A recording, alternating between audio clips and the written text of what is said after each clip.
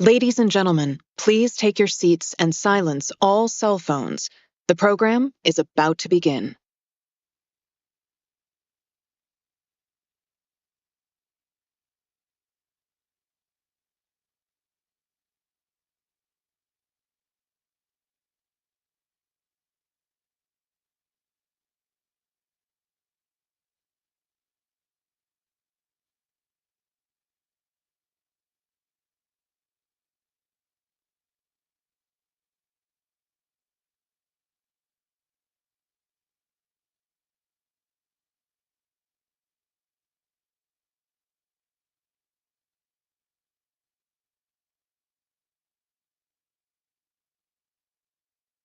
Ladies and gentlemen, please welcome Tim Bovary with Doug Miller.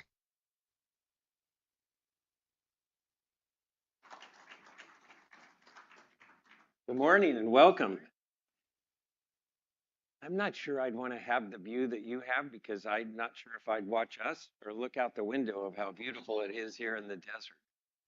But welcome, you're in for a treat. I met Tim in June of 2019. We were in London. Debbie and Jamie had gone to interview English authors. Tim was one of those. He'd just written a book called Appeasement, which is in the bookstore. It's not what we're going to talk about today, but if you haven't bought it, buy it. His books are wonderful and wonderfully written. And then when you wrote Allies at War, I was knocking down Jamie's door to get you back here because it's a great book and something that we're going to love to talk about. So welcome to the desert. Thank you very much. It's wonderful to be here. Okay, you heard his voice. I think I'm going to ask one question and then let him talk because it's mesmerizing and beautiful. But welcome. So first, let's tell us a little bit about you, your background, college, where you grew up, what you did before you became an author. Well, I grew up in the countryside, 2 hours southwest of London, near a town called Salisbury, which has got one of the greatest cathedrals in England, indeed in the world. They're the second highest spire in Europe. And history was all around me from a very early age. And I then went and studied history many years later at Oxford University. And yes, I then decided that all of these contemporaries I had who thought that money was an important part of life and that you could do useful things with it, they were wrong, and that I could manage without it somehow. And so I decided to become a historian, which was a profoundly stupid thing to do, but I'm now too old to change course. Well, we're glad you're a historian because your books are fabulous and they're fun to read. We're going to talk about your writing style, which I want to talk about. But you wrote Appeasement. What inspired you to write a book about the Allied relationship of Stalin and Roosevelt and Churchill? Well, I think my decision to write Allies at War stemmed naturally from the book I'd written before on the politics of the 1930s and what had led up to this cataclysmic conflict. Like a lot of you, I'd read many books on the Second World War, and it is a vast literature, and you've really got to have a very good reason for wanting to write another one. And I think that I felt that a consistent theme of the books I'd read was the assumption that politics just stopped on the 3rd of September 1939 when war broke out, and that this then became a story of tanks and Tommies, of espionage and GIs. But politics carried on, and politics was utterly essential to the war itself. Why didn't Hitler win the Second World War? We can all think of lots of different reasons. We can all point to various strategic decisions taken, various mistakes made, battles won, battles lost. But at its most fundamental, the only reason why Adolf Hitler, Benito Mussolini, and the imperialist governments of Emperor Miconomia Hirohito did not triumph between 1939 and 1945 was because they were confronted by a superior coalition of nations and empires that combined their resources and coordinated their plans in order to thwart them. And that may sound simple, and we are used to images such as this taken at the Tehran conference of Churchill, Roosevelt, and Stalin, the big three, that it can almost seem inevitable that this coalition would come into being to defeat fascism in Europe, to defeat imperialism in Asia. So did you But think it really wasn't. Okay, go ahead. It really wasn't. This was an improbable and incongruous alliance. This was an alliance which was sophisticated, collegiate, mighty, and ultimately conquering, but it was also fractious, suspicious, duplicitous, and rivalrous. And it's that antagonism that I really wanted to explore in the book. The fact that these men and the empires they represented shared a common military goal, but disagreed on almost everything else. So I'm always fascinated by the titles authors pick for their book. So can you tell us how you ended up on Allies at War? And especially for me, when I say it, the "at" seems to have some significant meaning. But why that title? And were there others you thought of or considered? This title came to me quite easily, which is a huge relief because a title is enormously important. I spent 5.5 years working on this book. To my enormous embarrassment, I spent longer working on this book than the events it describes. And yet, all of that work doesn't necessarily translate into success. Indeed, it's not been an enormous commercial success. It's right up there with the Donald Trump Guide to Humility as successful titles. But at least a third of what sells a book is its title. Another third is its dust jacket. And these are two things an author often doesn't have a huge amount of say in. But it seemed to me a perfect summary of what I was doing. These are allies at war. These are allies engaged in the war against the Axis. And yet this is also an alliance which is often disagreeing profoundly with each other behind the scenes and jockeying for position in the post-war world, that is behaving capriciously, that is behaving selfishly, and yet ultimately is submerging those antagonisms for the greater good. So how did you, after you finished appeasement, was it that you knew you were going to do this, or was there something in your research of appeasement or some event or moment that said, I really want to look at and study these three? And was it something that you thought was understudied or misunderstood? While I was working on appeasement, I had the idea that this is what I wanted to do. The origins of appeasement came out of literature, reading contemporary diaries of British parliamentarians, diplomats, journalists who, and I don't know if you've read them, these are wonderful works of literature. What British diplomats might have lacked in strategic nous during the 1930s, they've more than made up for in elegant prose. And so if you haven't read the diaries of Harold Nicholson and Chips Channon and Duff Cooper, I recommend it. But what presented to me at the time was the extraordinary dramatic irony of these men, and I'm afraid they were mainly men, writing in 1936, I really think we've got that chap Hitler under control now. It's all going to be fine. And you've got, as a reader, it's like watching a Greek tragedy. We know that Oedipus is going to kill his father and marry his mother, but Oedipus doesn't, nor do these people know that their diplomacy is going to end in the greatest war in human history. And I wanted to apply the same method of looking at the politics of the Second World War to what I had done in the 30s, which is to take as many contemporaneous accounts. The reason it took 5.5 years was I went through 100 different sets of personal archives in this country and in Britain to show how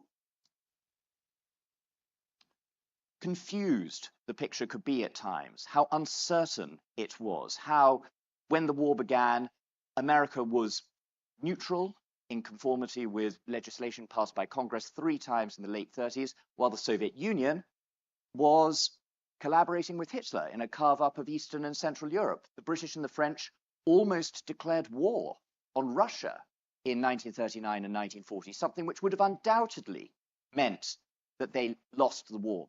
Britain could hardly defeat Nazi Germany on its own, let alone the combined might of Nazi Germany and Soviet Russia. So trying to show every agonized decision as it took place at the time without the benefit of hindsight was part of the aspiration.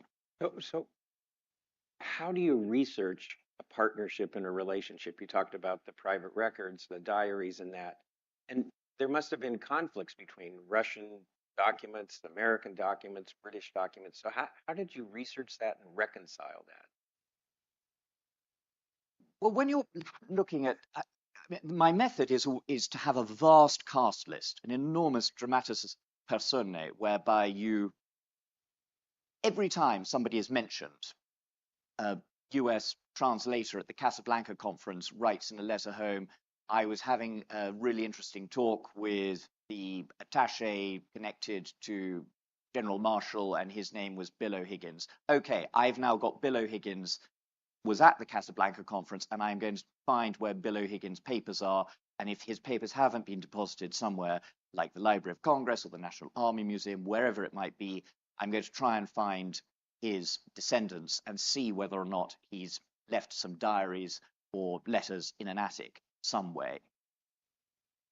There are conflicts of fact occasionally, but they're fairly rare. The main conflicts are conflicts of opinion. If you read British accounts, just to take the Casablanca conference, the Americans are being obstreperous and argumentative and irrational. And if you read American accounts, you will find that the British are being obstreperous and argumentative. And both of those points of view can be true. And they were true, but it's therefore interesting to present them side by side and to dig into the reasons for this. To what extent was this a genuine clash of strategic thinking? To what extent was this a clash of personality, of cultures, all sorts of things? But I think you don't have to always play God. You sometimes just have to present the various opinions as they appeared at the time, and there isn't always an absolute right and an absolute wrong answer. Was there something in your research that genuinely surprised you, or that you found and wasn't what you thought it would be, or a direction you were going and it changed dramatically in some way what you were writing? There were two things which I'd just single out. There were lots of things which surprised me and lots of new things. And I'll mention one theme and one specific fact. I think in the course of my research, the extent of American suspicion of the British, of Britain, and administration suspicion of Churchill surprised me. I knew it existed, but the extent to which it existed surprised me. And maybe it shouldn't have, with as you certainly know in this year of all, with Saratoga and Yorktown as cornerstones of your national consciousness, many Americans harbored an instinctive distrust of Britain and her empire. The British were always considered to be scheming, be perfidious, to be looking not to the immediate military emergency, but to the preservation of their empire, their commerce, and their wealth. And certain elements of that are true and certain elements of that are understandable, but I was surprised by the extent to which Franklin Roosevelt in particular continued to treat Churchill and Britain as an object of suspicion and distrust and a rival to as great an extent as Stalin and the Soviet Union, right up to the time of his death. And he's even on record as saying, we're as likely to have as much problem with Britain and her empire in the post-war world as we ever will with Stalin and the Soviet Union. He wasn't the first, and he probably won't be the last American president to think that he had developed a personal relationship with the Russian leader. And so that was a theme. But if I was to present just one fact, one document, which I think really spoke a lot about the situation Britain found herself in the summer of 1940, and also a lot about the relationship between Britain and America. It's a document pertaining to events that took place on the 3rd of July, 1940, which was when the British enjoyed their first victory of the Second World War. And it wasn't a victory against Germans. It wasn't even a victory against Italians. It was a victory against the French. This is a photograph which shows the shelling of the French fleet at Mers el Kabir off the North African coast by the Royal Navy. This was something I knew nothing about this. I was never taught this in any of my history books. And when I read about this in your book, it was shocking. So this was one of my questions for you to talk about what happened, because this is amazing. I think that this is one of the most consequential and dramatic moments of the entire Second World War, and it has flabbergasted me in the past that it receives no more than a sentence or at most a paragraph in general histories. I've tried to compensate that by giving it a chapter because it's incredibly dramatic. The negotiation that took place between the British naval attaché and the French admiral on the spot, a man called Admiral Gensoul, and two allies. This takes place on the 3rd of July, 1940. Until the 17th of July, 1940, Britain and France had been allies. The British opened fire and in 10 minutes had killed 1,300 French sailors. There were profound military reasons for this bombardment, and the French could have avoided it. They were offered 4 entirely viable and honourable alternatives. They could take their ships and join the British and the Free French under General de Gaulle and carry on the war. They could sail their ships to British ports, where the ships would be impounded for the rest of the war and the crews would be repatriated to France. They could sail their ships to French possessions in the West Indies, to Canada or to the US and remain there for the rest of the war. Or in the last resort, they could scuttle their own ships, sink their own ships, go ashore and sink them. And it was only their refusal to accept any of those alternatives that led to the British opening fire, due to the profound fear that the Germans, through the armistice negotiations or by force, would seize the French Navy, the 4th largest in the world, and therefore entirely upend the strategic calculus about the possibility of a German invasion of the British Isles. Everything depended upon Britain's naval superiority. Britain could have lost the Battle of Britain. The Spitfires and the Hurricanes could have been shot down by the Luftwaffe and still maintained her independence, provided her naval superiority remained intact. So that's the military rationale.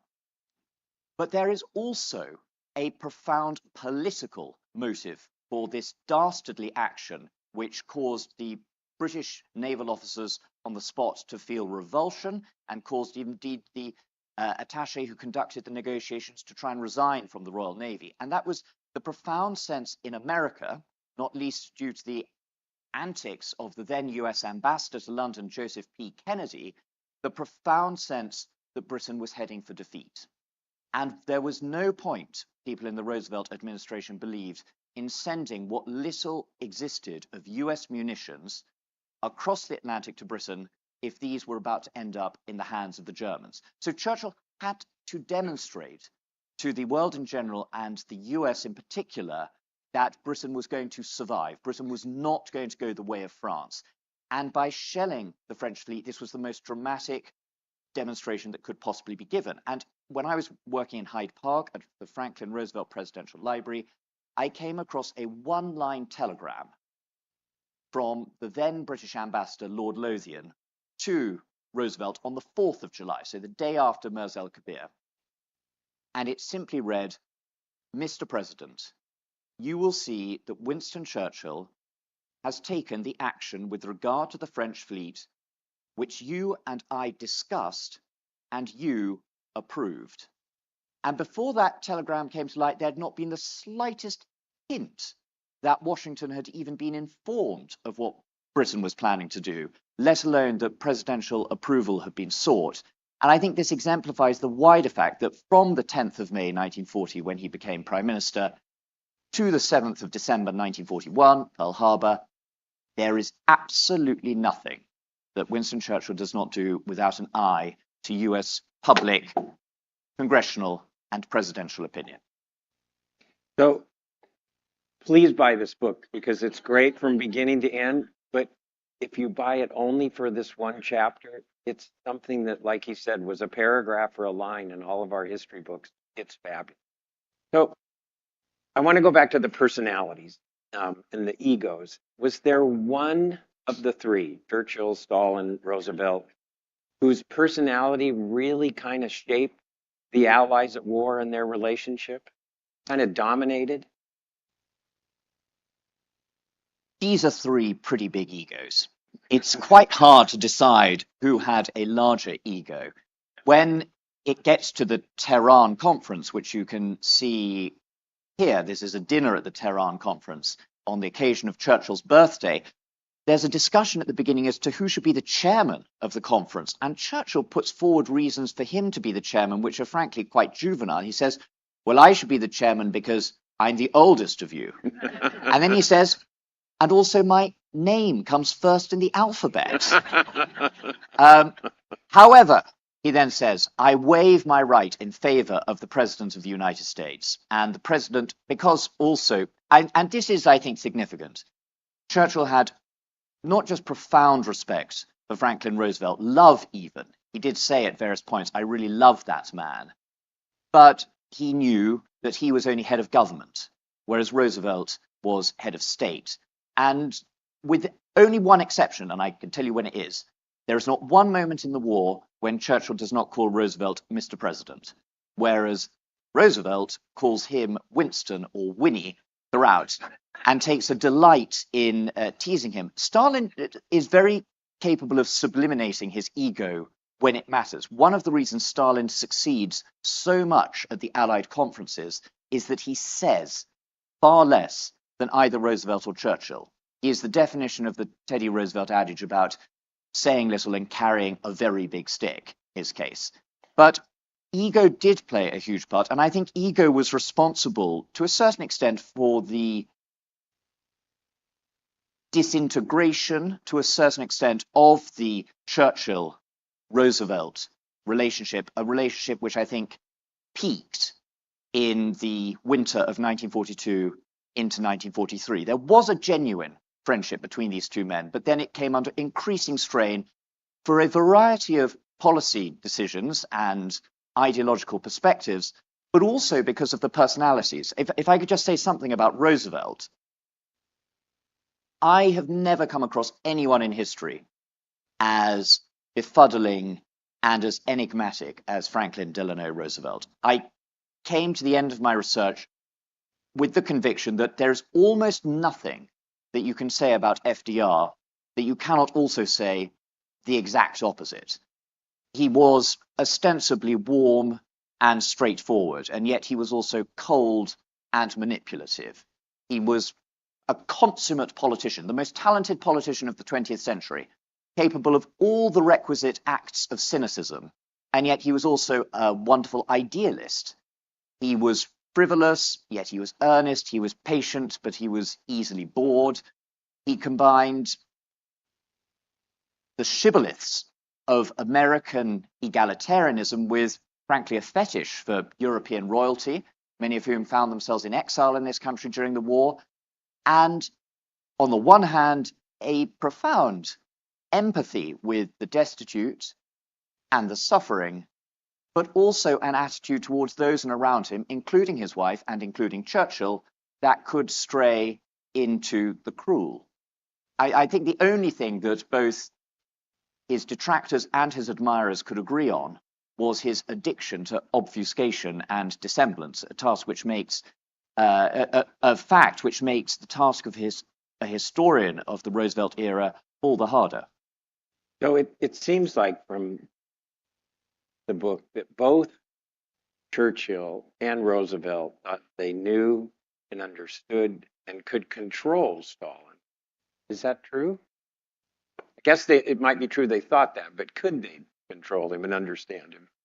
The most consistent fallacy that world leaders have, I believe, is their conviction that their undoubted talents in the domestic political sphere can transfer to the international sphere. That because they are undoubtedly very persuasive, sophisticated people who have managed to persuade multiple constituencies to place them in positions of authority time and time again, and Roosevelt, of course, won the presidency 4 times, and he did it despite the lack of the use of his legs, which is in no way a flippant point, they think I'm a pretty persuasive guy and I can make a deal with people. I can manipulate world leaders in the way that I can manipulate electorates, that I can manipulate cabinet members, that I can manipulate domestic political constituencies. And they forget that the person on the other side of the table not only is a similarly talented politician in most respects, but has their own ideological and political agenda, and that almost no element of personality can trump that political and ideological agenda. And both Churchill and Roosevelt fell into this trap. After the Yalta Conference, Churchill said to his cabinet, "Poor Neville Chamberlain, he thought he could trust Hitler, but I don't think I'm wrong about Stalin." The best that can be said of Churchill is that he combined those moments of utterly unjustified optimism with clear-sighted realism about Stalin's ideological and territorial aims, and he was saying the very next day, all of Eastern Europe is going to be Bolshevized, and there is nothing I can do about it. Those moments of realism are far fewer when one comes to Roosevelt, who in the summer of 1942 wrote to Churchill, and this is a direct quotation, "I believe that I can handle Stalin better than you and your Foreign Office, or for that matter, my State Department.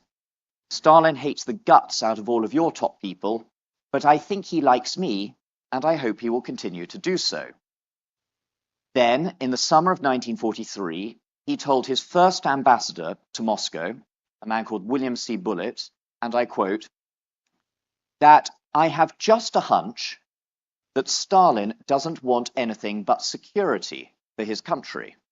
And I think that if I give it to him, noblesse oblige, and ask for nothing in return, he will work with me for a world of great power, cooperation, and stability." Bullitt, who had served in Moscow between 33 and 36, had witnessed the Soviet-induced famine in Ukraine, which killed some 3.5 million Ukrainians, had witnessed the show trials, had witnessed the purges, replied, and I quote, that Stalin was a Caucasian bandit whose only thought, when he got something for nothing, was that the other fellow was an ass. So I think we sometimes forget that there were a legion. Tout ça change. Yeah, that there were a legion of advisors to the three of them. You know, got Harry Hopkins, Anthony Eden, Molotov from Russia, just to name a few. So how crucial were they to these negotiations and conferences? Some of the intermediaries were extremely important. Roosevelt did not like to use his State Department. He wouldn't take Cordell Hull, his Secretary of State, to any of the major Allied conferences. More astonishing than that, he wouldn't allow Cordell Hull, his Secretary of State, to read the minutes of the Tehran conference. Hull complained that he had to learn about what had been decided from the British ambassador to Washington. And indeed, it was a frequent complaint of US ambassadors around the world that they learnt more from their British colleagues than they ever learnt from the State Department in Foggy Bottom. Because FDR, like other presidents, preferred not to use professional diplomats, but his own personal envoys. But fortunately, he had some quite talented envoys, Harry Hopkins and Averell Harriman being the two most significant, who proved absolutely critical links with Churchill and helped convince Roosevelt that the British would carry on no matter what, and they undid a huge amount of the harm that Joseph P. Kennedy had done. Among the many invidious and unjustified rumors that Kennedy set off was that Churchill hated FDR, and one of the first things that Hopkins wrote when he visited London in January of 1941 back to the president was, "I really do not think that Churchill does dislike you. I cannot understand how this could have ever been stated that he dislikes you and he dislikes America and dislikes Americans." But they too fell into the trap of thinking that they could manipulate Stalin. And although Harriman, by being ambassador to Moscow from 43 to 46, had the scales drop from his eyes, and he realized that it was almost impossible by the end of his tenure in Moscow, that it was impossible to do business with the Soviets, and in that he was greatly influenced by his own advisor, the soon-to-be very well-known George F. Kennan, author of The Long Telegram. So if you could go back in time and be a fly on the wall in one of the conferences, Casablanca, Tehran, Yalta, is there a moment or a time when you would have liked to just been there to watch and hear? There are certainly moments when I would have liked to have done that. Because of the extraordinary amount of diary keeping, because of the incredible sets of minutes. So you were asked how you work it for. I'm able to triangulate for, say, the Tehran conference or the Yalta conference, 4 different sets of minutes, 2 kept by different British stenographers, 2 kept by Americans. We have the notes that were passed between each delegation. What's the president talking about now? Whose idea was this? I think we need to move on. You're getting nowhere. We have the memoirs of all of the participants. We have the diary entries. We have letters home. You actually can feel, and I hope what I've tried to create in my book is that you are a fly on the wall, that it's actually there. What we don't have, we assume they may have been destroyed, are the Soviet recordings of Roosevelt and Churchill in their private quarters. Both the British and the American delegations were warned at Tehran and at Yalta that their rooms were bugged. Don't talk about anything that you're not prepared for Stalin to hear. And yet they carried on their conversations with reckless candor, to such an extent that Stalin, ever suspicious, thought that Roosevelt was engaging in deliberate misinformation, because Roosevelt was so rude about Churchill in private at Tehran and at Yalta that Stalin thought this was the American president trying to throw him off the scent and trying to suggest that the British and the Americans weren't such great friends and great allies, and that therefore there was some sort of special relationship that could exist between the USSR and the USA. So I would be interested to read those transcripts, if indeed they exist still today, or if they've been destroyed. I'm struggling to think of a completely closed session which is shrouded in mystery. I think that's more obvious from the other side of the hill of what the Axis are doing, who, among other things, among their other sins, had no great reverence for bureaucracy. Was there a time when the relationship between the three became so tenuous that it almost dissolved or fell apart?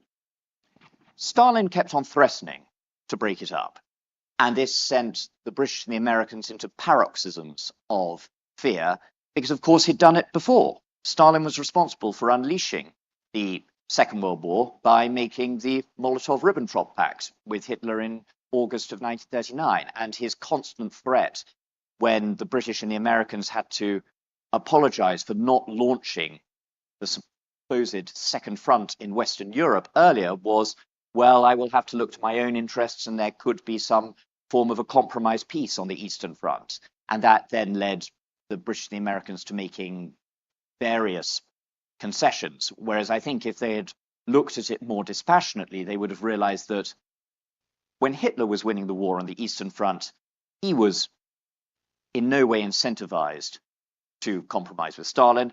And when Stalin was winning the war on the Eastern Front, he was in no way incentivized to compromise with Hitler. And therefore, particularly after the disaster of Operation Barbarossa, this was a war which Stalin had to win in total for the survival of his regime and for his own personal survival.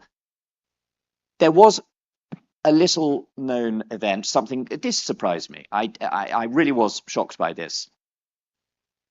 At the beginning part of the war, thanks to so many émigré scientists, the British were well in the head in developing the atomic bomb, theoretically. But because Britain was being bombed and America was not, and because of the financial and scientific resources of the US, it was agreed shortly after Pearl Harbor that all atomic research would be moved to the US, and this would be a joint effort. It would be a 50-50 effort. All of the proceeds, be they civilian or military, from this research would be split 50-50 between the US and the British. And this huge work, which took place in various locations, not just at Los Alamos, around the US, involved not just British scientists, but Canadian scientists, French scientists. And then in the middle of 1942, moving into 1943, the Americans who were then in charge of what became known as the Manhattan Project suddenly withdrew the passes of all scientists that were not American. And their argument was, we've got everything we need to know from these guys. We're now well in the lead. We've learnt all the theories that they have brought with them. And this is going to be an extremely powerful weapon. Why should we have a duopoly when we could have a monopoly on it after the war? And why should we share this secret, which is going to have such an impact on commercial power in the future? And this delayed, according to US scientists, some of whom were aghast by this decision, delayed the completion of the first atomic bomb by about a year. The British and the Americans knew that Hitler was working on an atomic bomb, but they had no idea how far he had got. And the only ways that Hitler could have won the war by that stage are either for the Grand Alliance of Britain, America, and the Soviet Union to have broken apart, or for him to have got the atomic bomb first. And the idea that joint scientific research was delayed until it was then put back together through the direct intervention of Churchill for such petty, parochial, and nativist commercial reasons, I found deeply shocking. So the next is a two-part question, and that is, how did we all know that towards the end and in Yalta that FDR was struggling with his health. But how did that help impact that conference? And did Churchill and Stalin know about his health issues and use that against him? I think there are a lot of myths about the Yalta Conference.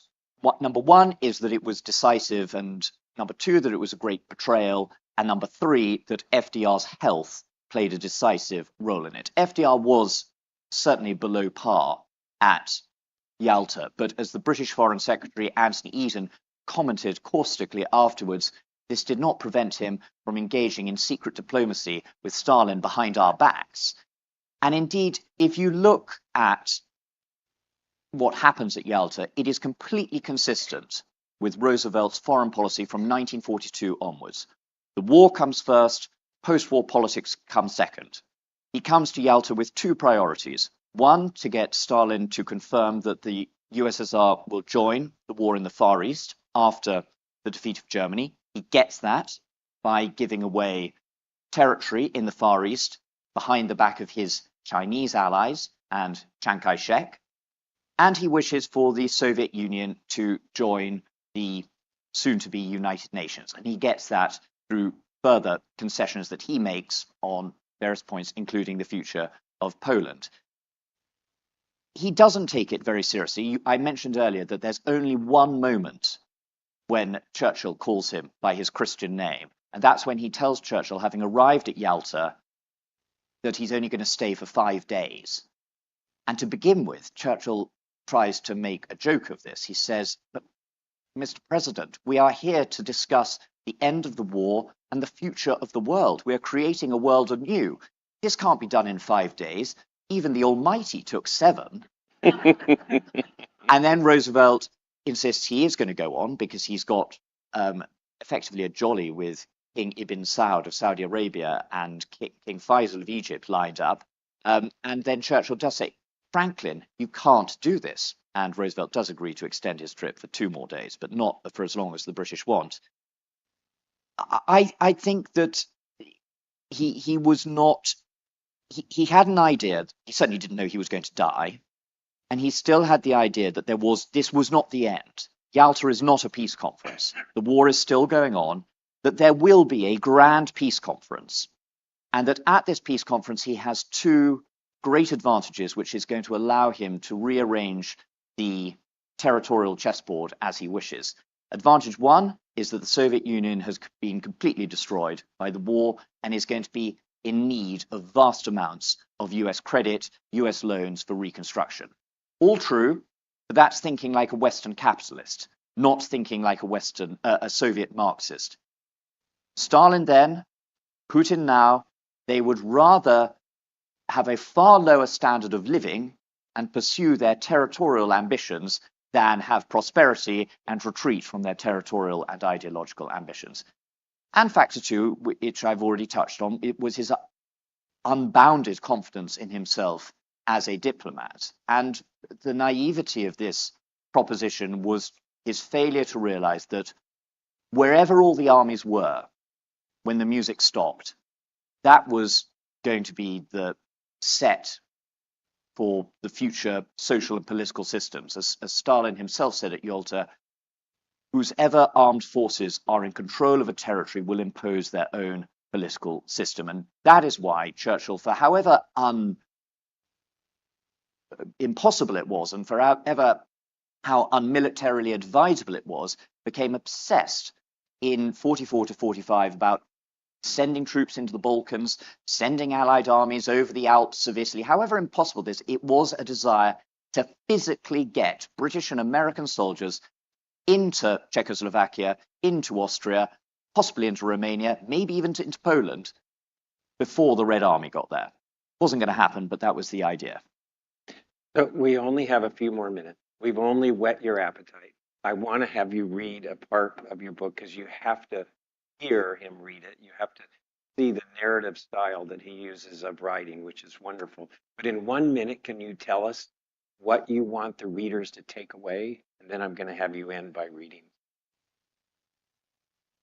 I would like readers to take away an idea that history is more complex, but hopefully also more fascinating as a result of that complexity and nuance that you already think, that allies are difficult people to work with, that alliances are fraught with tension and rivalry, and yet a moral from that, which is what Churchill kept on saying throughout the Second World War. This is an entire book about how... If I could just get you to read from here. I know it says stuff up there, but you're right there. Yes, of course. So this is from the epilogue of the book. The British, Americans, and Soviets were able to defeat the Axis because the alliance endured.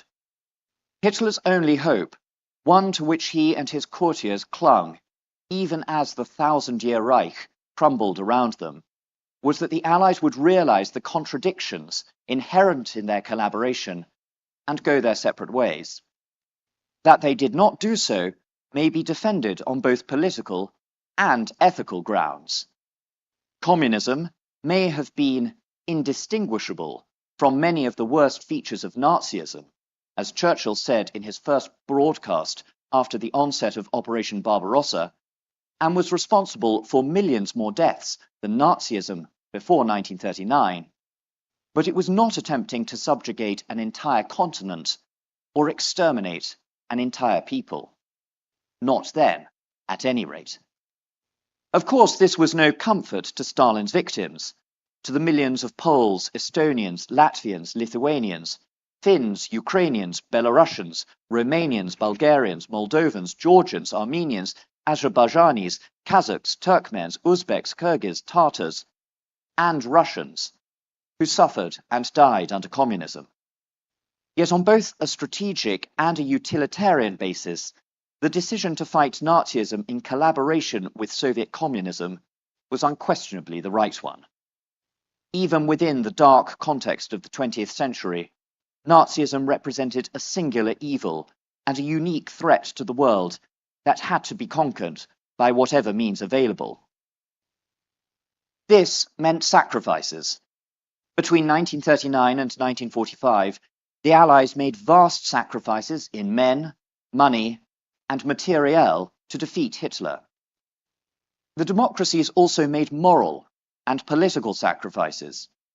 In order to maintain the coalition against Nazism, it was necessary to forget the Molotov-Ribbentrop Pact and the Soviet invasions of Finland, Eastern Poland, Bessarabia, and the Baltic states. It was necessary to ignore the characteristics of the Soviet regime and the murder of more than 21,000 Polish prisoners. Most distasteful of all, it was necessary to acquiesce to the resumption of the USSR's pre-1941 frontiers and a Soviet sphere of influence in Eastern Europe. That the Western powers managed to do this while maintaining their claim to be fighting a just war says most about international hatred of Hitler, but also something for Allied statecraft. Indeed, contrary to the historiographical assertion that Allied diplomacy during the Second World War was undistinguished, it was responsible for a whole range of policies and decisions of vast significance.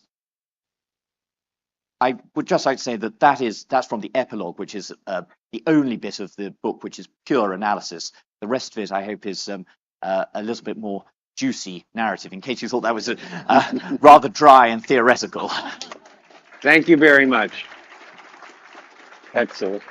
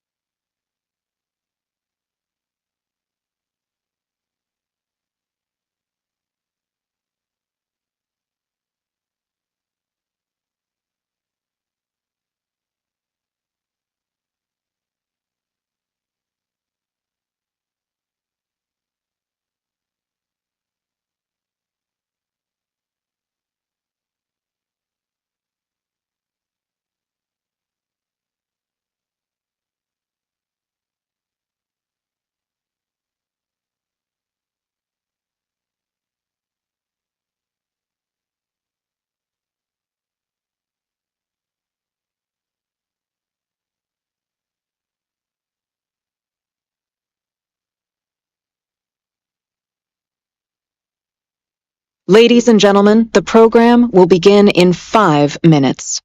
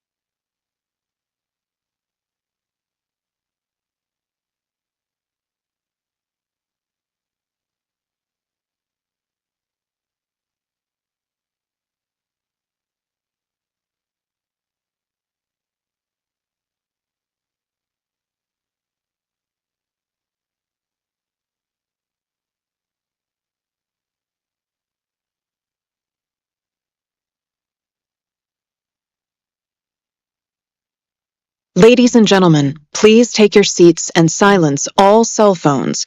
The program is about to begin.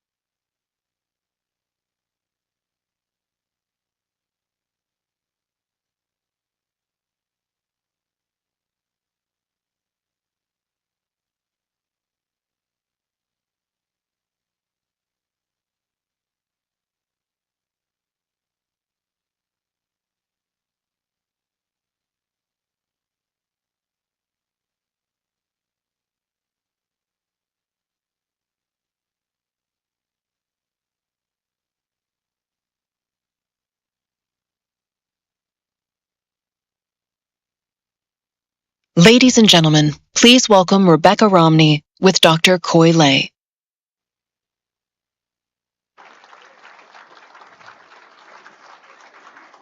Hey, I'm trying to count and see how many guys are here. I don't know, did you read the Stan, welcome. Yeah, did you read the program? Yeah. Wow. Welcome, Rebecca. you. So a lot of you know Rebecca Romney already, and you know about her book, which is why you're here. Before we start talking about Jane Austen's bookshelf, I'd really like to hear just about how you became a rare book dealer. Sure. That is often the first question I get because first people say, that's a thing, being a rare book dealer. And I agree, that's how I felt when I saw the job listing that actually made me join this field. And it was for me accidental and serendipitous. I often describe it as Seneca has this great description of luck, which is preparation meets opportunity. Mm-hmm. And that's what happened when it came to joining the rare book trade. I was not an English major, and I stumbled upon it only accidentally while I was looking for a job. I was literally post-college living with my parents, worst case scenario for everyone. And I remember distinctly sitting on my mother's couch and seeing this job listing and saying, that seems like the best job ever. Too bad I'm not qualified. And my mother said to me, perhaps don't pre-disqualify yourself, just apply. And if you're not qualified, that's fine. They will tell you no, but do everything in your power, and that's all you can do. So I did apply, and this is the only thing I allow my mother to say, I told you so about. Turned out I was qualified in large part because I had always been a voracious reader.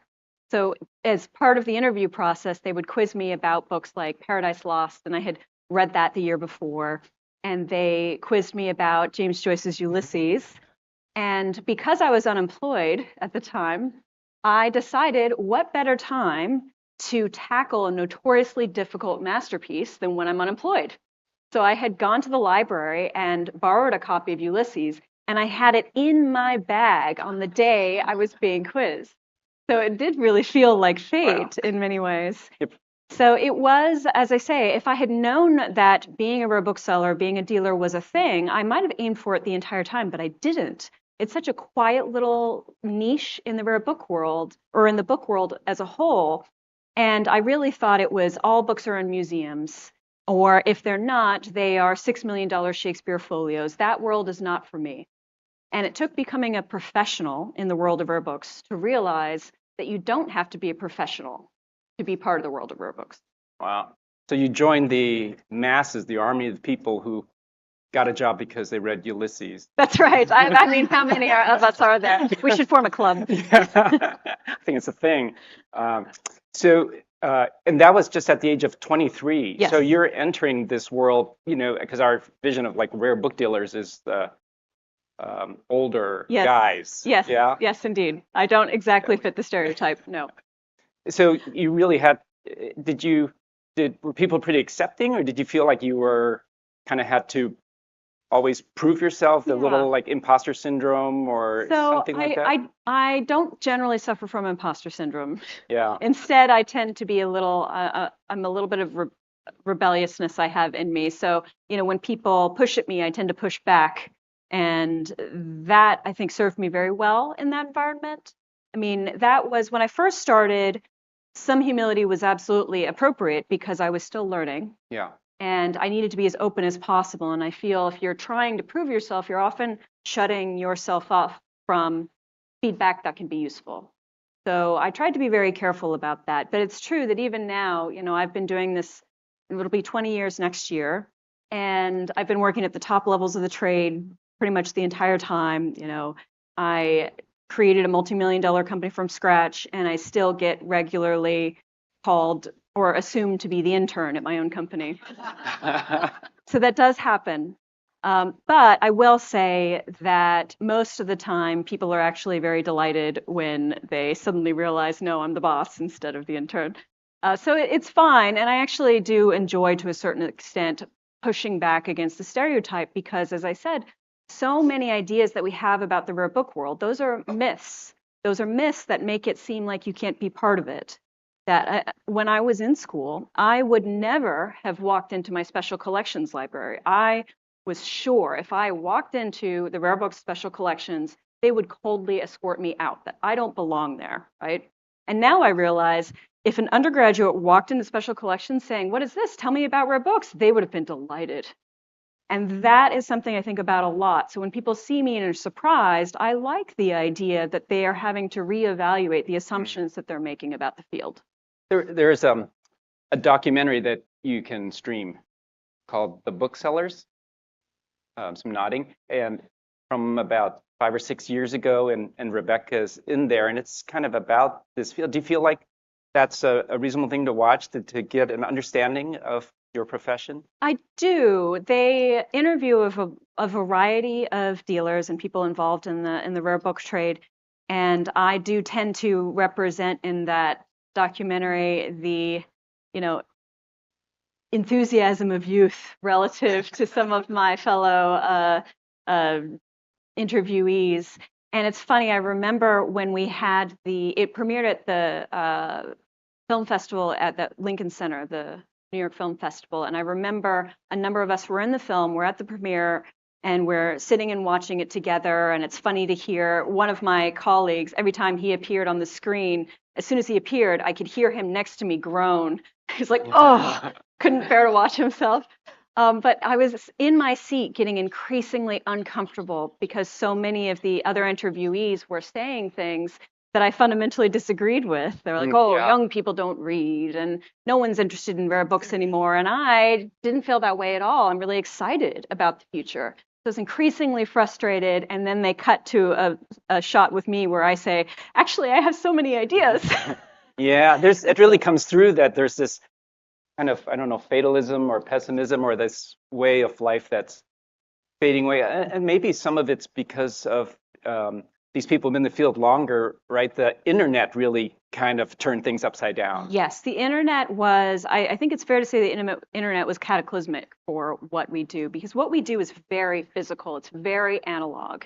And so you do have to make allowances for how you're going to navigate a digital world when you are so fundamentally analog and believe in it as a principle, in fact. So I do think that that's a lot of what they're responding to.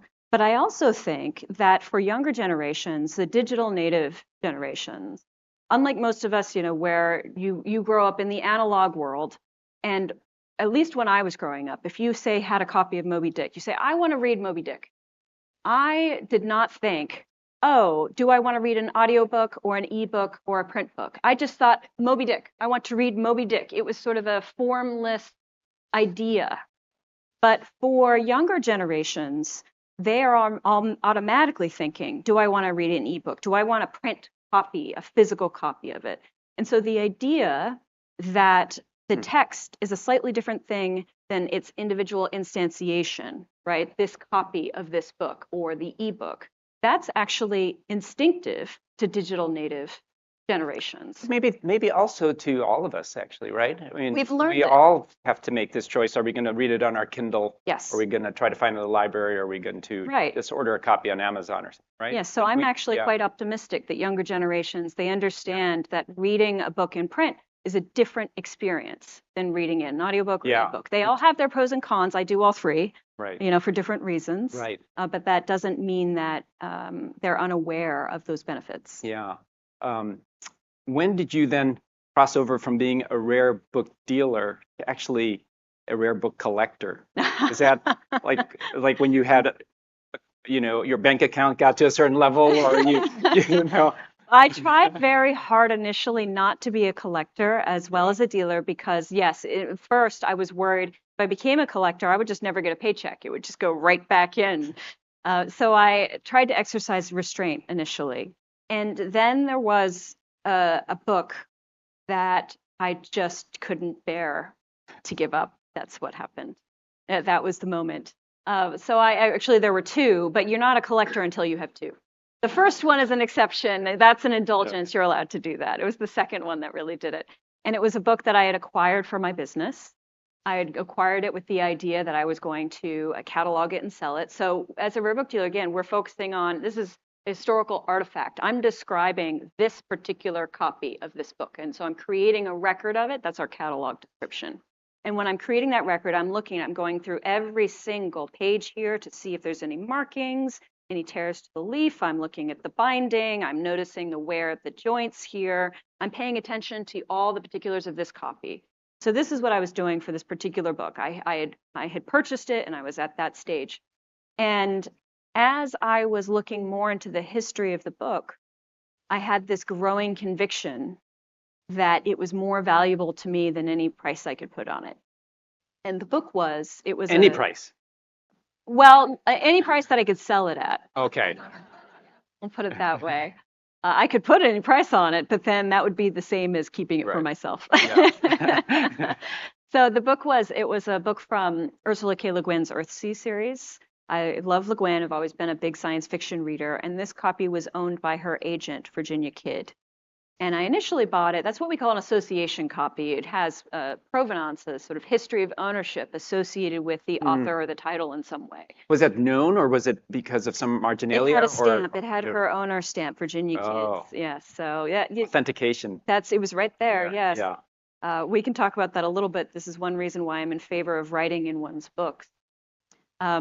Yeah, I heard that groan. I will contextualize that. So Virginia Kidd's ownership stamp was in it, and I found a eulogy that Le Guin had written about Virginia Kidd, talking about how it was her agent who moved her from, she had kind of gotten sidelined and stuck in the pulp paperback area of publishing and couldn't get out. And Virginia Kidd was the one who started to get her publishing in hardcover and get her more mainstream attention, starting with her book Left Hand of Darkness, which is now her most famous. Yeah. And the reason we have, therefore, things like the Library of America edition of Ursula K. Le Guin all comes down to her agent. And that's how she saw it. And so as I learned more and more about the relationship and what Virginia Kidd had done for the career of one of my favorite authors behind the scenes, I had this moment where I said, I can't sell this. And so then I became a collector of sort of science fiction association copies. But I try to keep it very narrow so it's not in too much conflict with my actual business. So then you have these two roles. And now third role as this writer of this book. Tell us where did this come from, Jane Austen's bookshelf? This also came from my work as a rare book dealer. Mm-hmm. So I began this project accidentally as a way to, I think, try to make up for what I saw as a gap. I was on a house call. And so if you're a book dealer, what a house call means essentially is you're going to look at a collection and make an offer to purchase the collection. So I was looking at this incredible collection. This woman she had, for instance, the first American edition of Pride and Prejudice that was published in 1832. It is known particularly for having an alternate title. It's called Elizabeth Bennet or Pride and Prejudice. Terrible new name, but they went for it. So that's a very important book. I just felt like a hormone level go up in this room. Ooh, tell me more. It's funny because American publishing in the 1830s was not great. The paper mills, the quality of the paper, the quality of the binding was all terrible. So in fact, it's not a book that would attract your attention on the shelf. It looks drab, it looks ugly, it looks unremarkable. And so I was really interested in this woman who collected books that she knew were great, even if they didn't draw attention to themselves. And she had this one shelf of books that were a series I recognized from the 1890s and early 1900s. And they were a series of classic reprints that all had these bindings that were deep emerald green with an extravagantly gilt designs on the covers. And I saw that shelf and I recognized the series and I didn't even look at the titles. I just said, we'll take that shelf. So there was a book in there that I bought purely for its cover. That was the book that started this whole project. And it was a book by Frances Burney. It was called Evelina. And when I sat down to catalog that book, to dig into its history and to describe that particular copy, I realized that she was one of Jane Austen's favorite writers. And I had heard of Burney before, but I had never had any interest in reading her. So I had this moment of maybe I should investigate her more. And then I saw that her second book, Cecilia, was almost certainly the source of the phrase Pride and Prejudice for Jane Austen. It happens, Burney has that phrase twice, climax of the book. And Austen, in her letters, is effusive about this author, Frances Burney. So I thought, Austen is one of my favorite writers. She died at the age of 41. She only completed 6 novels in her lifetime. And so here I had been, wishing she had written more, reading and rereading her novels, wanting to return to that type of writing, not being able to beyond the rereading. And yet, there were all these authors whom she was modeling herself after. Frances Burney first among them. Frances Burney wrote courtship novels, very much like Austen. And they were waiting for me to read them. I just didn't even think about that if I wanted to read more like Austen, that existed. And in fact, if you say, you know, that very famous scene in Pride and Prejudice, you see it in the movies too, if you haven't read the book, very early on, they go to a country dance, a ball, and Mr. Darcy, the hero, says something pretty unkind about Elizabeth Bennet, the heroine. She overhears it, and it leads to the sort of conflict and tension that you see throughout the rest of the book. If you described that scene of the hero says something unkind about the heroine that is overheard, people in Jane Austen's time would say, "Oh, you mean Evelina by Frances Burney? That's a scene in Evelina." And it was a much more popular and famous book than any book that Austen published in her lifetime. So the women writers who I'm exploring in this book, all of them were much more popular, much more acclaimed, much more best-selling than Austen was in their lifetimes. And now we struggle to put them on the same shelf as her. So I had this moment, and the reason I focused on women writers was because I thought, oh, I want to investigate more of Austen's reading. And I realized Shakespeare, Milton, Cooper, I had read all of the men. And then Frances Burney, Elizabeth Inchbald, Charlotte Lennox, Maria Edgeworth, I had read none of the women. And in fact, I hadn't even heard of many of them. So I had this moment where I thought, was I being sexist accidentally? It just happened. All of the men and none of the women. So I felt like I had to course correct. And so I kind of set myself this little project. I'm going to read these books. Yeah. And when I started reading them, they were so good. I thought at first it was just, I'm being a good doobie. I am going to correct this gap in my reading. And I thought I was going to read a lot of boring 18th century books. But then it turned out that Evelina is a great, great read. By Frances Burney. Yes. Yeah. And after I had that revelation, my next question was, well, then why don't we read them anymore?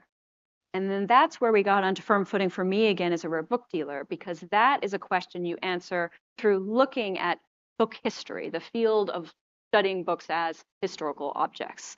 So that is how I brought in the collecting side. I was going to collect their copies of their books in their lifetime and subsequent to see how their reputations changed over centuries. So I'm going to just blurb her book for a second. Okay, so you've got your personal reading journey. You got this detective work of excavating these authors who have been forgotten. You are also identifying books physically and making a little collection of Rebecca Romney's bookshelf. You're creating something. And then at some point you also decide, I'm going to write about this project and also make it somewhat of a memoir. So you've got these 4, like, what came first when you started doing this? Did you say, oh, this is great, this is like addresses all of my needs? Yeah. Or did one kind of morph into the other? They did. So I started much more with just, I'm reading these books and I'm learning about these authors, and I feel like more people would be interested in them if I think they might have that same moment of, oh, well, I love Jane Austen. Why wouldn't I want to read my favorite writers, right? But then as the project developed, what I realized was I was, in fact, writing about the project itself, because as I was reading these books, I could feel them changing me. I could feel my own dialogue with these books. opening up my thinking, taking me down rabbit holes I didn't expect to go, that over time, these books, the power of books to be transformative in your life, not a separate, isolated practice of reading, but in fact incorporated into the thread of your life. Because when you read something, you're thinking about it, it leads you to these new paths, it ignites your curiosity, it gives you something in some cases to argue against. All of the ways that it changes your way of thinking, that is not separate from life. That is part of it. And you sense that as you read this with Rebecca, that we live in an age now where we're so reliant on reviews. You see a movie, well, this one got 97, that one got 93. Why would I see the 93? Or you go buy a wine, what does the wine spectator get? We're so reliant on reviews, and as you read this book, you can hear your confidence in your own voice and your skepticism at what so-called experts say. Like this, I just don't like what this guy says is good, and I really like what they have forgotten or discounted. Yes. And that kind of comes through in the book as you're writing it. Was that, and you really kind of grew into that. I did. That was unintentional. Initially, I'm diving into this area that I felt I didn't know a lot about. So I was thinking, these are authority figures. They're the ones who have been spending all these time with these books. Just because I feel in my gut maybe that I disagree with them, I didn't feel like I had really the substance, the expertise to disagree with them. But then I spent 5 years reading about these women, reading their books, reading about them, diving into primary sources. And eventually I started returning to some of these authorities that I had initially kind of struggled with. And when I came back to them, I said, oh, no, that's just wrong. And I felt, yes, exactly, much more confident because now I did have the background. I had done the work in order to back up that opinion. And I think that using reading as a way to center yourself and to discover yourself, to see how you feel about something, that's something I don't think we often think about. We're thinking about the story or that we're learning something in nonfiction, but in fact, it is another way to sound ourselves out, to see where we're at. So it must have been really fun. So did you scan through all of Austen's novels, all her letters, every time she mentioned something that she might have read or something? Yes. Is that what you were doing? Yes. So when I was doing my initial kind of list of who I'm going to start with, in fact, the book is bookended by 2 authors who are explicitly mentioned, well, their books are explicitly mentioned in Jane Austen's novel, Northanger Abbey. So Northanger Abbey is not one of her most popular books, my favorite. It's the defense of the novel. Yes, it's a book all about loving books. Yeah. Her main character, her heroine, Catherine Morland, loves books, and most of her early friendships and relationships are developed through talking about books with people. And I love that idea of, yes, again, books are part of our life. They affect how we see the world. And so that's a major theme of Northanger Abbey and why I love it. But because the theme of books being important to one's life is central to Northanger Abbey, there's this moment Austen does this odd thing. So you have a normal story. Catherine Morland is coming into society for the first time, coming of age novel, that type of thing. And then suddenly Austen stops and she kind of breaks the fourth wall and she starts addressing the reader directly in the first person. And she says, I don't know why we denigrate reading novels as if it's a useless employment. I don't know why everyone is comfortable, saying, oh, yes, I'm reading John Milton. But if you say, oh, what are you reading? And it's a novel, they'll say, oh, it's only a novel. And she's like, why do we do that? She said, these novels are only some of the greatest effusions of the human mind. And then to prove her point, she names some novels. And she names 2 books by Frances Burney. She names, I can't remember if she names Evelina or Cecilia and Camilla. And then she names a novel by a woman named Maria Edgeworth. Belinda. Yes. Yeah. So it starts, my book starts with Frances Burney as the first chapter and ends with Maria Edgeworth on Austen's advice. And in Mansfield Park, she names they perform a Inchbald. play, right? Yes. The Lover's Vows. So when you read this, what's really fun is that she goes through these 8, and there's biographies of 8, and each one could be a movie or a book themselves because their lives are so amazing, and they're not just great courtship novel writers. It's almost like each one had a genre that they championed. Yes. You had, you talked about the courtship with Bernie Edgeworth, the mother really of Gothic writing, and Radcliffe. and Radcliffe, and then you have Charlotte Smith, who kind of brought the sonnet form, Yes. and had these great admirers, Wordsworth, Coleridge, and we Yes. don't talk about her at all. And you talk, and Inchbald being this amazing playwright, made a fortune with that. Yes. But really, it's cool that you also have Hester Piozzi, and it seems like she spoke really personally to you. Yeah, as I say, as I was going along, I more and more leaned into the memoir aspect of it because I thought a lot of what the book does is it sort of reveals behind the curtain of the process of doing something like this. Yeah. Right? What is it like if you decide to create a mini project like this for yourself? And how does it change you? And how did I go about it? Right? And so for someone like Piozzi, when I had a real response to her, I said that and I explained why. And part of that is, in fact, a counter argument to some of these authorities, these earlier authorities I had been reading, who were saying things like, oh, well, her writing's just terrible. She's just a bad writer. She is not as good as X, something like that. And I say, that is not how I responded to her. And I think that when authorities talk as if there are objective standards, then they are lying to themselves. I think that taste is subjective. And that Austen is a perfect example of this. As I said, she was not as popular as these writers in her lifetime. And today, we love her. Yeah. And that's because she writes with a minuteness of realism, sort of ordinary everyday lives. That was not in style in the 1810s when she was publishing. That was considered sort of ordinary ho-hum, not ordinary extraordinary. And it wasn't until the late 19th century that her type of realism started coming into fashion. Tastes change. And so when people say, this book is worth reading, this one is not, tell me what your standards are, because you are applying a subjective standard. And so I'm much more interested in hearing, oh, well, why did that speak to you? Because it is inherently subjective.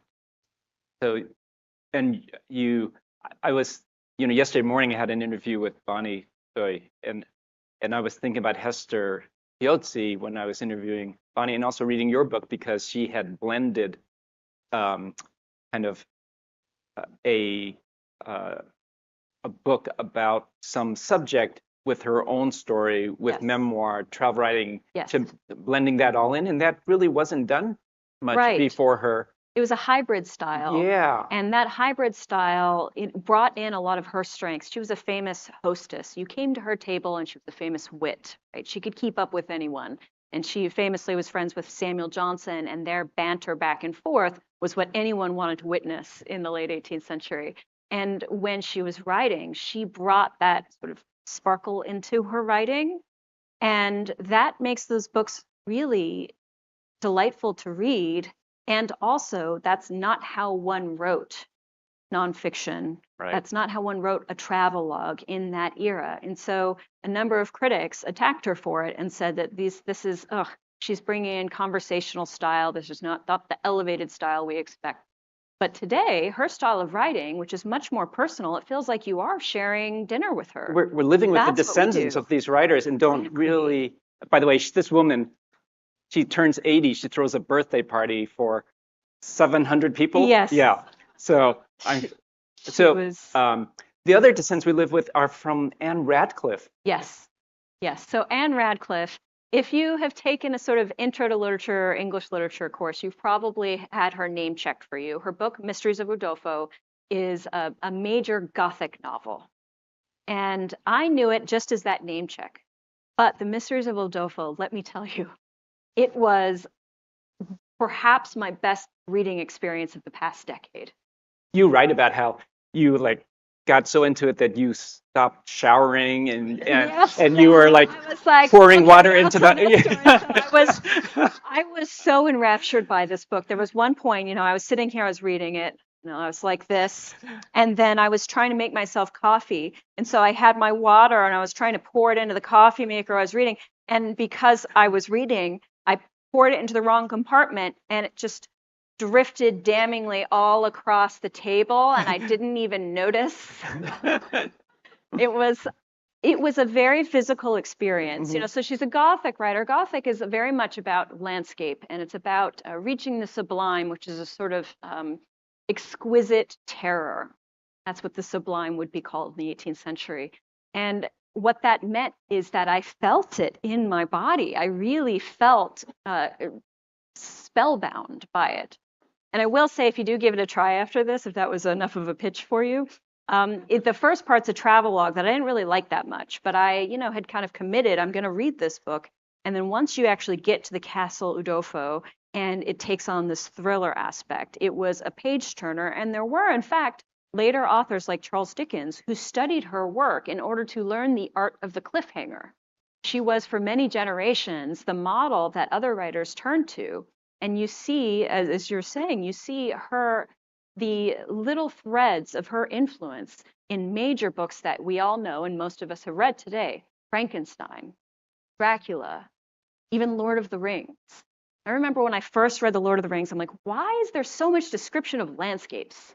What's that about? I was thinking Wizard of Oz, because a little traveling and then ends with the castle. Yes. And then when you realize the Gothic shows how landscape itself, setting itself can be character, can be as big of a character as the main characters. And if you buy into that framework, then you kind of get taken into it, right? Yeah. And Radcliffe is really the one who did that. And in fact, in Northanger Abbey, the main character loves the Mysteries of Udolpho so much, she's gushing about it. Henry Tilney. And then she connects with the hero. I was going to say I won't give away the ending, but you know the ending. They talk about Anne Radcliffe, and he says, you know, I love this book so much, I stayed up 2 nights reading it, my hair standing on end the whole time. So again, that same physical reaction to these books. And Radcliffe in her lifetime, she was compared to Milton, she was compared to Shakespeare. Right. She was considered this really transcendent author. And today we generally know her because she's mentioned in Austen's novel. So that's probably the one that you would recommend if people are interested in If you like speculative fiction, genre fiction, Gothic novels, that type of thing, absolutely. If you like a more traditional, not more traditional, if you like the Austen type of writing, courtship novels, then you might want to do Evelina by Frances Burney, or actually, this is my favorite Frances Burney, Camilla. This is also probably Austen's favorite Burney novel. So if you like courtship novels, if you want to read more like Austen, go to Burney or Edgeworth. If you like not even horror, but if you like this sort of more, if you read genre fiction today, you will like Anne Radcliffe. And when you were excavating these 8 lives, was there, besides her writing, was there one woman that you thought, oh, I wish I could like meet this woman, or you just loved her life story? So it is tricky to say what I want to meet any of them. I mean, you do, when you admire someone as an image, it's a little dangerous to meet them, right? Yeah. I have a lot of questions for many of them, like Anne Radcliffe's life. There are a lot of gaps in her that I would just love to know. But there are individual women. Most of them had something about them that I really admired. You know, Elizabeth Inchbald, for example, she was a farmer's daughter. She ran away from the farm to become an actress. Age 16. Yes, she was young. She was a teenager. And then she eventually becomes among the most famous playwrights of her era, and famous and successful, and in fact, a comedic playwright. She was someone who, I think I say this in the book, I was tempted when I was reading some of her plays to stop and post on social media her sort of mic drop moments. She had these great one-liners that were still funny in the 21st century, which is very hard with humor in comedy. And for her to be so good at that, she had all this experience as an actress getting immediate feedback from an audience. So she knew as a writer how to get that comedic timing dialogue, right. Yes, in the dialogue. Yeah. You know, I have to say I was really taken with Charlotte Lennox. Yes. So Charlotte Lennox is another example of someone that I responded to because she was, if you're talking about 18th century writers or early 19th century, Austen's era, a lot of these women were only able to write because they had financial support. Right. No, Austen didn't need to make money from her writing. She was able to because her brother, at least during the time she was publishing, her brother provided a house for her to live in, her and her sister and her mother. And a number of the other women had similar setups. Charlotte Lennox did not, though. She was effectively orphaned as a teenager. You said she was born in Gibraltar and then went to New York. Yeah, so her father was in the military, and when she was, I think, 13 or so, her parents sent her to live with an aunt in the UK. And when she reached that long voyage at the time, this is, in the 1740s, when she landed, it turned out that during the journey, her aunt had died.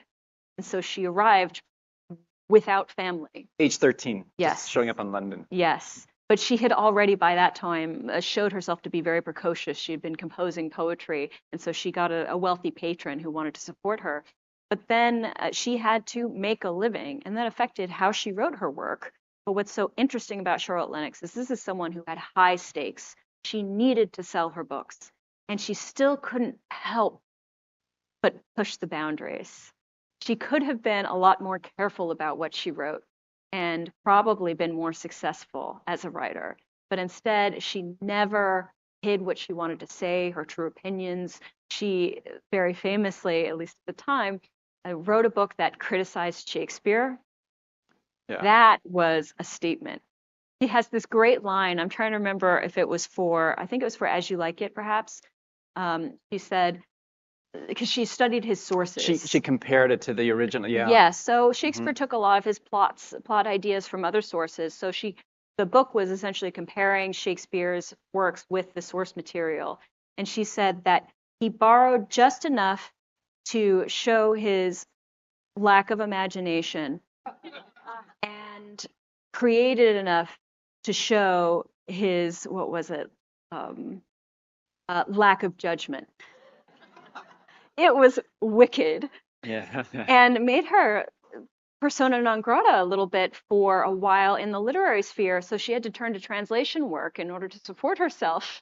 But she was never afraid to speak her mind. And I found that a very inspiring example. Someone who had so much at stake, but still refused to be anyone other than herself. But you're very balanced because you're not just like gushing about these different. There's one that you kind of took a little umbrage in. It's somebody that we were exposed to actually a couple of years ago when we had had an interview with a woman who wrote a book about feminism, and she talked about Mary Wollstonecraft, and then this was the counterpart. This was almost like the Phyllis Schlafly of her day. Yes, that's a great description of her. Yes. I didn't know if you would be too young to know. No, I'm on it. Yeah. So the woman you're referring to is this woman named Hannah More, and she falls kind of right in the middle of the book as a contrast to a lot of the rest. I struggled so much with Hannah More. She was an important figure at the time. And the reason that I struggled with her is, first of all, she's someone who had a problem with most of the other women that I was reading and whose work I was admiring. She, for example, described reading novels as pretty much a disease. She said it is because of the morals. She was worried about the morals. She was right? worried that it would affect, the impressionable minds of young women, that kind of thing. And so she would make very stern statements like that I found off-putting. And it made it hard to like her. And it's not that you need to like someone, but I was investigating her, I was trying to read her, and I struggled to read her books. I kept picking them up and putting them back down again. I just couldn't. But the thing about Hannah More, the reason she ended up in the book was that it wasn't as simple as me picking it up and being like, not for me, and leaving. It was because she did have things about her that were interesting. She wasn't all bad. So even though she was, very almost anti-feminist, she believed women had a particular place and that they should be kept in that place in the home, she also was a very famous and influential abolitionist. And she was a great philanthropic organizer. She created a series of Sunday schools that were essentially providing literacy education for thousands and thousands of working class children who did not have that opportunity. And she would personally have to convince families, no, put your children in school. And the parents would say, well, but we need them to work. And she'd say, no, get them this education first. And so she would, in fact, intervene for the better in so many people's lives. So she was very complicated. And Wollstonecraft's an interesting foil to her too, because when I actually sat down and read Hannah More, there's the book that talks about novels being, a disease. It opens with this criticism of how we don't give young women the education that we give young men. And then they grow up to be shallow and only seeking after status, a good marriage, frivolities, and then we criticize them for that, but we're the ones who set them up that way. So why are we criticizing them for what we taught them to be? Which is a very powerful argument. It's an argument Mary Wollstonecraft, the great proto-feminist, makes. And Wollstonecraft and Hannah More are politically opposed, but they agreed on this. And I think allowing people to be complicated is where you actually start bringing in so many more possibilities and so much more richness, where it pushes your mind. It's not really actually that interesting when you say, I don't like that person done, brick wall. Not a yes, she was read by Austen, but I don't like her. No, it's yes, and I don't like this part, and I do like that part. And that, I think, expands the possibilities of where you could go and challenges your thinking in a healthy way. I almost feel like you're in dialogue Yeah. with these women across the ages. Yeah. Yeah, I think that's what any reader's do. I think also that's what Austen's doing.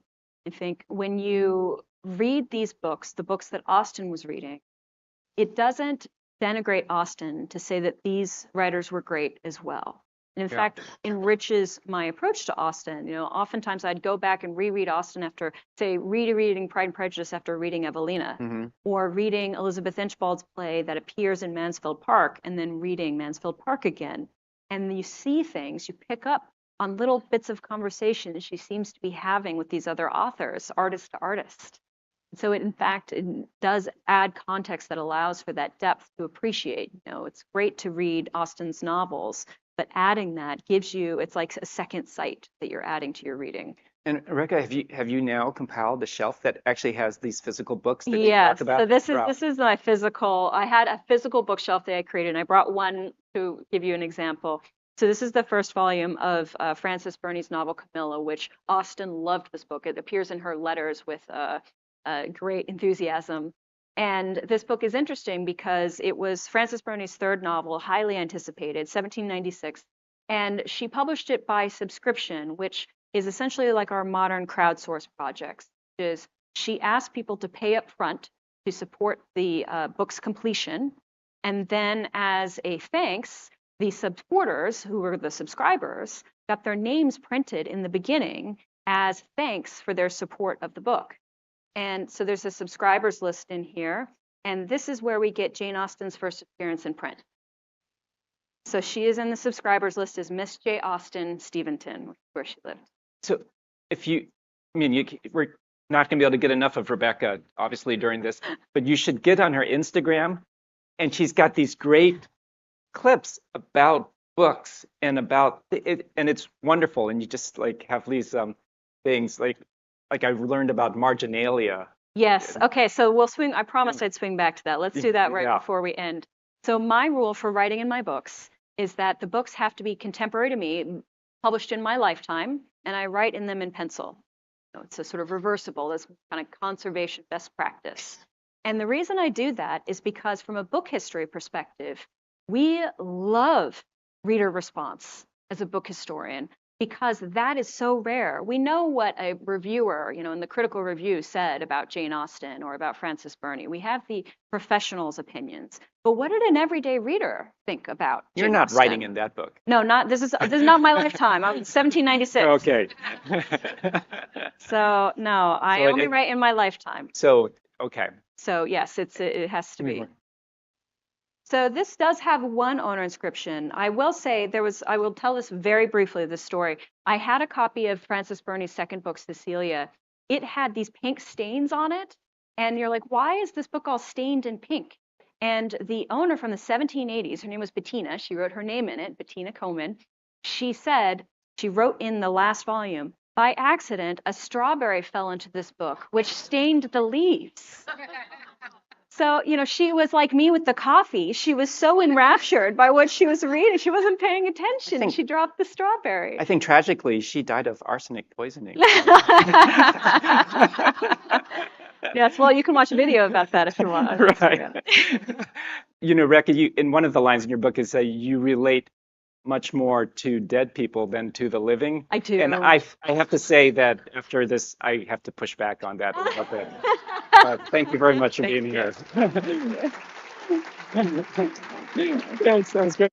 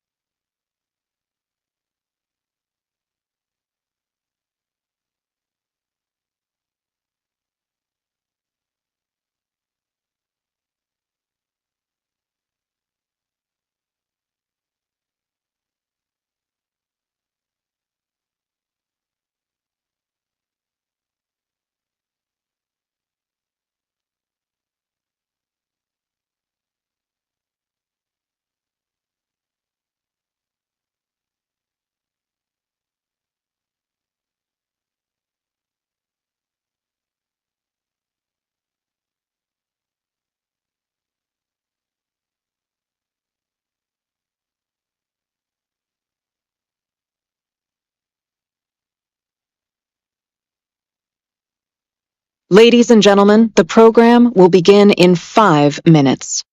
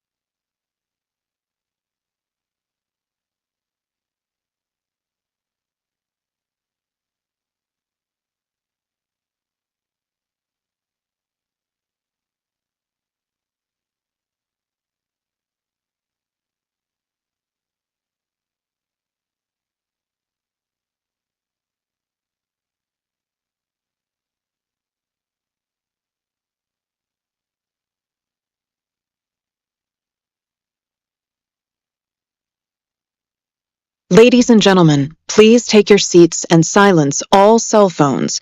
The program is about to begin.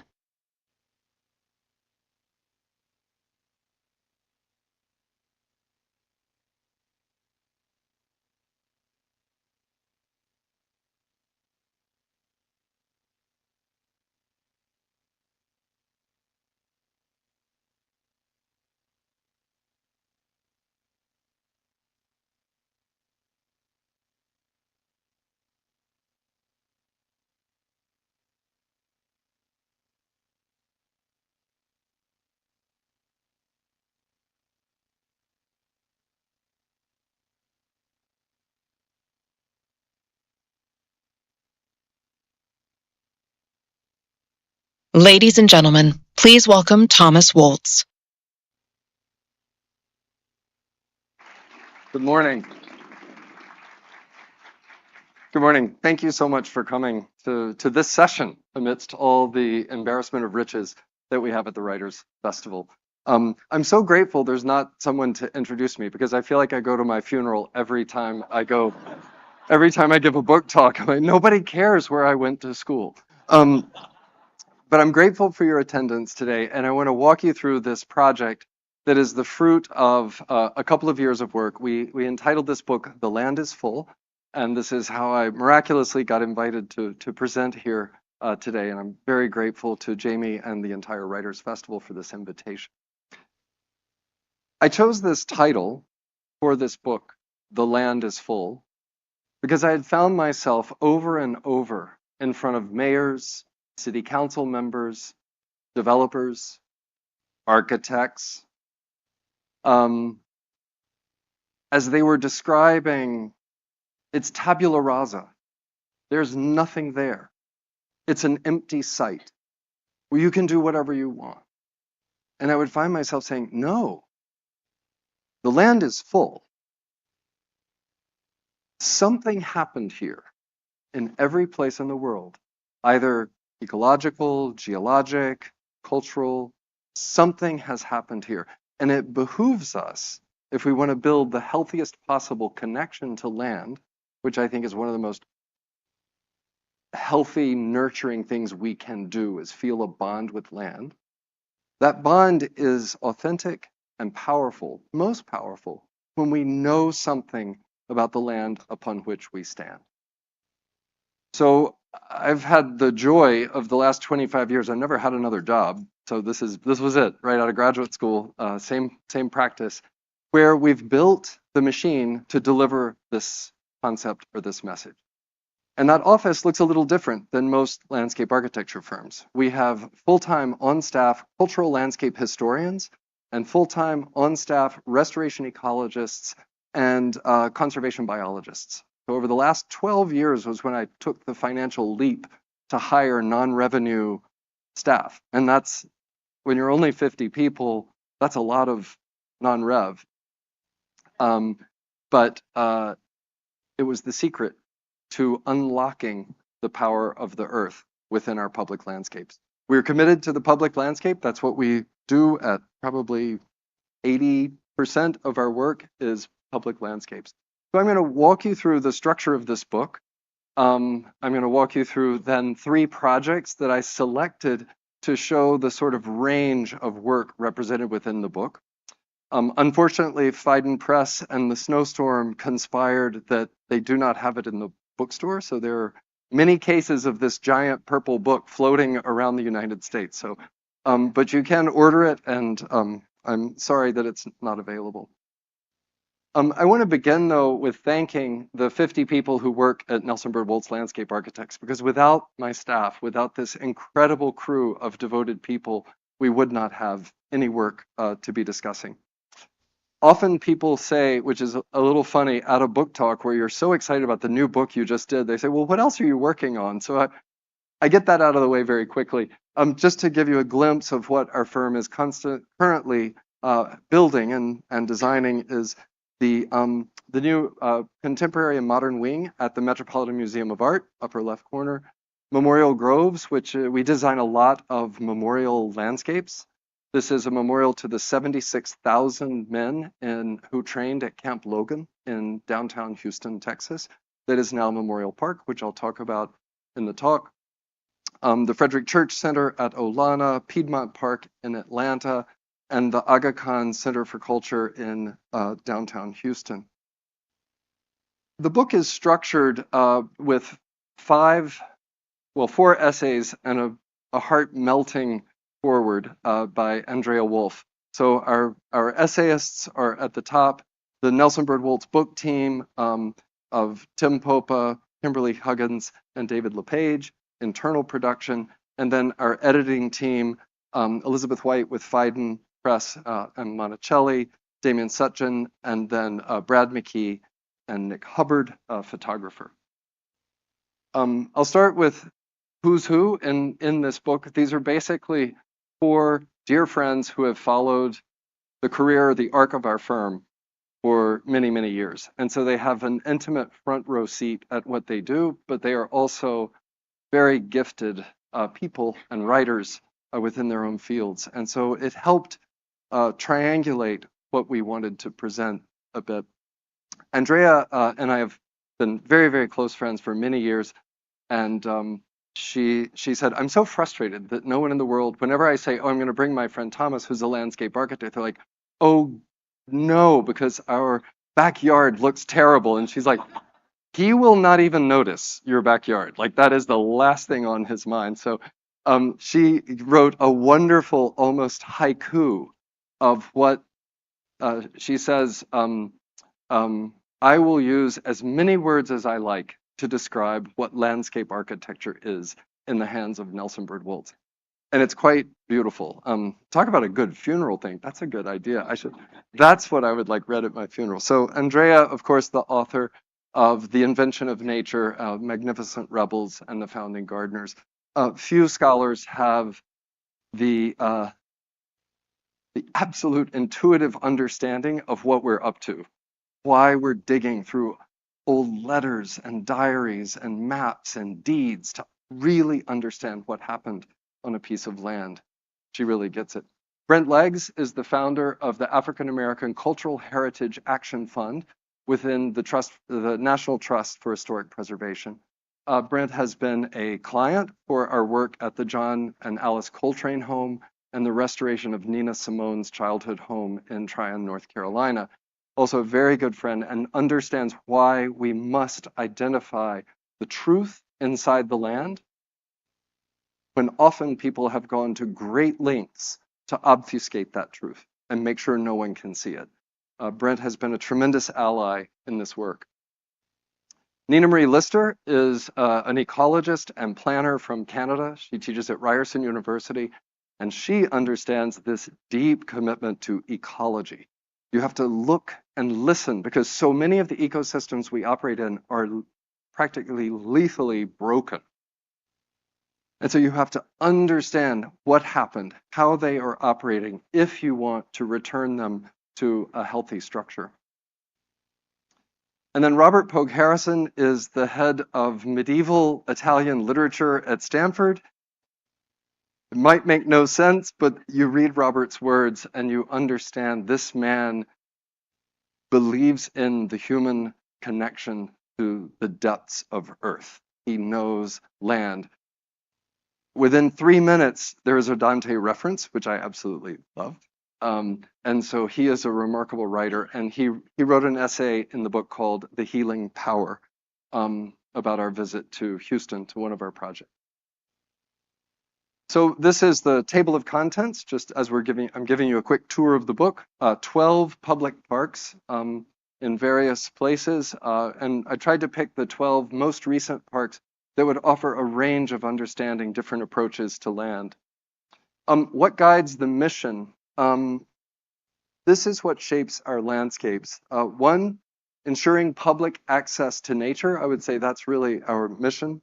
Ensuring the visibility of cultural histories, preservation of biodiversity, and resilience in the face of climate extremes. So I'm going to zoom you through 3 big, fat, complex projects quickly. So I wish you had seatbelts, but it'd be a lot safer that way. Ensuring public access to nature. We work on a lot of burial grounds. We've just opened in the last couple of years the contemplative site to the descendants of the enslaved people of Monticello, and that has been moving work.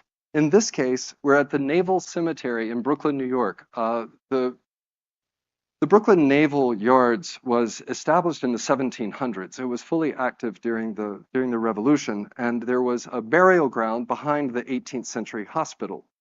When this was transferred out of naval ownership and into developers' hands, and Steiner Studio was built and they developed the whole Brooklyn Naval Yards, no one wanted the cemetery, I guess for obvious reasons. There were 3,600 remains there that had been exhumed in the 80s, but the Navy let us know, like, we kind of use that area for ball fields, and every now and then there'd be a toe or a finger like popping up somewhere. So, you know, we got rid of the bodies, but so we thought, well, gosh. And then the New York City said, you need to build a beautiful park, a wonderful respite for cyclists along the Brooklyn Greenway, but you can't dig, you can't excavate, you can't move any earth.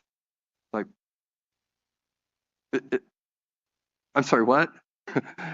And so we thought about what ecologies can you establish without excavation? And there's really one that turned out to be the perfect solution to a place of death where we do not know the names of all who are buried there. They also are supposedly gone, but it's still hallowed ground.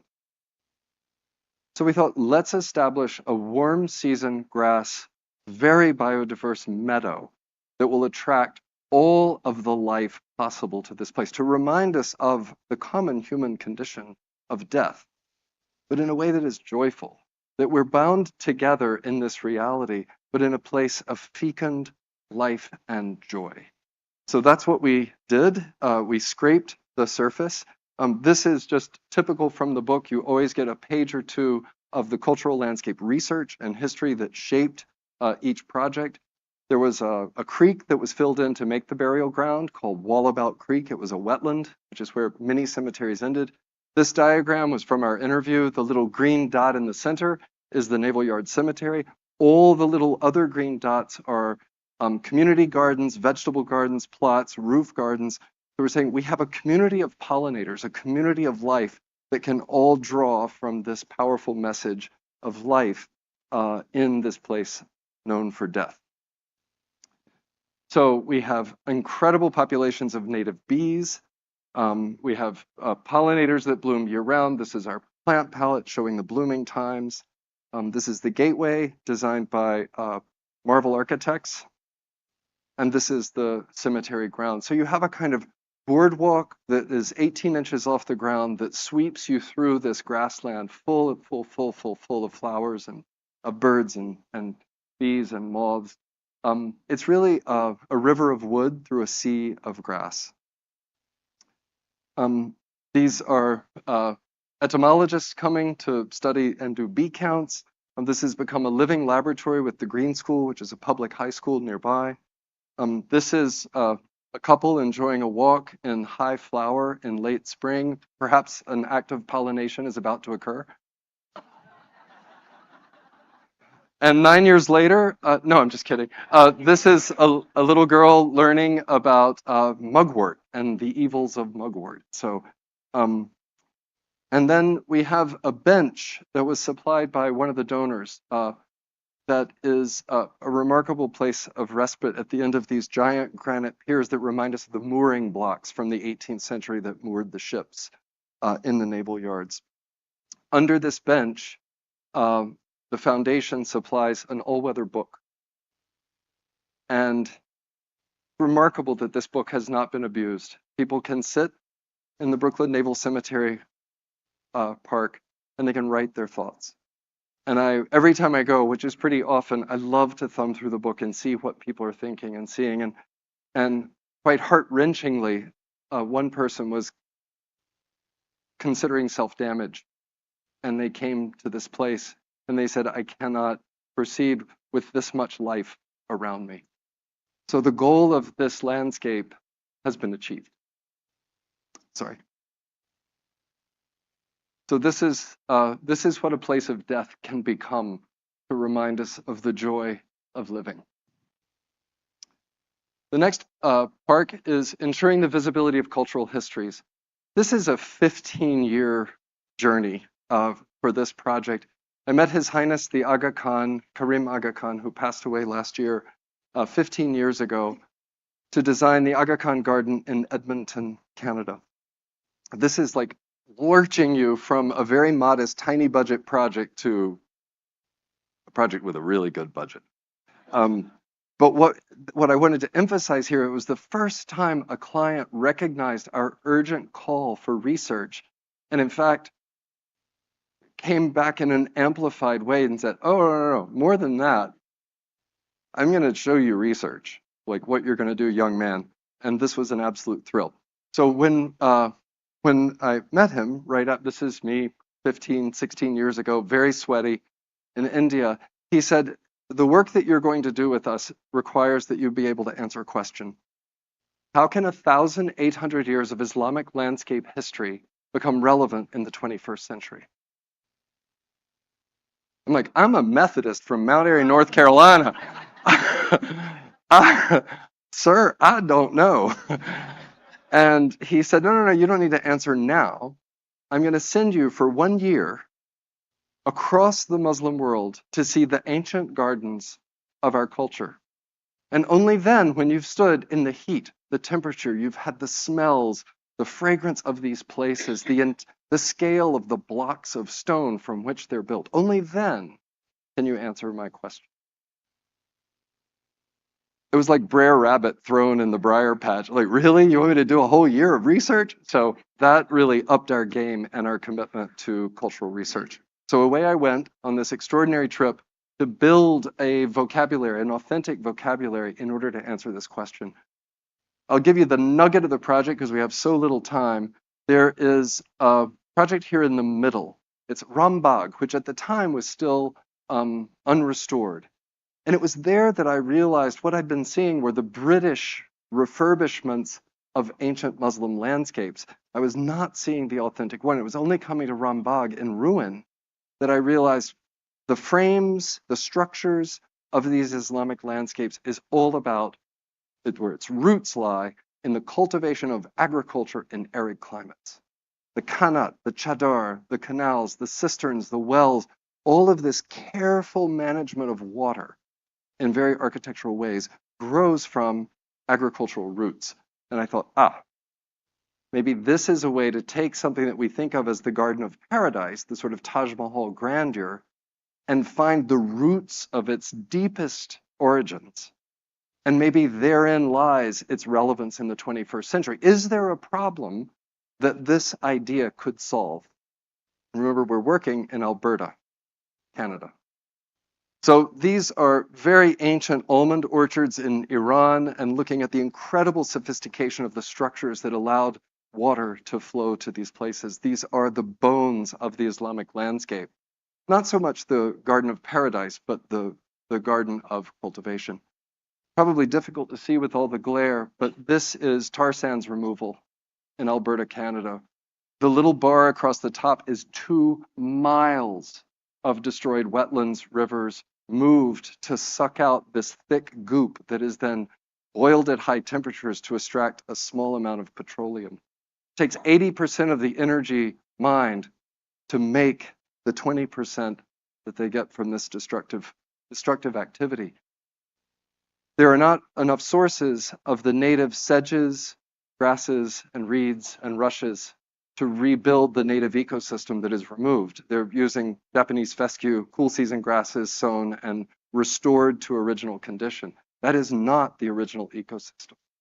So my answer to His Highness was, could this garden become a productive landscape, not a landscape of repose and luxury and sort of dreaming, but actually a working landscape using the Islamic form and the agricultural roots to make a production facility of these grasses that then go to heal this regional landscape.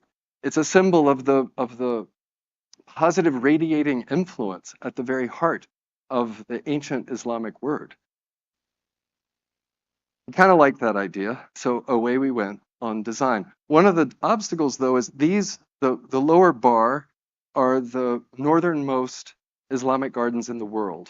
I was like, we're not far from the Arctic Circle, and date palms and pomegranates are not going to work here.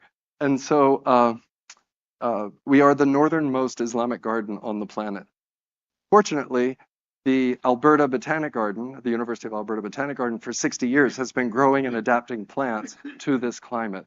So what we did was cross-reference everything we could find in Islamic poetry, botanicals, the miniatures, finding actual plants that cross-referenced with what we could grow here. And we just got to enough of a satisfying palette that you know that you're in a garden.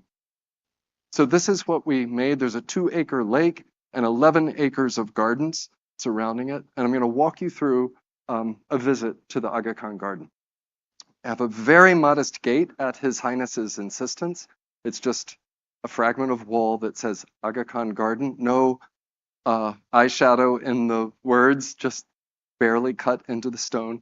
You walk on bridges across native wetlands because this has to belong to Canada while it's representing this giant diaspora of culture. You arrive to a clearing in the forest and there's this elliptical pool, no jets, no circulation. It's filled with buckets of fresh water every day in a ceremonial act to draw the sky into the site. It also is a quiet evocation of the Inuit canoes of the indigenous people of Canada. Again, we're trying to merge these deep, deep cultures together. This is a wall of fountain jets. That's your first announcement of sound as you arrive to the garden. This is a small amphitheater for musical performances. And then I had gone to Fatehpur Sikri in India, and Fatehpur Sikri was the first permanent settlement of the great Akbar. And what I loved about it is in all the sandstone architecture, which is very sharp because they ran out of water, as we sit in a desert, they ran out of water very quickly and never inhabited the city. They moved away and built other cities. So it's in pretty perfect condition. A lot of the architectural details are knots of ropes. This had been a nomadic people, and so the detail of the permanent architecture still recalled the tarps and rope work of the nomadic structures. So we were inspired by that, and we designed these 24-foot tall solid limestone pillars, and then stretched this red canvas between them with cabling. Completely contemporary, but deeply rooted in the Islamic history, but not in any form that we'd ever seen. We invented this structure as if it's a ruin that has had tarps added to it. And that's the effect when you're underneath. So it gives you shade and shadow. And this is a new kind of architecture in the 21st century, but only thanks to scholarship. I shouldn't say scholarship because I'm no scholar. I'm a researcher, but I ain't got no PhD. So then at the top of the garden, you have a chadar, which is like the word chatter, of water cascading down a granite structure that we designed. And then you're looking down the axis to the lake in the distance. This is the chadar, each block hand sculpted in granite.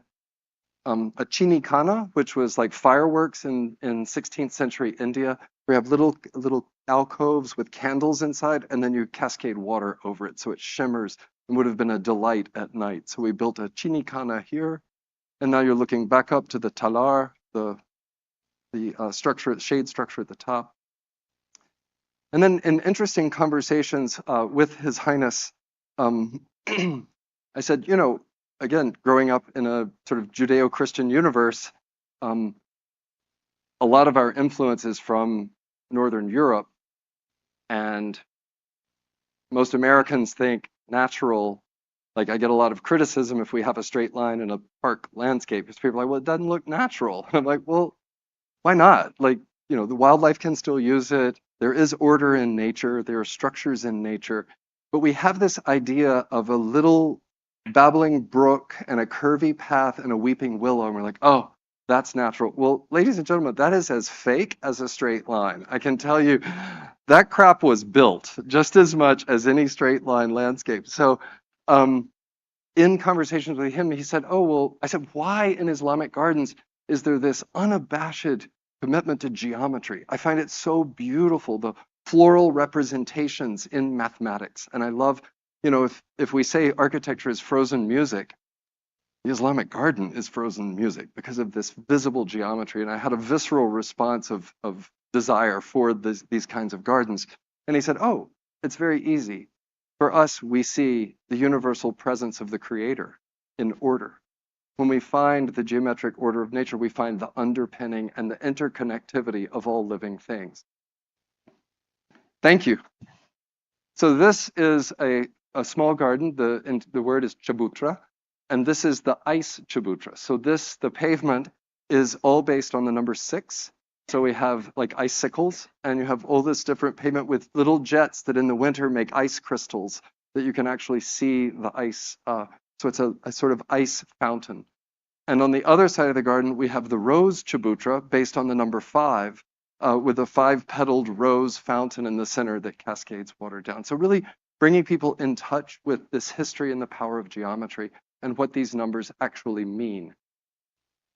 So this is looking back across the central garden. You can see all the tanks in the foreground are this production facility for the native grasses that then can be distributed for restoration ecology work. They can supply greenhouses and other growing operations as a seed source for the restoration work from tar sands removal.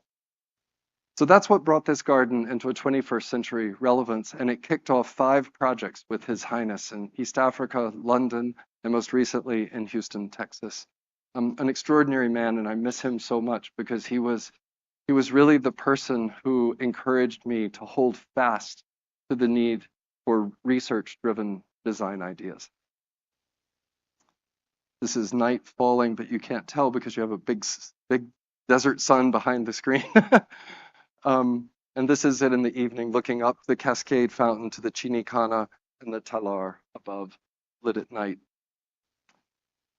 The last project I'll walk you through really deals with resilience in the face of climate extremes. And again, I'm trying to illustrate that this profession that everyone thinks is gardening is actually dealing with giant issues.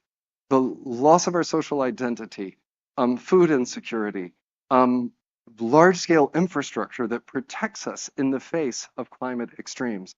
So it's an misunderstood profession, and I hope this book, please give it to young people. If you get your copy and you don't like it, please give it to somebody young, because I'm trying to encourage a next generation of people who will see the difference they can make with this toolkit. So let's go to Houston. I'm going to show you 2 pieces of a 1,600-acre project. It's twice the size of Central Park, and it's on the site where a training camp for World War I was located. There were 37 training camps built across the United States. This is the only one that has not been developed. So it's an important site nationally. And Houstonians had forgotten. Why was Nelson Byrd Woltz hired for this?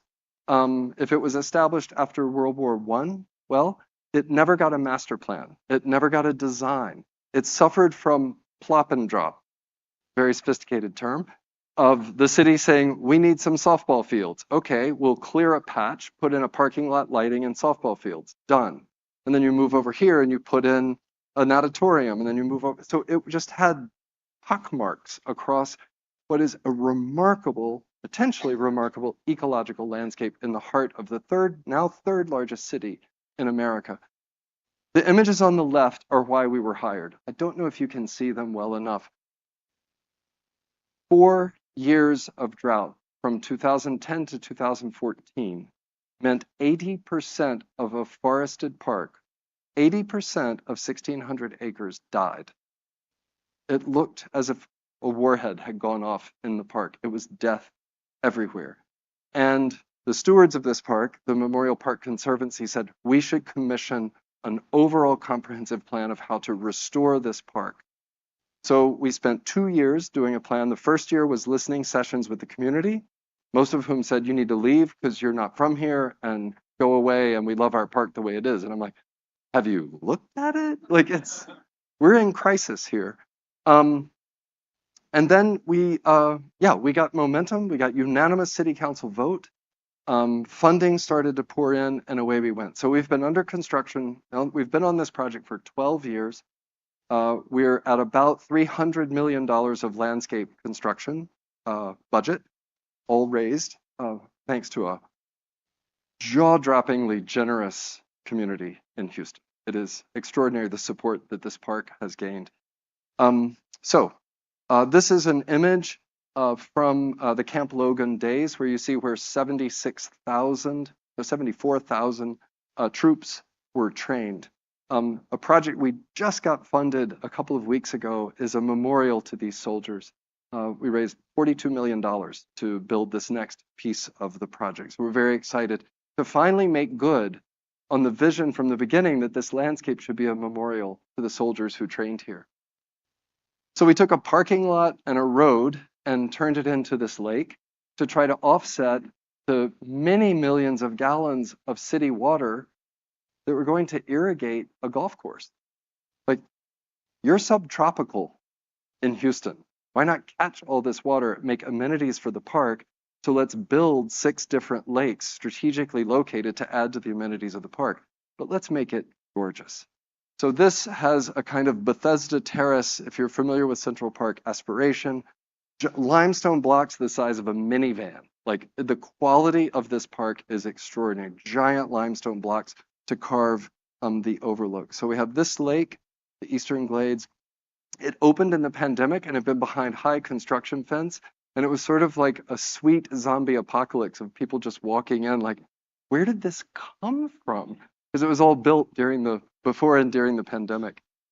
We have boardwalks to get people close to the ecology because people think, ooh, bugs, wet, gross. You know, Houstons don't really love nature, like real nature, I think.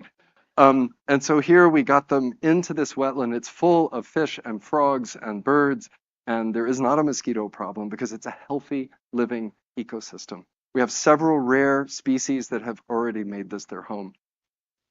This is a sort of Stonehenge moment because of the east-west axis of the Eastern Glades, where you get this rather dramatic sunset coming down the axis.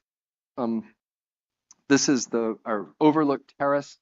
If anyone came to my talk yesterday, this is where the young couple got engaged that made an old man break down and cry. But I won't tell that story again. This is a pond cypress. So we're using a real diversity of native Texas plants to get people familiar with the beauty and power of native plants, because there also is a sort of badge of disdain for native as ugly or scrubby or not enough flowers. And it's like, you just don't know enough native plants, because it's incredible how rich this ecosystem is. So, and also trying to use design to engage people in this landscape. You'll see a very long curving bench. We call that the Goldilocks bench because it has a very upright back, a low back on the near side. And that's as if you're sitting with your grandmother having a conversation. You sit upright. And then as the bench goes along, the back leans back and gets higher and higher until you're sort of man sprawling at the other end. It's like a recliner at the other end. So I love things that allow the public or invite the public to interact with one another. We have so few chances where we as strangers meet each other. And parks and public spaces can offer these little nudges to interaction that I think are really beautiful. And I'll show you another one in this park. This is a boardwalk through a really beautiful wooded wetland. And this boardwalk is quite intentionally the overlain planking of the boardwalk is a memorial to all the dead trees, the hundreds of thousands of trees that perished. So this is looking over this completely new piece of the park, never existed before. It has become the sort of living room of Houston. People have many, many events here, and we just have a very small lawn irrigated from rainwater in the lake, its own little ecosystem. All the drainage from the parking lots is captured and stored and feeding large infrastructure of pollinator plants. So the wildlife here is soaring. It is a rich, healthy ecosystem that accommodates the needs of play and the civic realm. Our hope with the quality of this project is that people feel proud to be a citizen. They feel they belong and are honored in the civic realm, something that we, I think, desperately need today. The other project is pretty heroic. I did look at it at one point during construction, and I thought, oh Lord, what have we done? This is 100 acres of excavation and earthwork. It had a sort of Egyptian scale of intervention at a certain point. But what you're seeing is the result of a very poor decision in the 1950s, because no one said the land is full. The Transportation Department of Houston put a 6-lane highway right through the middle of the park because it was empty, supposedly. And so this 6-lane highway is a lethal dagger through the heart of this park, causing accidents. People have been hurt. People trying to cross because it cuts it exactly in half. And the southern half gets you to the Bayou River. And so one of the initiatives from the public was we need to have a safe crossing to get from north to south. And as I said yesterday in my talk with Joel Caldwell, I said, I'm really fortunate to not be very smart, because if I were smarter, I would know there are just some things you just should never try.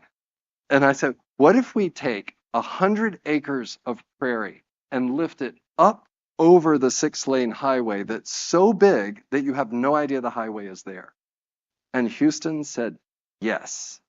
And I thought, that's going to be the last thing built. And it was the first thing, because it was audacious, it solved problems, and it connected this park and its community in one giant gesture. So what you're seeing are two mounds that go over this Memorial Drive. We designed the tunnels. The breastwork of these tunnels are works of art, we hope. Not quite the St. Louis Arch, but very elegant stonework at the entrance to the tunnels. And then just two small gathering lawns. People like to get up and look out. This is 40 feet in the air, so that is a mountain in Houston.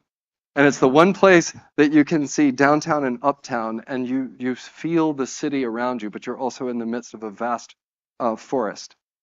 So we have trails. What you're seeing also in the middle section of highway is an amphibious tunnel that's allowing all the drainage from the northern half of the park, of this western district of the northern half, to come under the road with a cobble bottom so that amphibians can safely move under the highway and not be crushed. What that does is it leads into a 100-acre basin that was artfully graded to accommodate this. Hurricane Harvey had devastated Houston. Every Houstonian will remember Hurricane Harvey for the rest of their lives. We sized this basin to hold the storm surge of Hurricane Harvey. And you can't tell it. It's so vast and its edges so artfully graded that this giant basin is for recreation year-round, and every 500 years or every 5 years, which seems to be the new frequency, it fills with water, processes the water, and prevents flooding in the immediate region downstream. So this is a giant hydrological, high-tech engineered system in the hands of a landscape architect. That's very important, because a civil engineered system would be concrete basin with chain link around. I mean, that's just what, you know. So this is the grading plan of this system. I've said this before, but I'll say it again. I am not a tattoo guy, but if I were, back of the neck all the way down, I would love to have this grading plan just tattooed all the way around. But you can see the two mounds, but there's art in grading. The shaping of the earth is the shaping of the body of the earth. It is a sensual act with land. So this is the prairie, an incredible story that I have enough time to tell. I'm so glad. The Memorial Park Conservancy and grassland experts in Texas helped us collect native seed from the region to grow the seed for 6 years before we had to plant this project.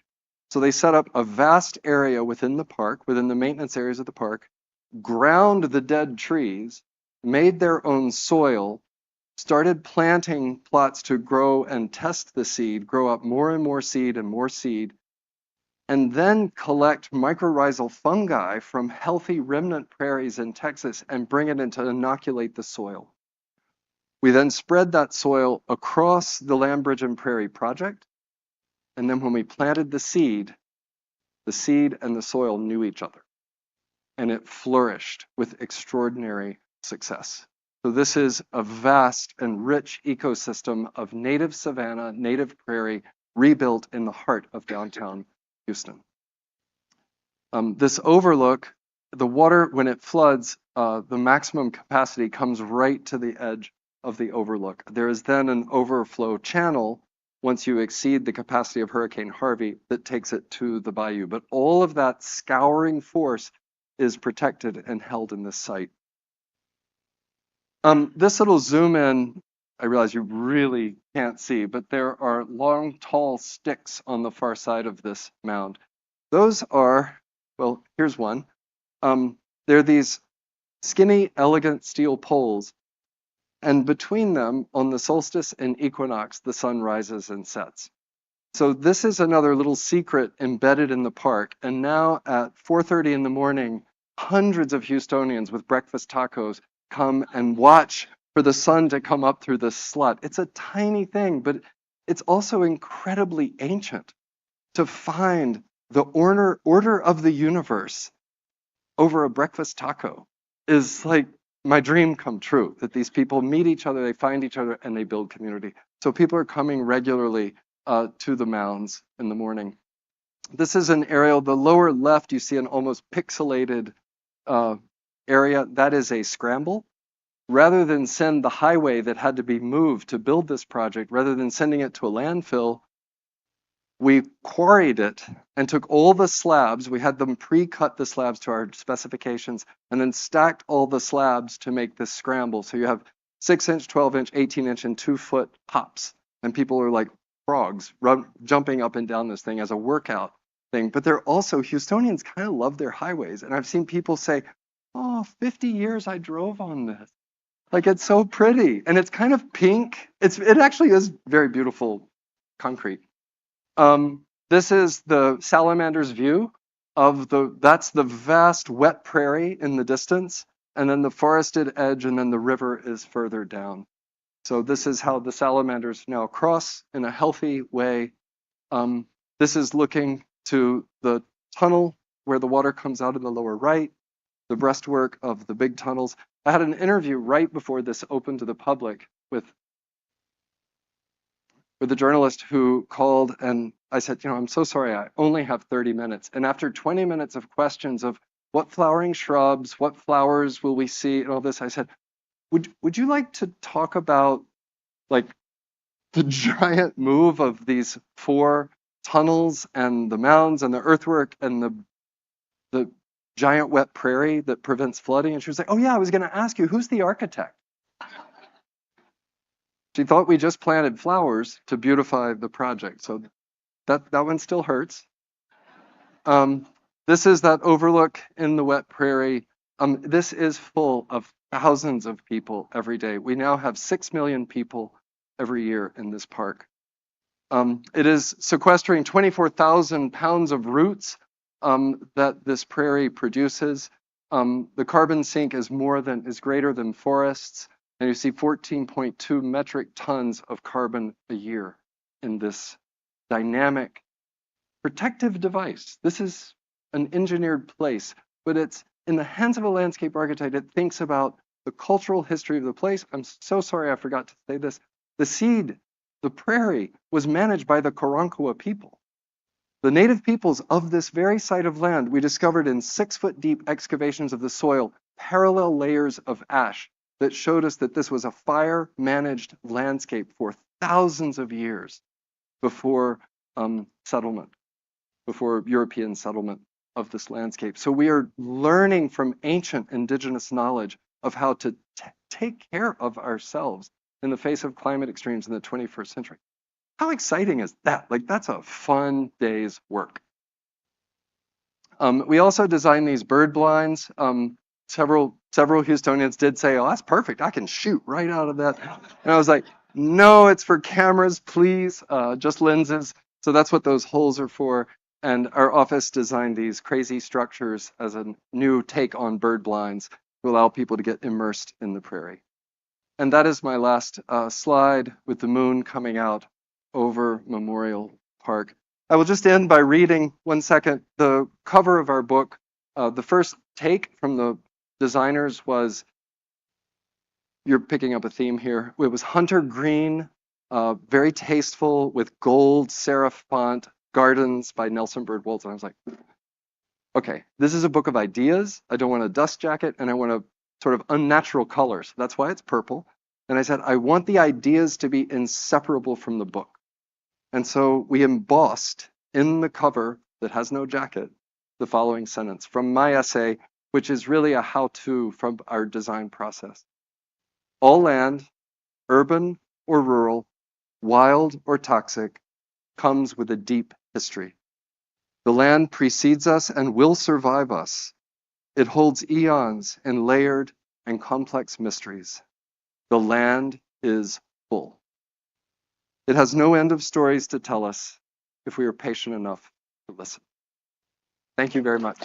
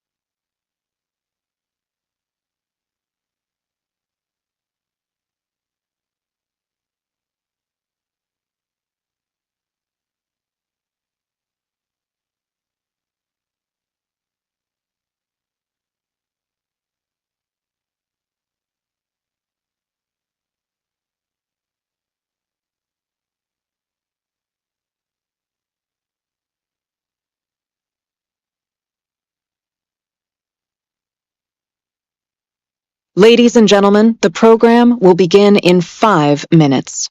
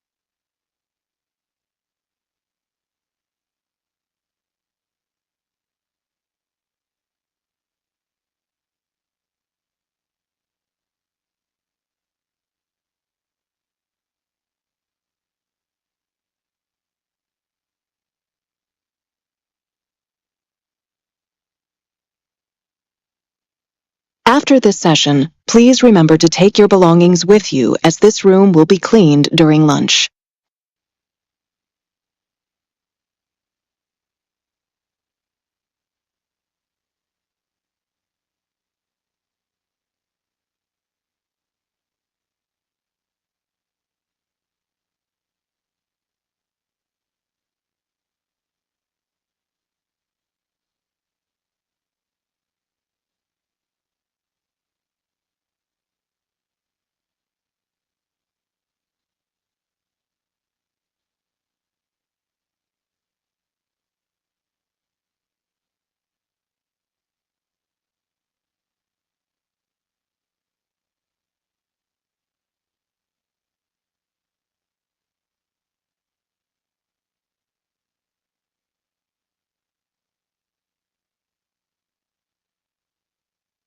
Ladies and gentlemen, please take your seats and silence all cell phones. The program is about to begin.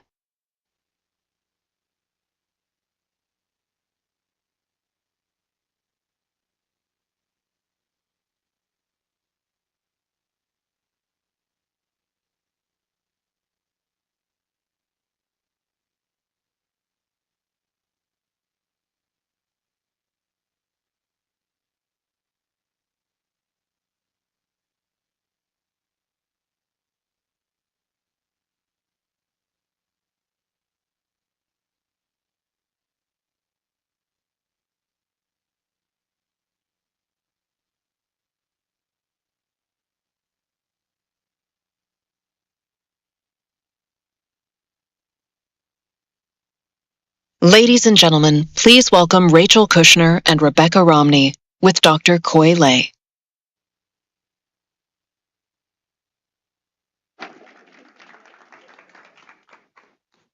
Hey, Kushner and Romney, politics in the Didion room. Like, who figured, huh? Well, we usually do writers on writing, and this is the first time we're doing writers on reading, so we really would like to hear your feedback afterwards. I think it's a great idea because it was my idea. So, were you guys both early readers in childhood? I kind of know the answer. I came from a reading family, and Yeah. so it was just part of the environment. In fact, to the point where I would read a book, and if my parents had read it, then that would be the conversation at the dinner table. And that was a very natural context for me to associate books with family, with Yeah. friends, with community, with talk. Yeah, and you read really early too, right? Me? Yeah, you. I did, but I'm sort of hesitant to make too much of when people learn to read, and I think Yeah. that's partly been sort of recalibrated by my experience of parenthood. I have a son who's 18, and he was not an early reader, although he's very gifted and extremely academic, and reads easily and quickly. So I'm hesitant to, I don't know, to put too much on that. There's something that happens in the brain, I think, for some children, which is that suddenly you seem to have taught yourself to read and you don't know when it happened or how it happened. And for me, I do remember receiving Alice in Wonderland as a gift from my grandparents and going in my room and reading the book. And it's sort of like if you thought about it, you might suddenly not know how to read. It's almost like, the cartoon character who only falls when they look down. Like there's some magic trick that happens, but it did happen for me early, like maybe, age 3 or 4. Is that actually a memory you have, or is it a memory of your mother telling you this is what you did? And that's such a fair question, and none of us can ever entirely disarticulate those things. That's how we form our sense of identities, through the narrative and the mythologies. But I remember the pages of that book and where certain things happened on what area of the page, and also the combination of the illustrations, and truly feeling like story was about being able to traverse into a different world and remain in that world even as I was inside my room, for the duration that I was reading the story. Yeah. I remember that. Yeah. Yeah. Did your parents, I mean, both of you have the experience of obviously, having parents who read it, but then also parenting. Do you recall if your parents kind of helped to direct your reading, or was it older siblings that had an input, or what role did the family have in your reading matter? Either one of you. Sure. I mean, gifts are a big part of that. You get a gift from someone, and it's not a book that you would have thought to have chosen for yourself, especially as a child. And suddenly you find that this book has opened up the possibilities for you. Wouldn't have thought it, and now it's here in your lap. And I think the idea of books as these little vessels of potential, there is for all of us a moment, if we are a reader, we have some moment in our childhood where we woke up to that. And most of us can remember which book that was, or books that made us stop and say, oh, this is what books can be. And I think oftentimes that will happen through some type of mentorship from a family member, from a librarian, someone that you interact with, who sees you and puts a book in your hands, gifts it to you, because when you're younger, you don't know what is possible. You don't have that sense. So you do need a little bit of a push sometimes. Yeah. Yeah, for sure. Did you had your, well, we'll talk later this afternoon, but go ahead. So I was just going to say, I had a grandmother who would go to her local independent bookseller and be hand-sold new children's books that were emerging in the 1970s, like by Maurice Sendak, for instance. Yeah. And she sent me a book called Higglety Pigglety Pop by Maurice Sendak, which is more of a chapter book. It's not a picture book like Where the Wild Things Are, and I honestly think it's why I am a writer today. It had a strange, surreal, almost kind of a Dada quality to the plot. And it introduced me to the idea that character is continuity, but anything can happen. So she supplied me with books, at birthdays and Christmas. So she would mail, she was on the East Coast and you were on the West New York Coast. City. Yeah. And she would send me books. And Yeah. I think it had a huge influence on me. We also had a bookmobile from our local public library in Eugene, Oregon. And that was such a special thing, because it wasn't just bringing access from the central library to people who live in a neighborhood, but it was the uniqueness of going up into the bookmobile. It's like my mechanics friends who buy tools from the Snap-on tool van. It's like we were going in the van to look at books. And then the third thing was there was a Scholastic publisher that published something called Dynamite Magazine. And you could also order very cheap paperbacks from them and just fill out this bubble form. And I would choose based on the titles alone. And our school district, I believe, subsidized these books. So they were incredibly inexpensive. And that's how I read things like Island of the Blue Dolphins and Julie of the Wolves, and these narratives for children that they stay with you forever, whether you think that you've graduated into the fancy realm of reading Proust or not. Those books are still there, you know, and that was through school. I don't know if everybody had that Scholastic publication program. Because we had also, it was like almost newsprint. Get those catalogs for Well, the Scholastic Book Club. I grew up in Vietnam, so we didn't have that program. But what I did have is I had access to something called the Asia Foundation Library. Asia Foundation had all these collected, but it's probably a covert thing for the CIA. It turns out. Probably. But you know, sometimes they do some good things, maybe. So is the Paris Review. Yes, the funded a lot of, yes. So, but I could go and get any book I wanted. It was like, and it was all these English-speaking books. So it was really great for me. And is there something about being able to browse? Isn't that, I mean, that's what I really miss so much, is the ability to just browse and look at a cover. But is it terrible to say that maybe you judge a book by a cover? Do you guys judge books by covers? I mean, you're As a an antiquarian professional book book dealer, absolutely, I do this all the time. And I actually work with collectors who collect based on cover art. They might have a particular artist that they follow, like Robert McGinnis, who did very famous. He also did some movie posters. He did the Breakfast at Tiffany's movie poster. And some people specifically collect the books that he did covers. And that's a big variety. He did James Bond books. He did romance novels. He did thrillers. Yeah. He did everything in Wow. between. And when you collect in that way, that's just it. It is not that you're divorcing your attention from the text, it's that you're adding another layer to your interpretation of the text.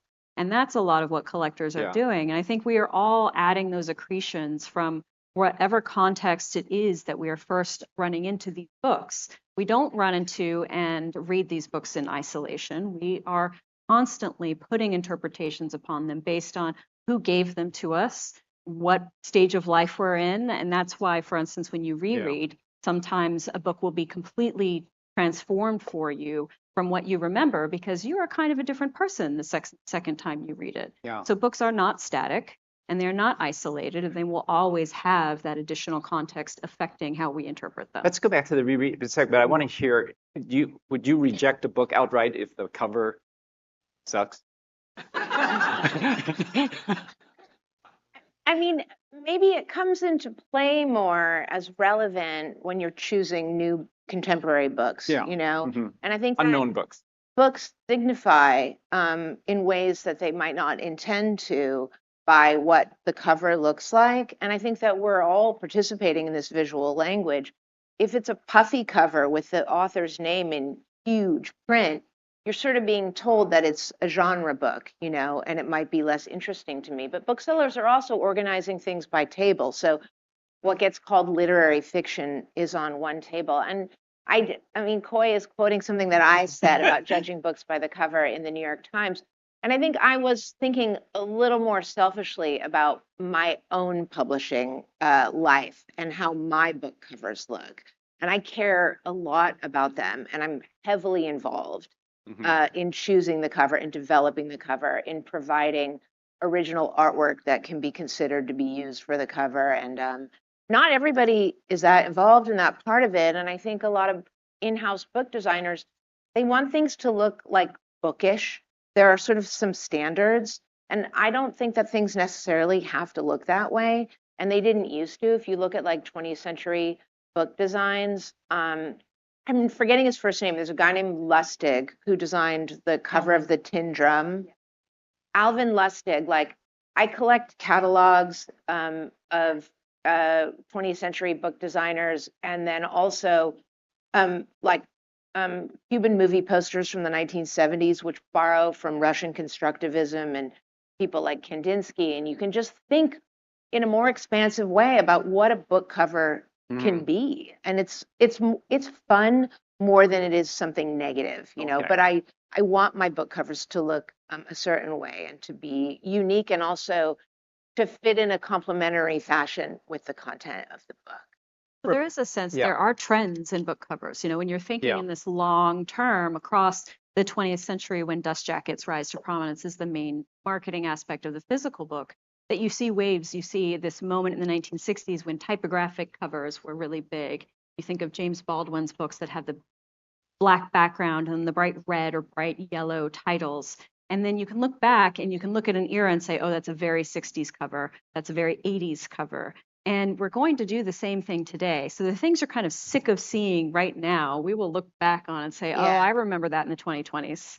Because those trends do change over time and they do signify, and I think they are meant to encourage what is one of the main marketing tactics in books, which is you like this, you'll like that, right?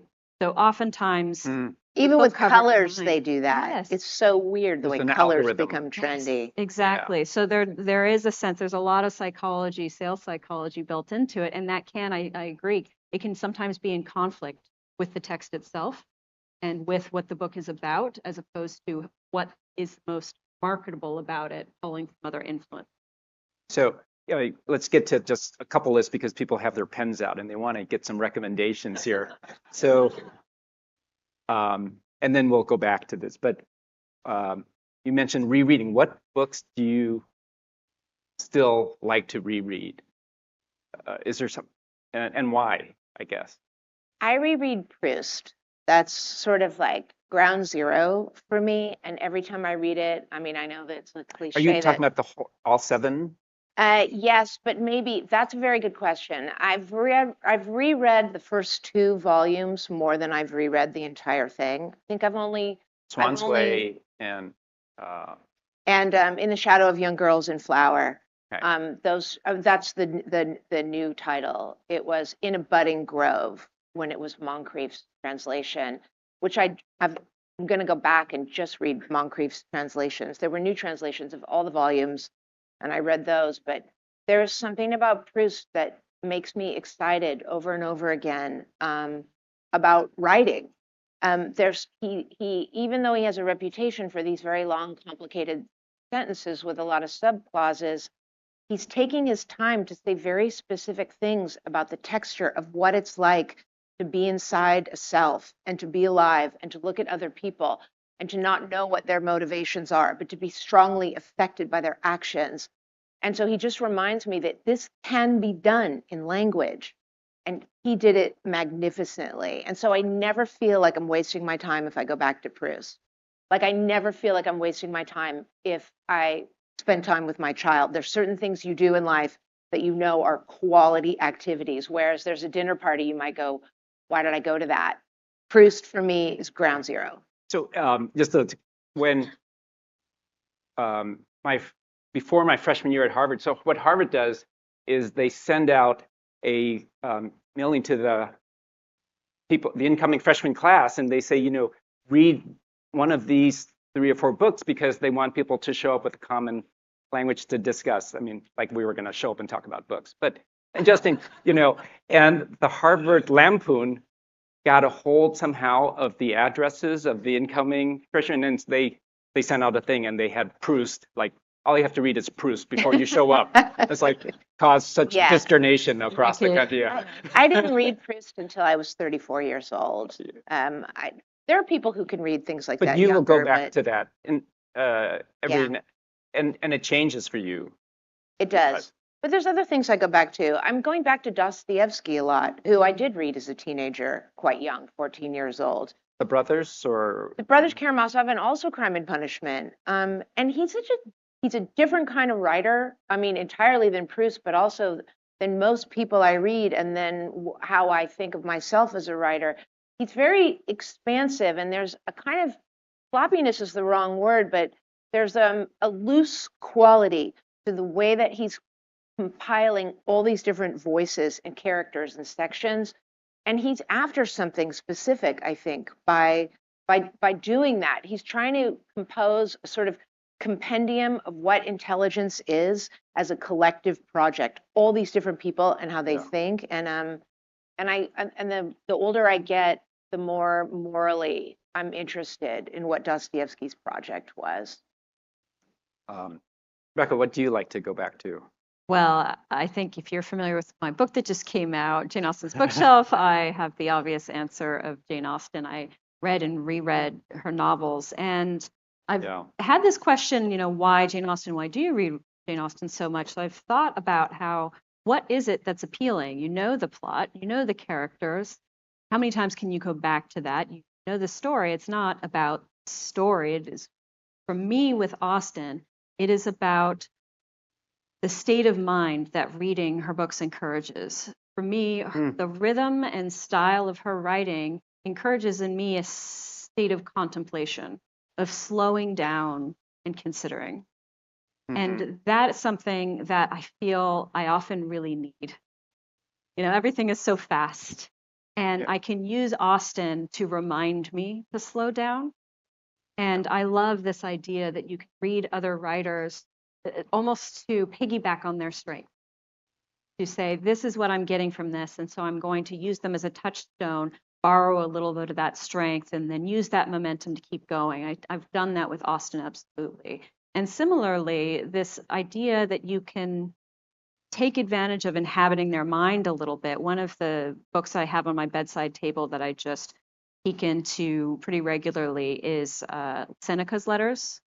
And for me, that is very much, less about style, for example, and much more about inhabiting a way of thinking. His way of thinking, he's so open, and he takes things simultaneously, very seriously, and not seriously at all. And I think the ability to hold those things together at once is tremendous, and a skill that I would love to cultivate. So whenever I will just open it and read a random letter. I don't need to read it straight through. That's not why I'm doing it. The process itself is the point, to get my brain to go into to develop these new neural pathways, essentially, to create these new connections that my brain isn't going to naturally, but that I feel myself drawn to. It's like, here's someone who has already chopped through that path for me, and I can take advantage of the fact that they have done that and bring it into my thinking. I love what you're expressing is that it's not as important to just get through a book as to just be with the book. Yes. The process is the point. Yeah, and so and when you were talking about your state of mind, actually there is medical research about what does reading do to like treatment of depression, for example, mental health. And it's interesting. So there are actually a lot of studies done looking at this. And they found that, yes, it can be extremely helpful, but there are a couple conditions that need to take place in these studies to really show like a measurable difference in outcomes. And one is that you have to read really good stuff. So you're mentioning like all these classics, and actually, and in your book, you talk about the essay by Italo Calvino. Yeah, in the end of your Jane Austen book, which I would really recommend that you all take Rebecca's advice and read it again. But you have to read something really good. And then the second condition is really interesting to me, is that if you just read something really good, you get this better state of mind, but it wears off pretty quick. To make it durable, you actually have to discuss it with somebody or share it. And so you have to kind of lock it in somehow. And then I guess in discussion, you actually assume that voice, right? But that engagement. And so reading's, sure, it's very personal, very individual, but then you have to take it into a community, a social setting. Do you have that? Do you share or feel the need to share when you read something with a spouse, partner, a book group, a special friend, other writers? I mean, do you do that, or is that something that we don't really think about doing? I would say I do it less. I'm not a member of a book group, but but I want to reassure myself that I'm still reaping the benefits of what Coy just enumerated, by virtue of the fact that I often read with a pretty programmatic approach to my reading. For instance, I was teaching a class this spring at Stanford University called Reading for Writers, and they have it's a chair. They choose somebody every year to do this class, and it's usually working writers like myself. And you choose your own reading list, and I chose things mostly that I know already and wanted to revisit with the students. So my Stanford students were extremely brilliant. I assigned Invisible Man by Ralph Ellison. I had two students who had taken an entire year, their senior year of high school, only reading Invisible Man. And Great teacher. and I wasn't going to be able to impress them with my programmatic approach to Invisible Man as opposed to what they'd already experienced. And instead, I could allow them to form connections between what Ralph Ellison is doing and the whole of literary modernism in America after World War II, and comparing him to people like William Gaddis, who are also writing about New York City and questions of authenticity, separate from questions of race, never entirely separate, but you bring what you have to offer in a classroom. And so that maybe is one version of that. And then sometimes I just read, I'm not a fast reader, but I just read these 4 huge novels by Karlova Knausgaard in order to interview him in San Francisco. So does that count? I actually would push back on what you're saying, because you're saying you don't, but you do, because you write about what you read. And so you're sharing with a really big audience, and you are engaging with the text and then representing it. So I think that is. But it may lack the democracy of the book group, I think, is part of why people join the book group. Because my book group will tell you there's no democracy. I mean, but maybe, I don't know, I'm suspicious of opinions, my own and other people's, because behind the engine of the opinion is a structure of judgment. And I want to figure out how to have an experience with what I read much more than I want to assess the quality of what I'm reading. So that's part of it for me too. Do you get to share things? I do. Well, I do have that sense, as you say, when you are reading and then you're writing about it. I feel like I'm constantly in this cycle of reading, having all of these thoughts, filling up with all of these thoughts as I'm processing. And then a lot of either my writing or talking with someone feels a little bit like this overflow. I get to this point where I get very excited about something. And then, yes, my friends and family have to be very patient as I rant at them. And then I'm done. And then I feel a little bit better, right? So that does happen. That's my particular style. But I will say, too, there are other ways that I try to process in language what I'm reading. So I have a book journal, for example. Yeah. And my book journal is a manuscript. I do it by hand. And in fact, I just did this. I'm left-handed. In fact, for that journal, for the first little bit, I was writing it normal with my left hand. And then I found that I was still moving too fast for how I wanted to sit with the books as I was thinking about my response to them. So I started writing in my non-dominant hand in this journal. And the idea was to slow down. I was forced now by my own restrictions of sort of muscular adaptation to be able to make that formulation and sit down and think, why am I thinking this way? Was that my impression? Has it changed since I read it? Asking myself those questions and allowing myself to sink into it. My brain wanted to rush ahead, and that was, again, a way to get myself to slow down. And then as a book dealer, I'm actually very commonly talking with people about books. And that's one of the great things about the job, is that when people are coming to you and they're looking for first edition of your favorite book, you get to hear from them. Like, why was that book so important to you? Tell me why this is meaningful to you. One of the earliest collections I put together was this really sweet couple who had gotten married in college and they had no money. And at the time, the wife, she had bought her husband, her newlywed husband, a series of all the Tarzan books in paperback, these cheap, 25-cent paperbacks. And he loved them, and this was something that they kind of shared together. And then fast forward 40 years, and now they had been very successful. And then together they started to build a collection of the first editions of the Tarzan books that then they put on the shelf with the original paperbacks. And so the shelf became the story of their marriage and everything that they had been through, the arc of that time. Hopefully they won't split up. Exactly. They fight So- over the books, yes. What you also, said about handwriting. They didn't Yeah. read point 1 of Coy's article about reading quality. That's right. literature. That's right.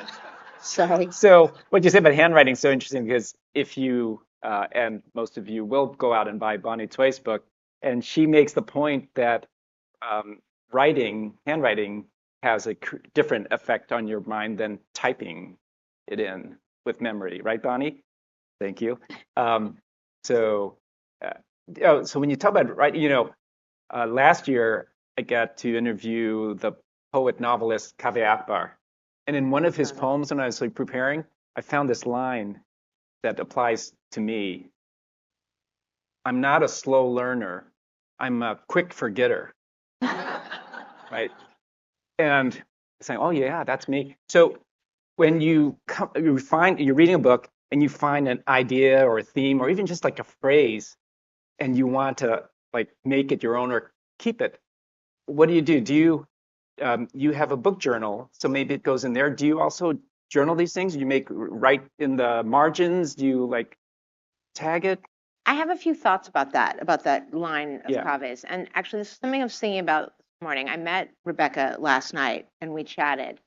And I had this thought, just when you meet somebody and get an impression of them, she's obviously a professional and knows a huge amount about books and is a dealer of antiquarian books. And I've seen this morning how I have an app on my phone. It's just the reminders app. I put in a list of books that I want to read or want to reread. And after I've read the book, I delete it from the app. And I was thinking, I bet you Rebecca is the kind of person who keeps a completed list of everything she's read. I keep a list. And Yeah. and then I came up with an idea about that, or I had a vision of why I delete mine, which is every way is the right way as long as you're reading. But for me, once I've read something, it's not so important for me to maintain a grip on it and put it into a memory shelf with a specific label. Because of the way that I assimilate as a novelist, it goes into what I saw this morning as I don't know if it's because we're here and it seems like it's meant to be an oasis, but maybe it isn't. It's landscaped, I'm not sure. I saw this kind of blue body of water. And once I read something, it gets submerged and then joins with that water. And that water is my sense of people and art and literature and how to write. And so whether I remember something specifically from a book or not, it is absolutely working on my unconscious. And I think that's true for everyone, including Kaveh. Despite the line in his poem, you might forget the explicit content of the book, but in a latent way, what was underneath in there is in you. And so sometimes when I'm writing, it's remarkable to me what emerges by way of things that I've read, and I can reread a book and be immediately electrified by the exact same specific passage, whether I underlined it or not. I do put marginalia in books, strictly with a mechanical pencil. I would never write in pen with a book, but I don't know if it increases our memory of things in order to do that. My son just told me recently, he said, I never take notes when I'm at a lecture in college. I sit in the front and I listen. And he said the people who are furiously scribbling are actually not the most serious students in the class. So I think that we do that to try to reassure ourselves, because the erasure of everything is kind of terrifying. But we also, I think, need to have faith in the incredible engine of the human mind, which is going to beat all artificial versions of it that are being developed today. I do think when it comes to the creative process, I completely agree with if I'm sitting down to write, I don't want to be thinking of particular lines of other writers, for example. I want the subsuming of it and my own processing of it, because so often when you're writing, what you're really doing is you're staring deep into yourself and you're spending time, in your own depths, and that's what you're trying to pull out. And that can be, sometimes it can be a very thrilling process, sometimes it can be a painful process, but you are often very surprised at what's there. And I think that if you were too worried about, say you love Proust, and you're like, I wish I could write by Proust, you're actually kind of shutting yourself off from listening to yourself and being within yourself, as opposed to, because you're looking outward, right? Mhm. So at least for my own composition, yes, when I'm working on that work, that has to be me. But through my everyday reading and writing, I love talking about books. I love processing, and I love hearing what other people think, because they might also have some angle that I didn't expect. I wasn't particularly interested in the Tarzan books, but I loved hearing why they were meaningful Yeah. to this couple. I Mhm. find enthusiasm contagious, and Yeah. that's another great thing about talking about books with people. You're talking about, okay, we've talked about Burroughs, Dostoevsky, Proust, Austen. You have some guilty pleasures?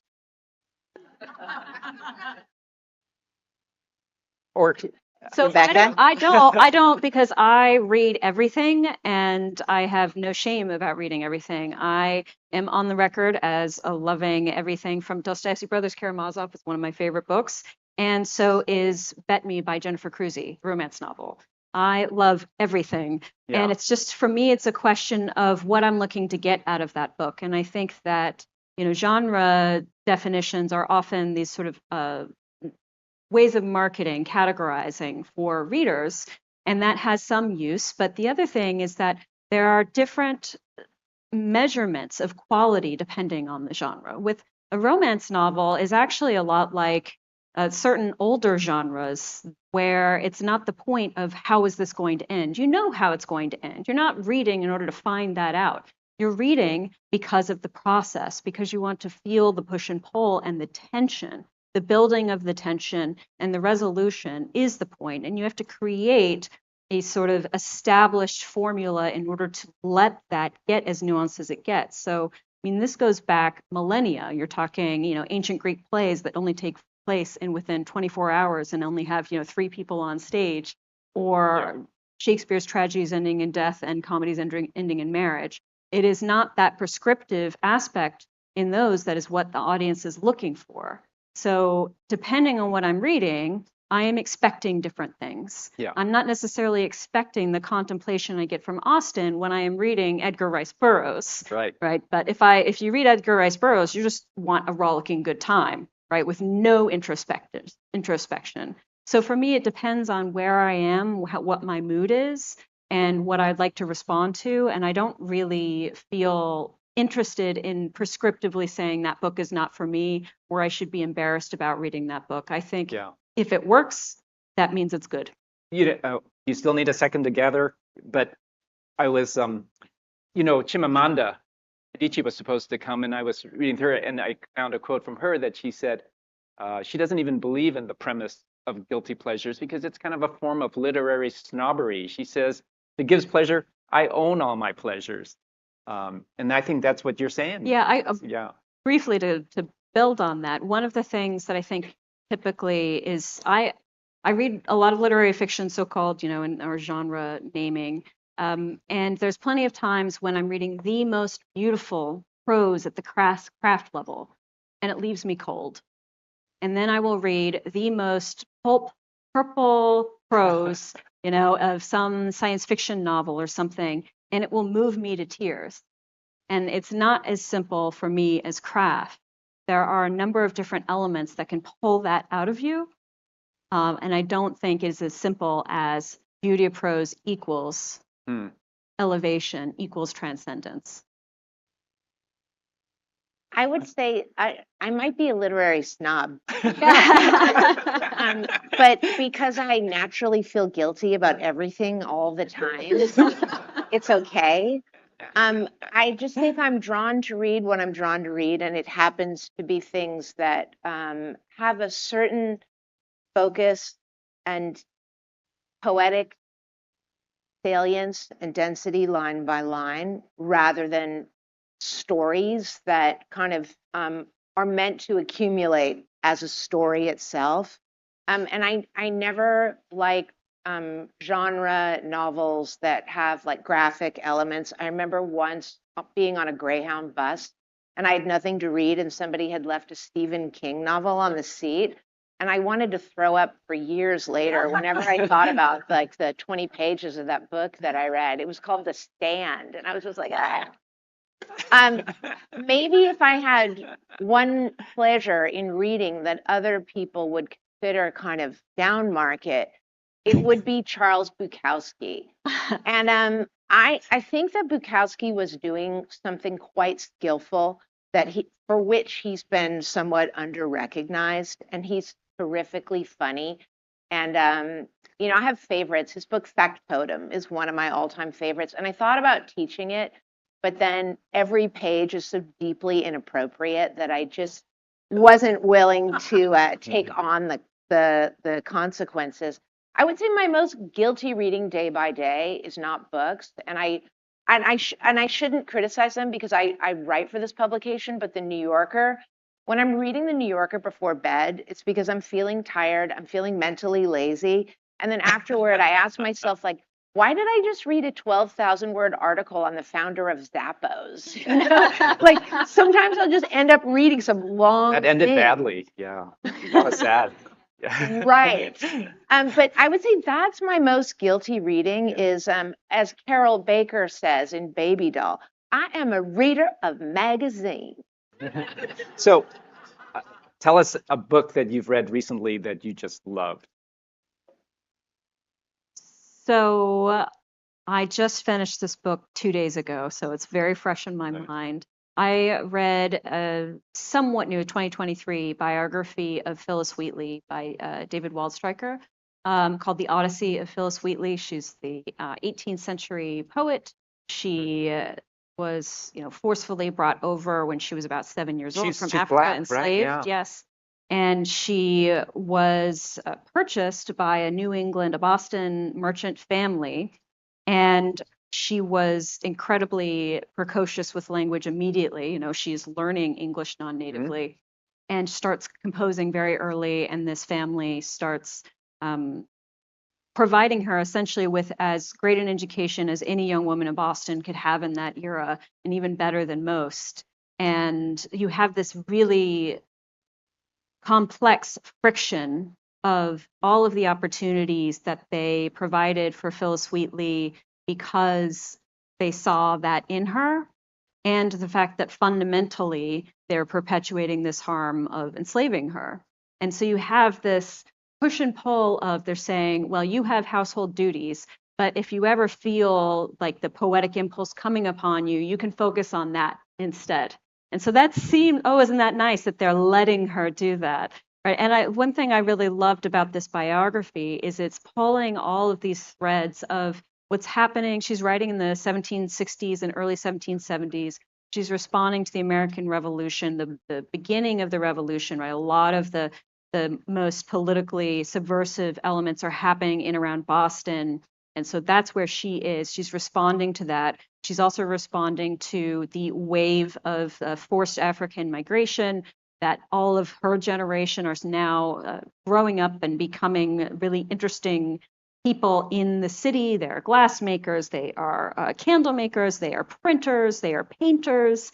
And so you're seeing this rise in an enslaved African community that in the 1780s ends up legally suing for their freedom on the basis of the newly ratified Massachusetts Convention or Constitution that has all men are created equal and free and equal, I believe. And so that's actually how it gets abolished. Slavery gets abolished in Massachusetts, because they sued for their freedom based on the new Constitution after the Revolution.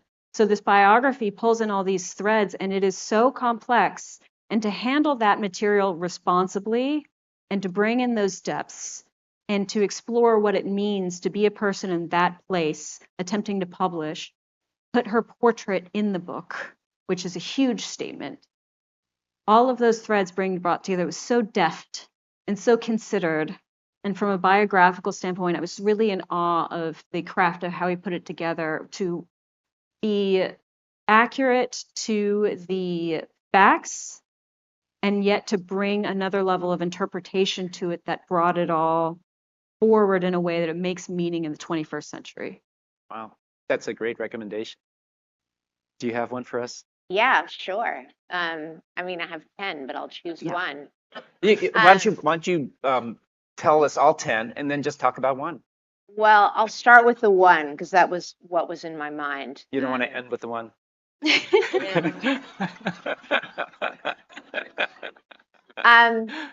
I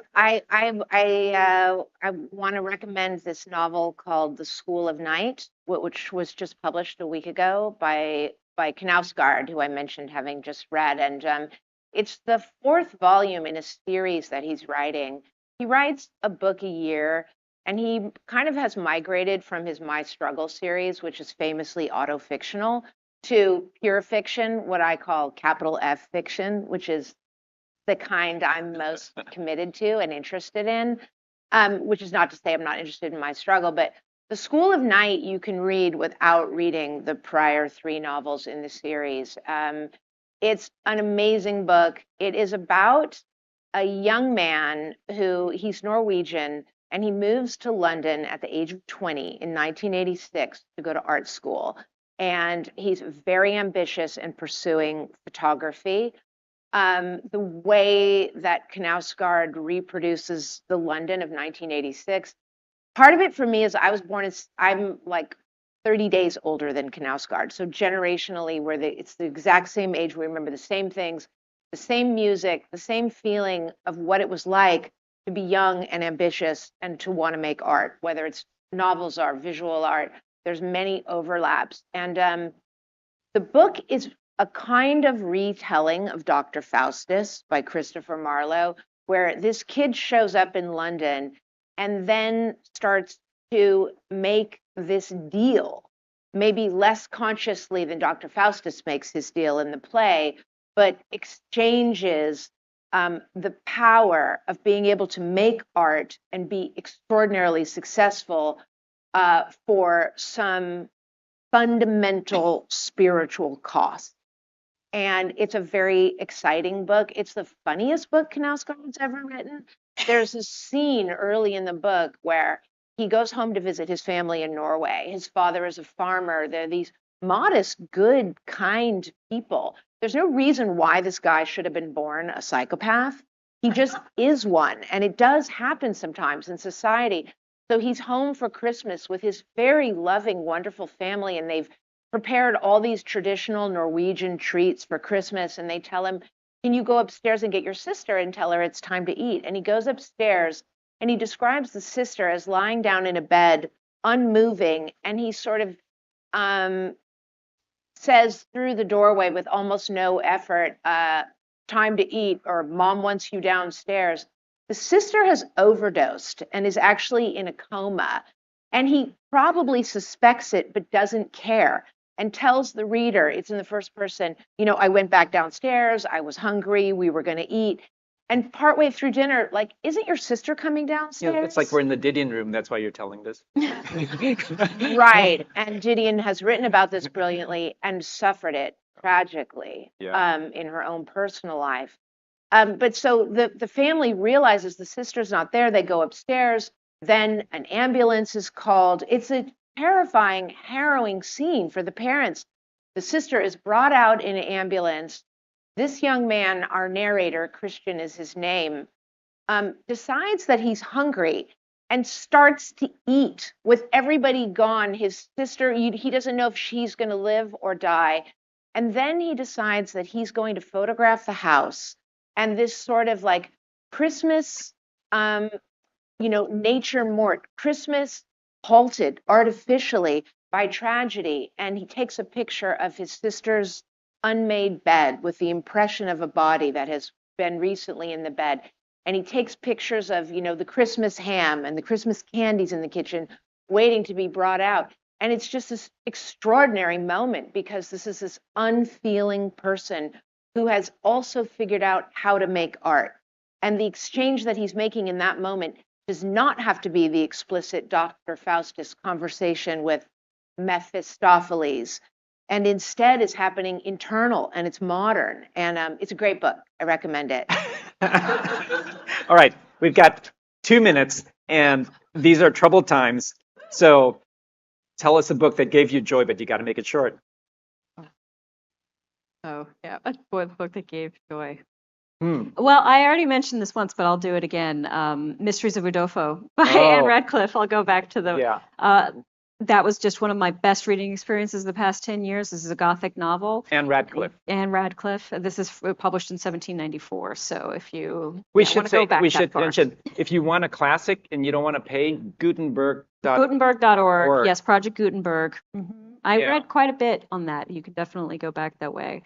I have an old and a new. Here. Well, Dr. Faustus is so funny, and it's short, and you can read it in an hour and a half, and you've gone back to 16th century That checks a lot of boxes. England.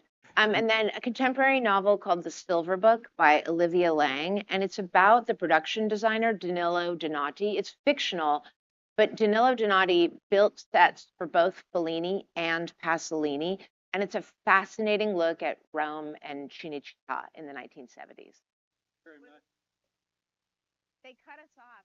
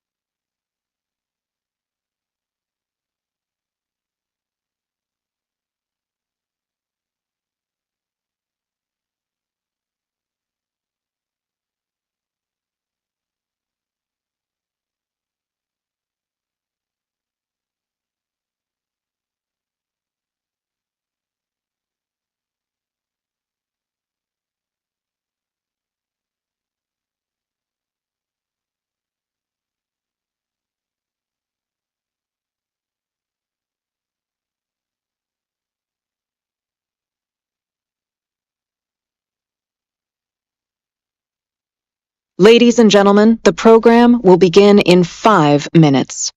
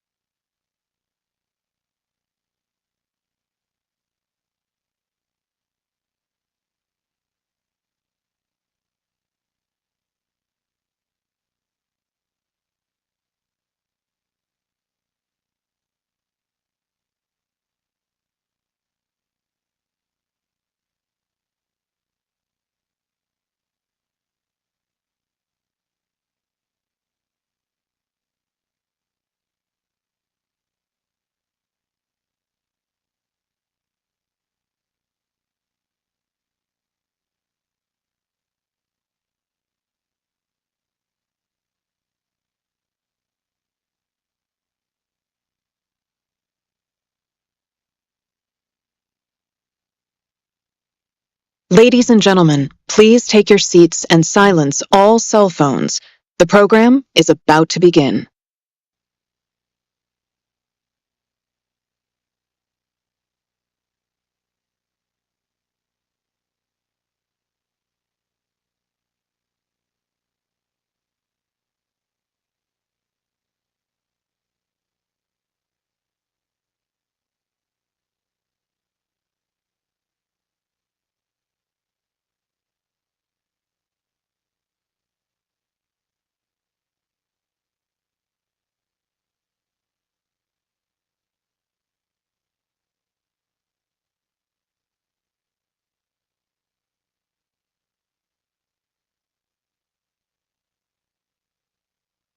Ladies and gentlemen, please welcome Rachel Kushner with Dr. Koi Lay.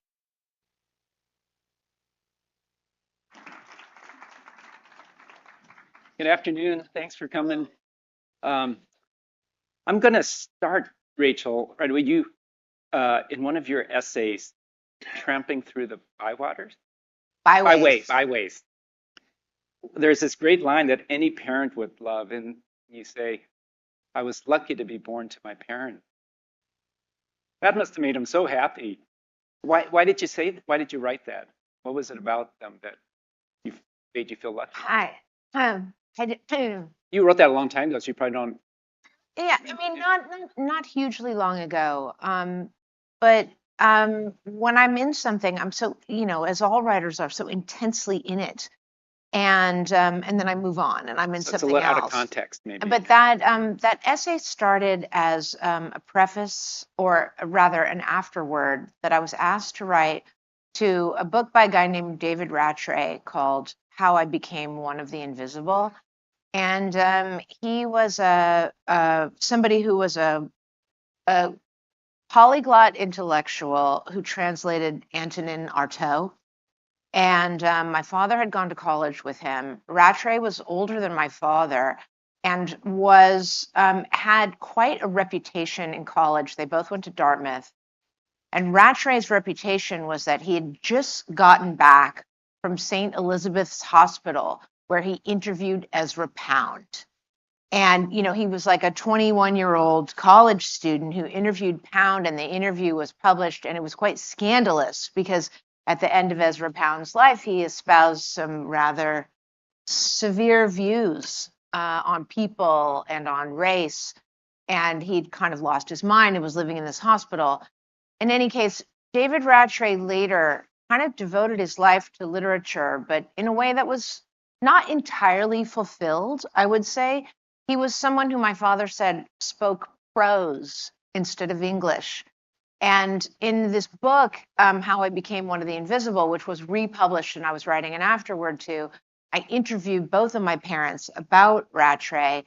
And in talking to them and looking at the book, I was made newly aware of certain differences between people and sensibility in terms of who is able to go into a room and kind of grasp what's going on and surf the vibe of it, and who has to understand people as you would understand characters in literature.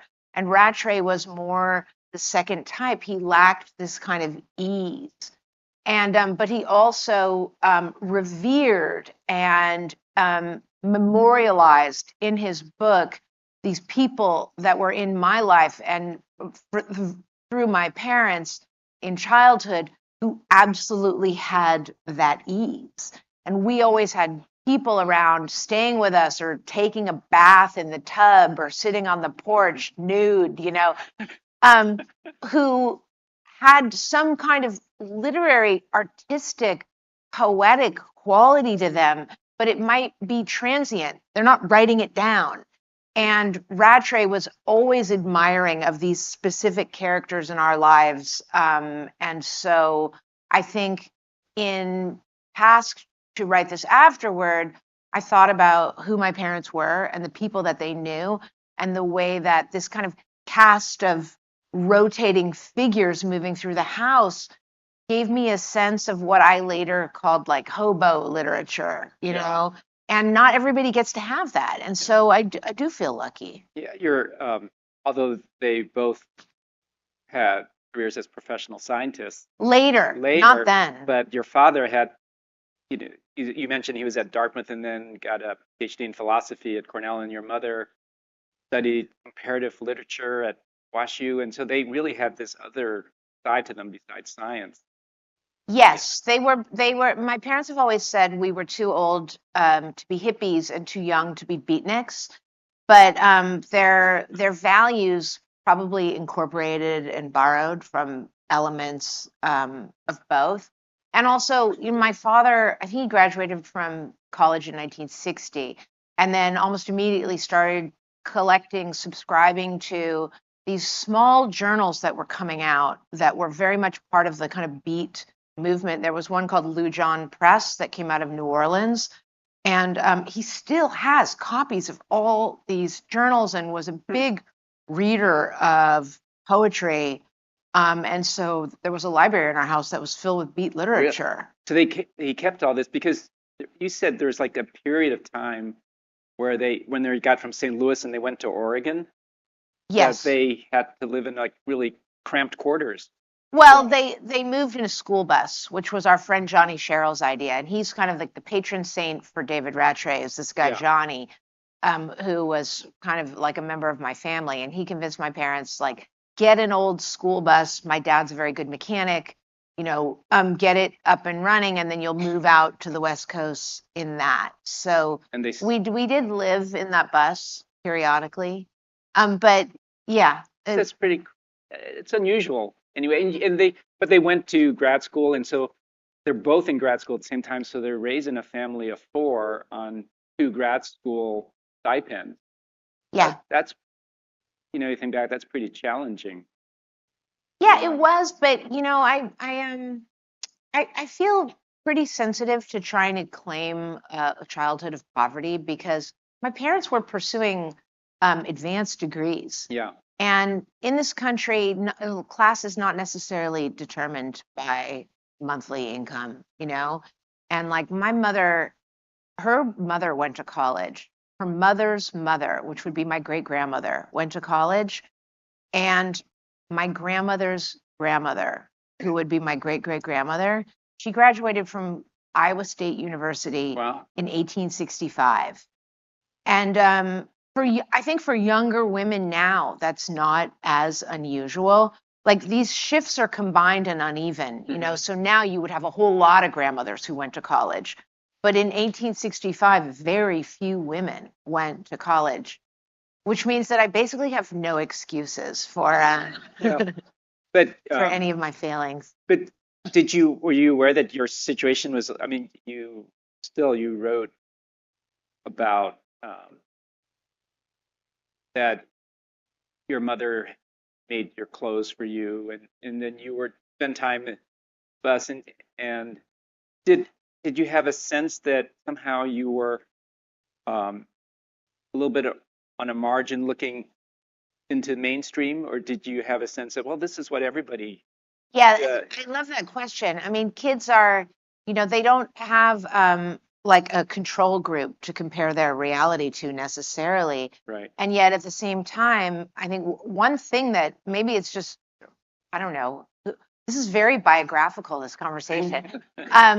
I think that my parents gave me so much freedom that I did have a sort of unmediated access to the world itself. And there's so many different parenting styles. And there are children where there does kind of feel like there's this insulation layer where they're not getting direct access to reality. But like my brother and I both worked. I worked starting in 4th grade. I worked at a bakery. I had a paper route every summer. So I had a lot of access to people, but we lived in Eugene, Oregon, where kind of nobody had money. I mean, there was one girl at our school. Her father was a doctor. And she had new clothes and everybody else was just cobbling it together. So it was a sort of wonderful environment where I wasn't made to feel like on the outside for having parents of modest means. And I haven't written a lot about my personal life, but I did recently write a fairly long autobiographical piece in the New Yorker. That was in the style issue, which is not normally my beat, but I decided I wanted to write about the history of my relationship to my appearance and clothes. It was like, it just suddenly occurred to me how profound it is. Men and women too, I should say, that we all have this relationship to ourselves, and it gets reconfirmed every time you glance in the mirror. And that's happening even when you're alone, you glance in the mirror. And so like, what is all of that and how do we form it? And my mother had casually mentioned to me in passing that I used to actually get clothes from my paternal grandmother in New York City, but my mother would intercept the packages, return them to, Lord and Taylor, the department store that had an outlet in Oregon, and then use the proceeds to buy food with. And, telling me that now, we just both thought it was so funny. And there's like no pain or annoyance about it at all. And I thought, oh, I want to write about this. And I said to my mother, would you be offended if I wrote about that? And she said, oh, no, I think that would be great. And like, the people from the New Yorker were like, wow, your childhood was really intense. Are your parents going to be upset about this? And my mother was like, I love the piece. And I think she just feels proud because it's evidence of her resourcefulness. Yeah. And then you then moved to San Francisco Yeah. around 10.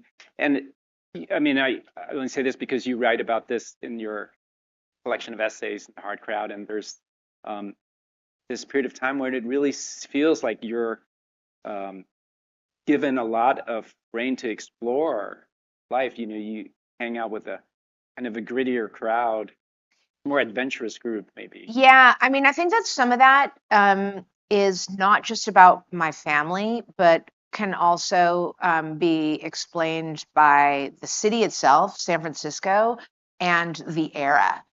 Because I've talked to other. This is in the 70s? No, it's in the 80s. Okay. But I talk regularly with old friends about the intensity of San Francisco I mean, the 70s would have been the case also, but I didn't move there until 1979, the fall of 79. But growing up, being a teenager in San Francisco in the 80s and 90s, I should say, if you went to public school, it's a very divided city. Like, we didn't know about kind of old money San Francisco debutantes, people who lived in Pacific Heights, all of that. But putting it together now, there were a lot of, my parents weren't among them, but these were my peers.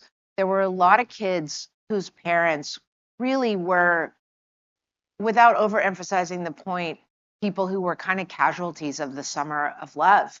People who showed up in San Francisco very young, became parents there or were parents when they arrived, and stayed after 1967 is the summer of love.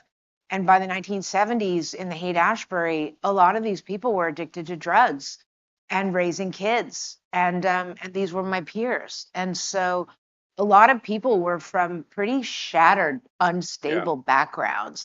And so there's a kind of darkness in San Francisco. There's a grit. I just read a memoir by this guy, Roddy Bottom, who was in the band Faith No More. It just came out a month ago. And reading his version of San Francisco reminds me how specific it was in the way that it was gritty. And I had kind of covered some of that material in my novel, The Mars Room. Mm-hmm. I thought I was done with it. And then I ended up writing this very long piece for The New Yorker called The Hard Crowd, which is also the title of my book. And I just felt like, you know, there are so many larger than life people that I knew starting at the age of 11. And if I don't describe them and put them into literature, they will never find their way there. So it was the kind of way of memorializing people and this specific era in San Francisco. In that essay, you describe yourself as the soft one, and talk about being at a remove. It's all relative. Yeah.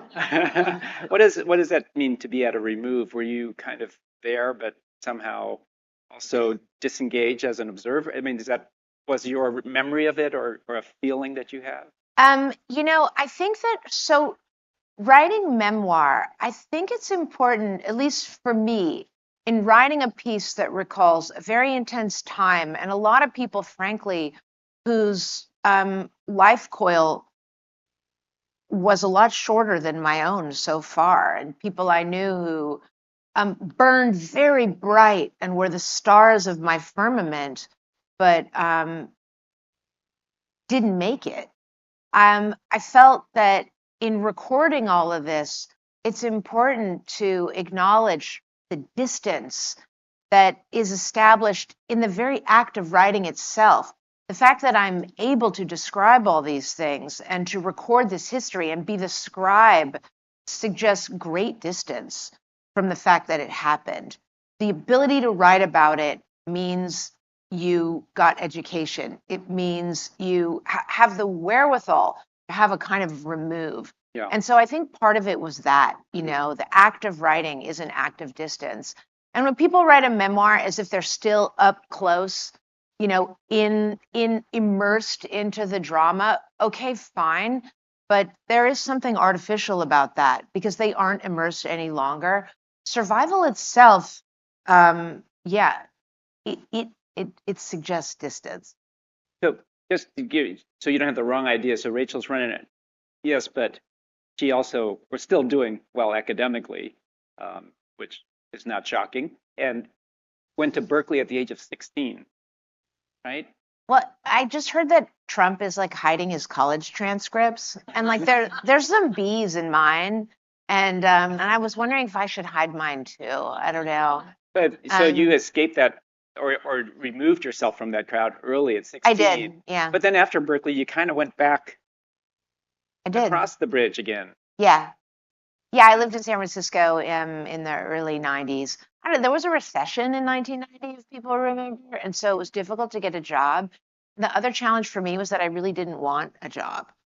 And I don't know what I was thinking. I mean, those are they're not the lost years, but they were sort of bohemian in the sense that like I worked at a brewery and then I got a job as a bartender, and then I was a bartender until I was 26.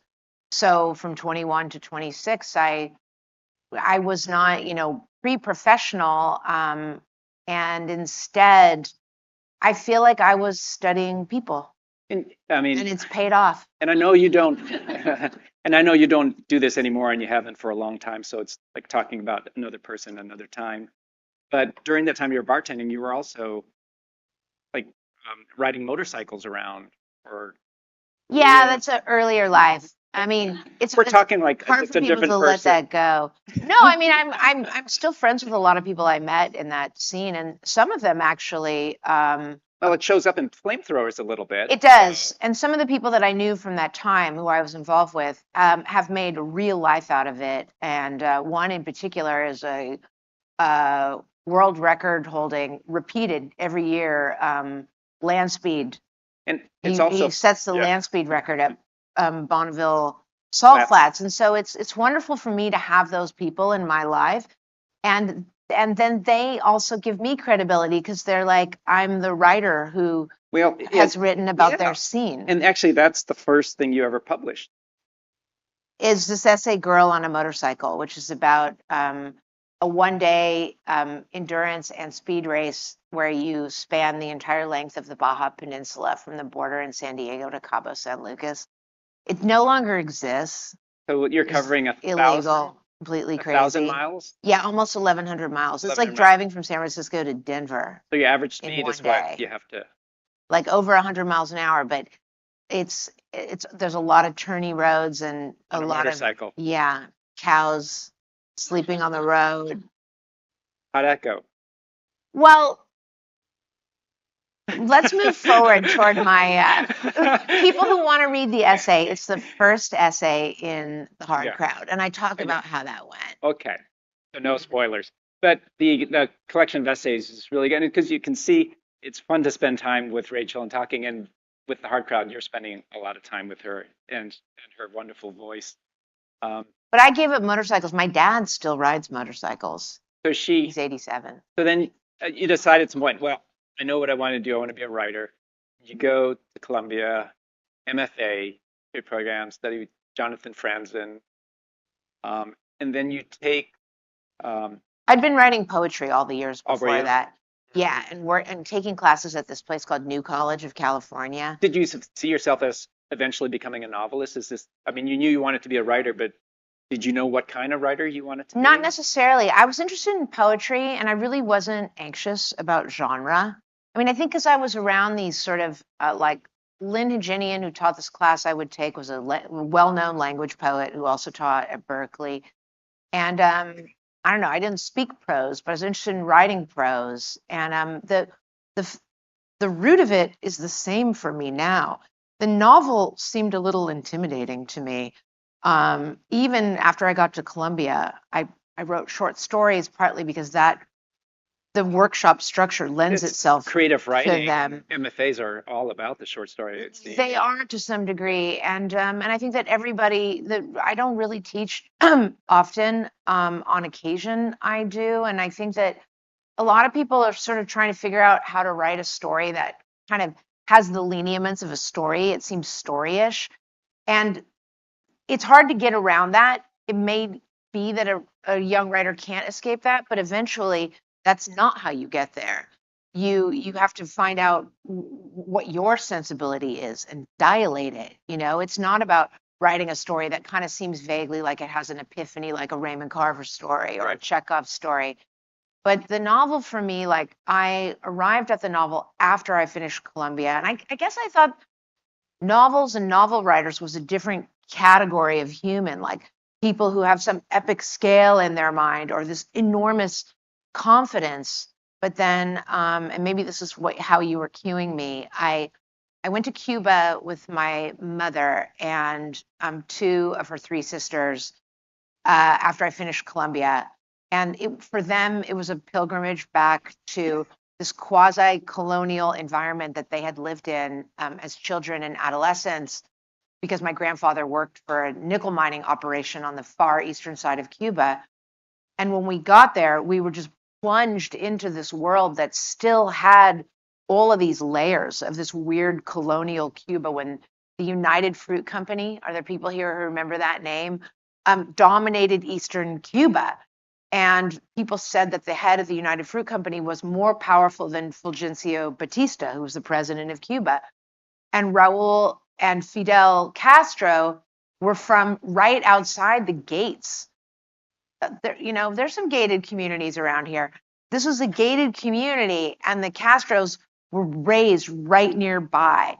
And so you kind of saw the whole thing, that there was this environment of these Americans and their social club, and they had their own telephone service and their electricity and power plants and their own roads and their own mail service and their commissary. And it's part and parcel of these colonial outposts all over the world. And after the revolution in Cuba, a lot of the people that worked there went to Lima, they went to Caracas. They just moved from place to place. And I thought, oh, this is what a novel is. This is what you do. You tell a story of complexity that you think you have access to, and that you can get at something like the truth by going into these different perspectives. Because there were people who lived in Nicaro, is the village that my mother and her sisters lived in.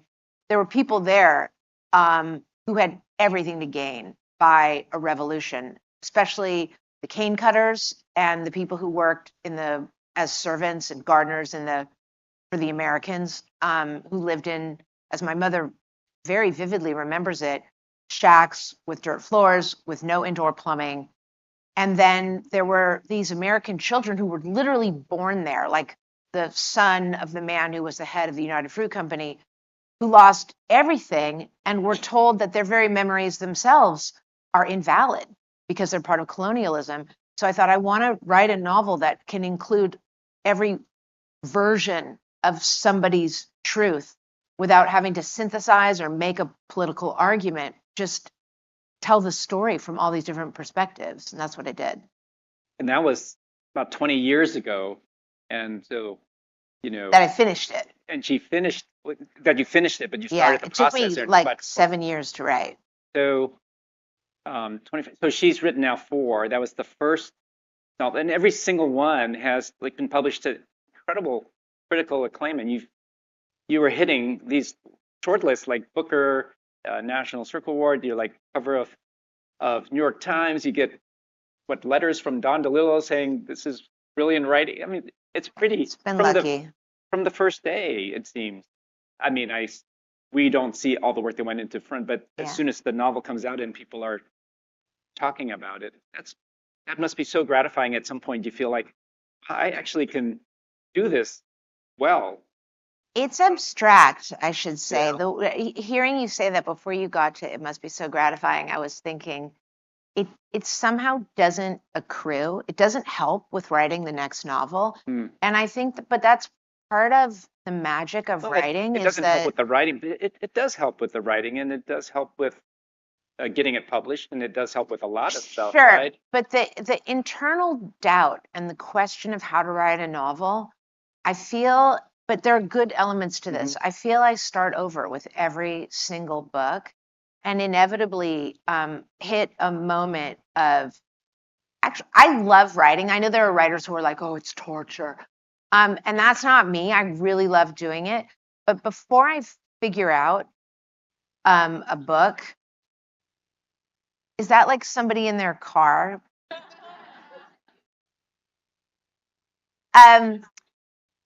before I figure out a book, there's a moment of profound despair where I'm ready to like Google, like, how do you write a novel? And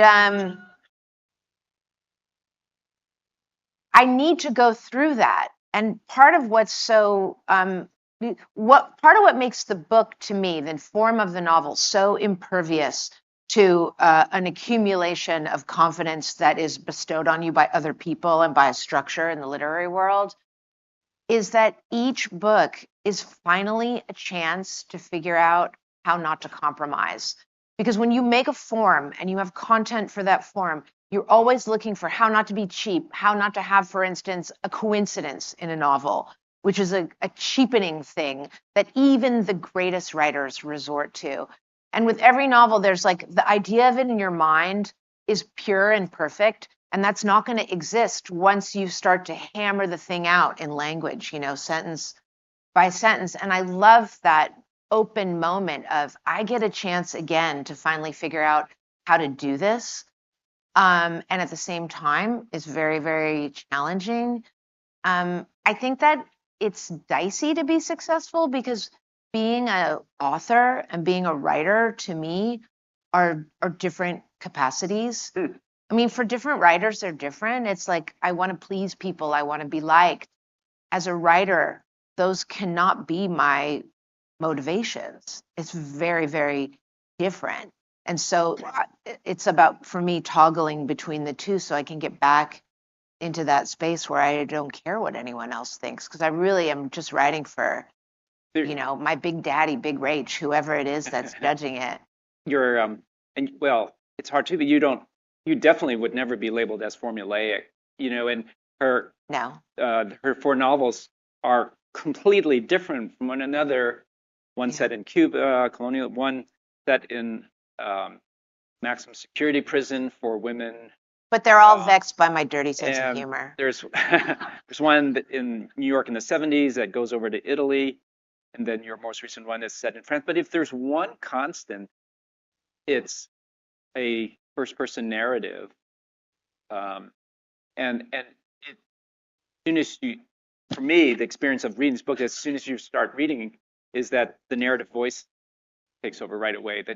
That sets the tone, and I wonder if maybe as a writer too, that once you have that narrative voice and the tone, that the rest goes more easily. Would that be true? Definitely, yeah. I mean, actually, all of the books toggle between first and third. Because Telex from Cuba has Christian de la Mazière, who's a third person. Not Creation Lake as much. Well, Creation Lake is kind of a nested. trick novel. Right. Nested. That's so perfectly put.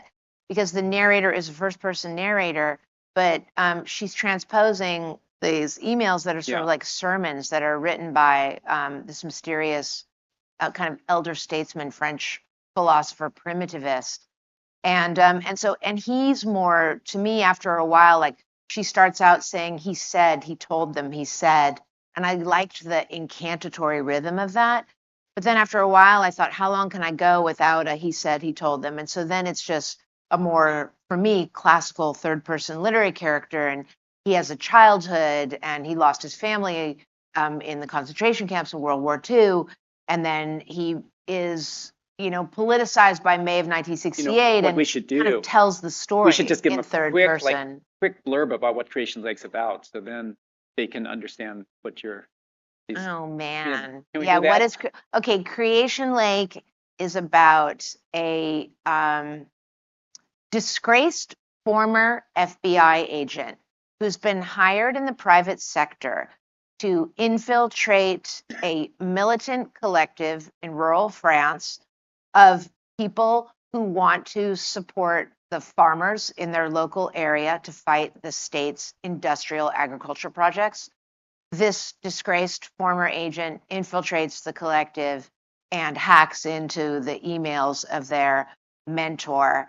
She kind of presents herself to the reader as like a kind of flawless machine-like James Bond who never makes mistakes. But then after a while, the reader might notice that she drinks quite heavily and takes risks that you or I might not. But she, right, and then she presents the other narrator's voice. It's too. And Rachel's novels, can I should say it's about human history too, because Bruno, the mentor, thinks that like a lot of times when you talk to like leftist intellectuals about capitalism, they'll say, well, like the fall happened at the advent of agriculture, the dawn of agriculture, and the development of the city state. And Bruno says, no, no, no. The fall happened 38,000 years ago when these, you know, skinny and devious growth at any mindset, Homo sapiens, rampaged Europe and Asia and dominated the Neanderthal and the Denisovans and all these other life forms that molecular biologists are now discovering previously existed. So Rachel's novels are always full of these observations. So it's the narrator's voice is so important. And a lot of times the narrator is situated kind of like on the margin or a periphery, like in Telex and Cuba, there are two young children. The children obviously never really have that much agency, right? The children, things happen and they are just reporting what's going on. But they can see contradictions that adults have already buried. They're commentators, yeah. But they're less of the actors, you know, or driving the action, right? They are a window for us to experience. And in the Flamethrowers, the second one, the woman's is fairly passive, I would say, and she's reporting what's going on, but she's not the one driving the action. She's a young woman who wants to be an artist in New York City in the 70s, and it turns out that the men around her talk a whole lot.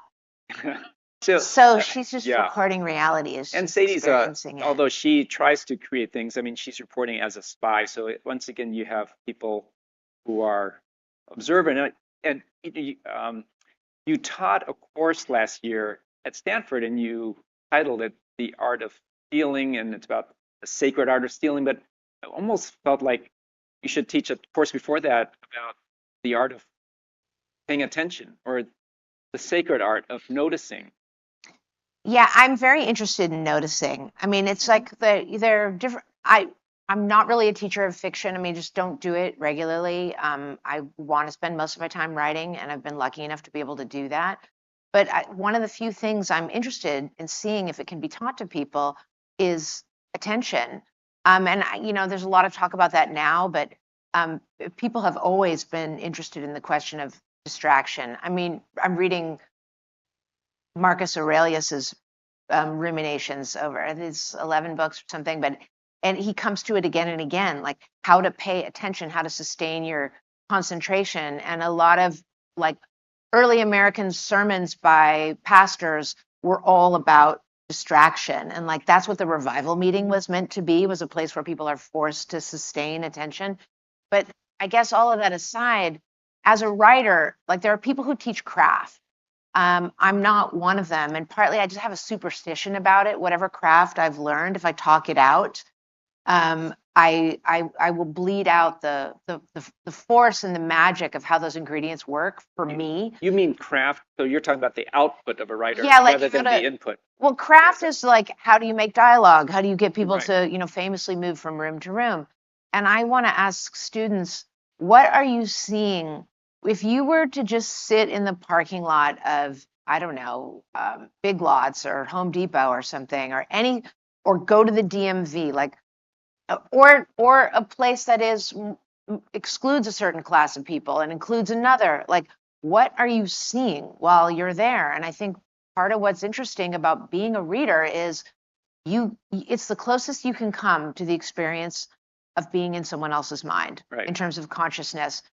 And as fiction writers, we're doing that. We're sharing our consciousness and also imagining what it's like to be in other people's. And I think paying attention for me is part of the key to that.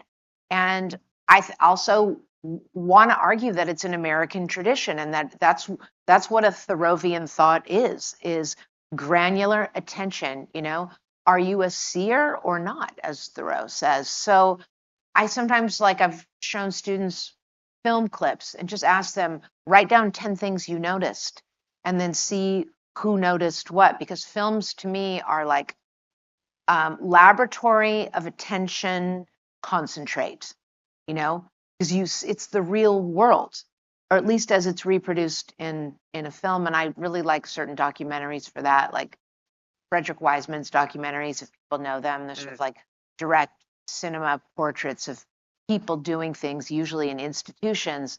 And sometimes it's like the thing that most people would find not interesting, like nothing dramatic is going to happen.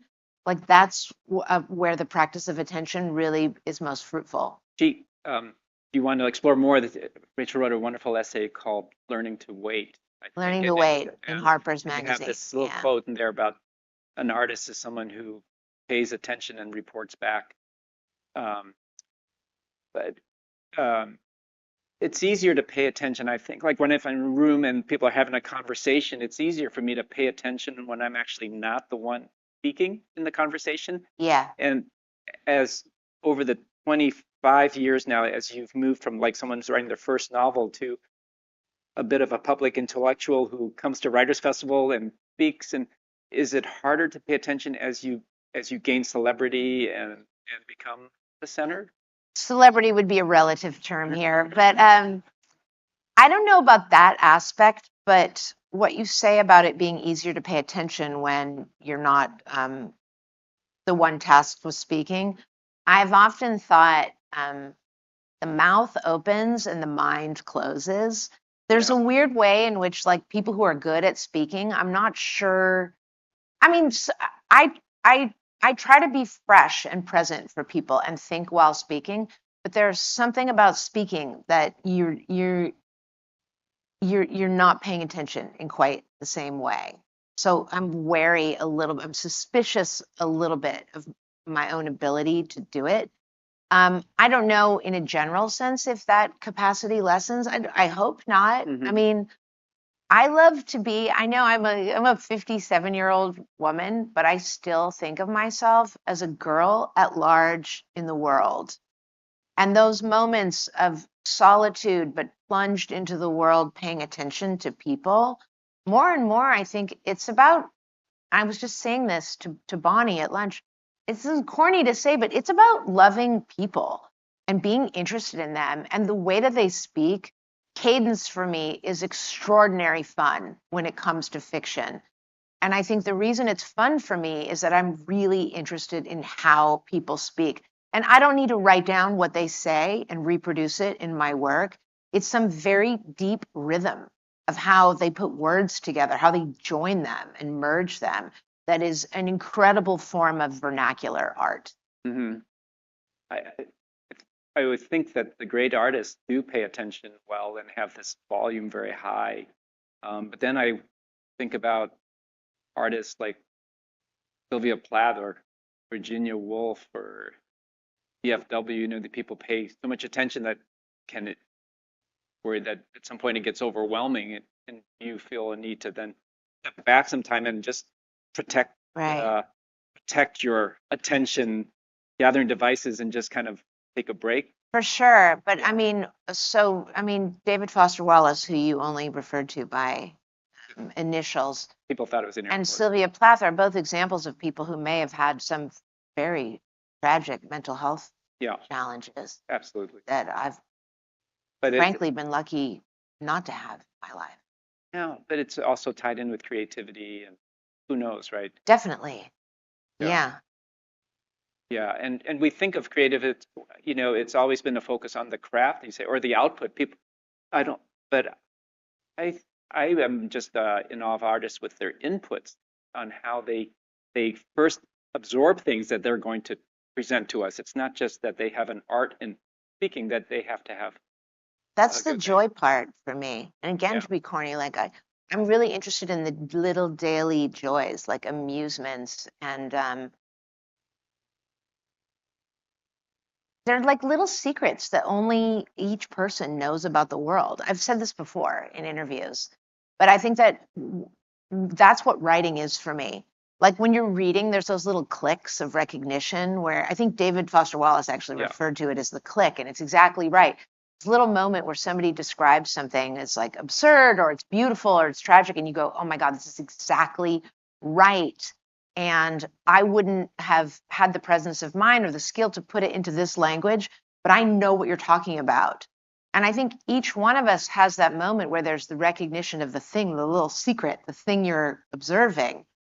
And I get great joy from that. And that's the part that comes before the writing. And then the writing itself for me is also, it can be incredible fun once I figure out the tone of the narrator. Like with the last novel, it took me 3.5 years to figure out the tone. And that wasn't that fun, but I just did it. And then one day I got it. And then it was like I was tunneling to the center of the earth. And I wrote the whole book in 14 months. And I don't know if I'll ever have an experience like that That must have again. been really But fun. it was, yeah, like really wonderful. I mean, the less fun part, for which one still must be very grateful all the time, is the process of kind of going out into the public and building some kind of public image, and doing that part of the job. It's not, I mean, it's fun, but in a less wholesome way, I Careful. would say. Like, you don't want to start to enjoy that part too much, This because part. yeah, the part that I call, so there's the girl at large in the world, and then there's the fool on the plane.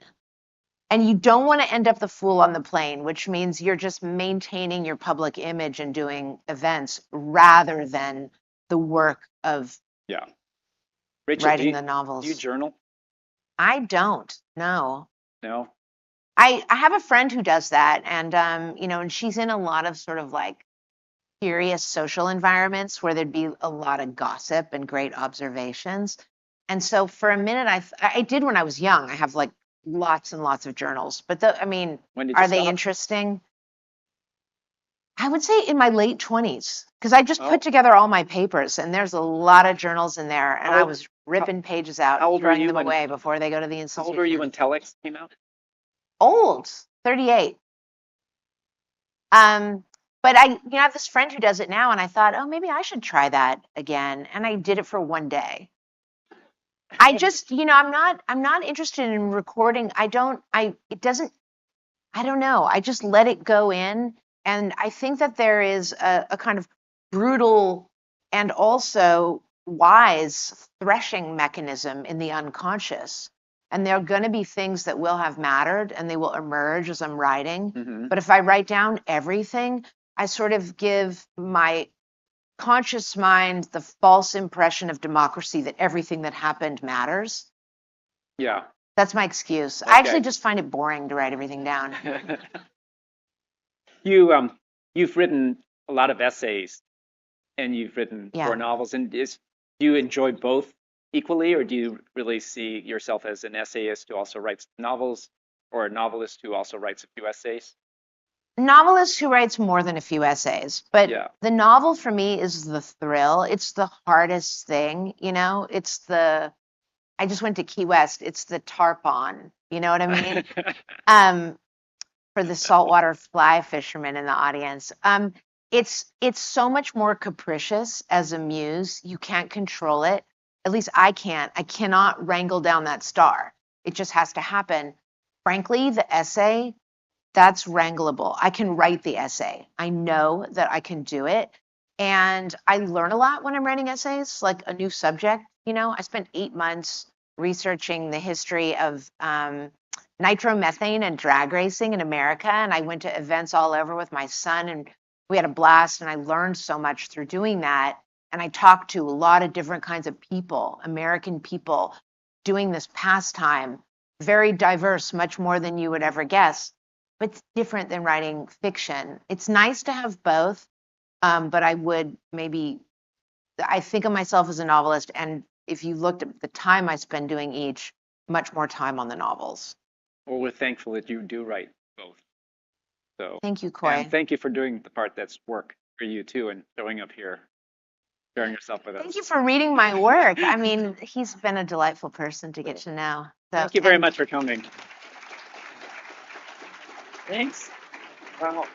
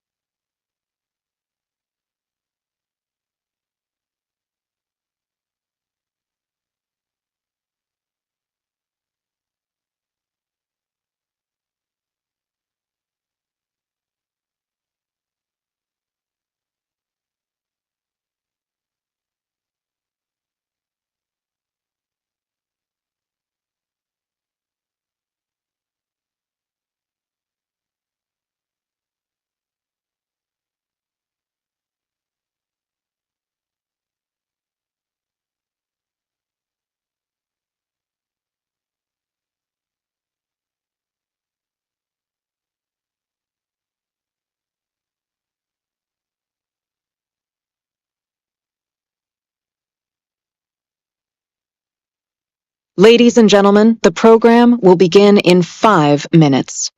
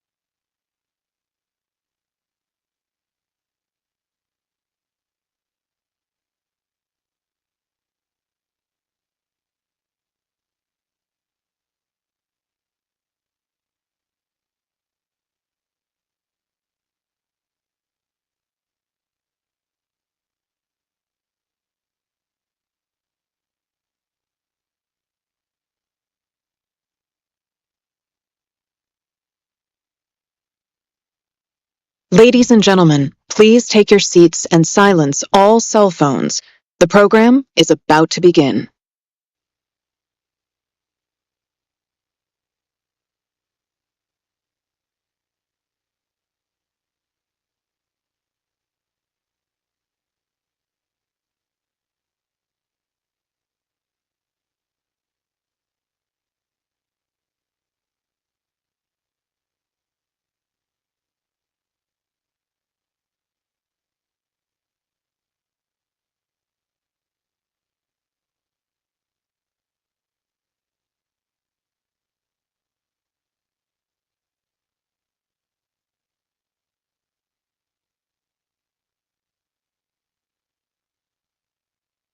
Ladies and gentlemen, please welcome Daniel Mendelsohn with Doug Miller.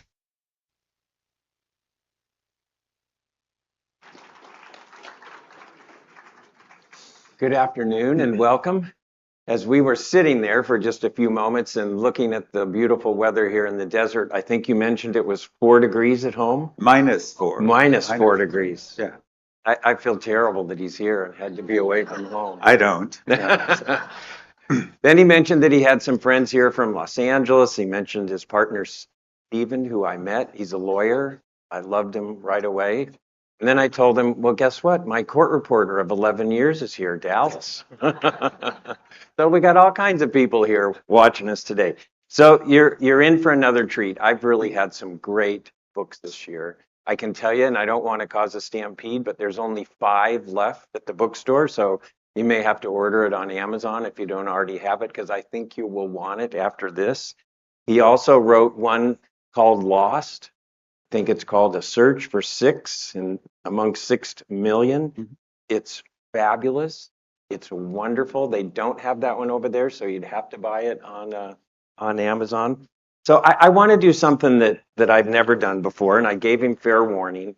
I want to start out by having him read the very first paragraph of the book. And I think of those who are readers, sometimes the first paragraph makes or breaks it, and maybe you don't go to the second paragraph.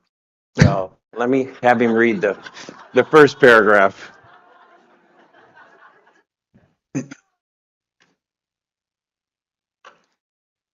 One January evening a few years ago, just before the beginning of the spring term in which I was going to be teaching an undergraduate seminar on the Odyssey, my father, a retired research scientist who was then aged 81, asked me, for reasons I thought I understood at the time, if he might sit in on the course, and I said yes. Once a week for the next 16 weeks, he would make the trip between the house in the Long Island suburbs where I grew up, a modest split level in which he still lived with my mother, to the Riverside campus of the small college where I teach, which is called Byrd. At 10 past 10 each Friday morning, he would take a seat among the freshmen who were enrolled in the course, 17 or 18-year-olds, not even a quarter his age, and join in the discussion of this old poem, an epic about long journeys and long marriages and what it means to yearn for home. Was I right? Are we all going on to the second paragraph till the end of the book? The whole book is written like that. It's fabulous. So before we start to talk about the book, tell us a little bit about you, your background, your scholarly background, your connection with the Odyssey. Well, so I was bit by the mythology bug very early on in life. When I was, 7 or 8, I was already reading, Edith Hamilton mythology and all those things. And I became very interested in the ancient Greeks. I wanted to learn Greek. I don't know. So I was just your average American kid. And I just pursued it, I just worked toward it. I went to University of Virginia. I declared my classics major my second day of school, studied Greek, learned Latin, learned a bunch of other languages that you need if you're going to be a classics.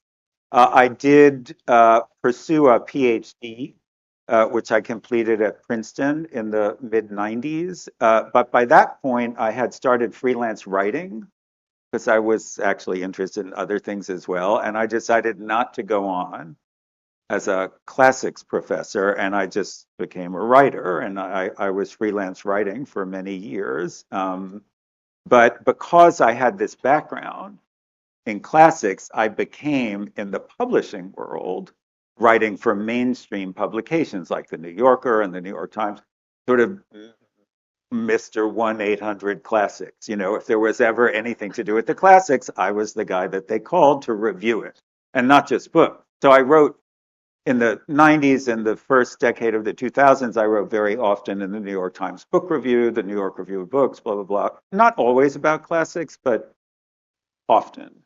Also, not just books, movies too. So whenever a terrible Hollywood blockbuster about the Iliad came out, I was the person who reviewed it. But the Odyssey, as I mentioned yesterday, for those of you who were here yesterday about my talk about my translation, the Odyssey was always the text for me.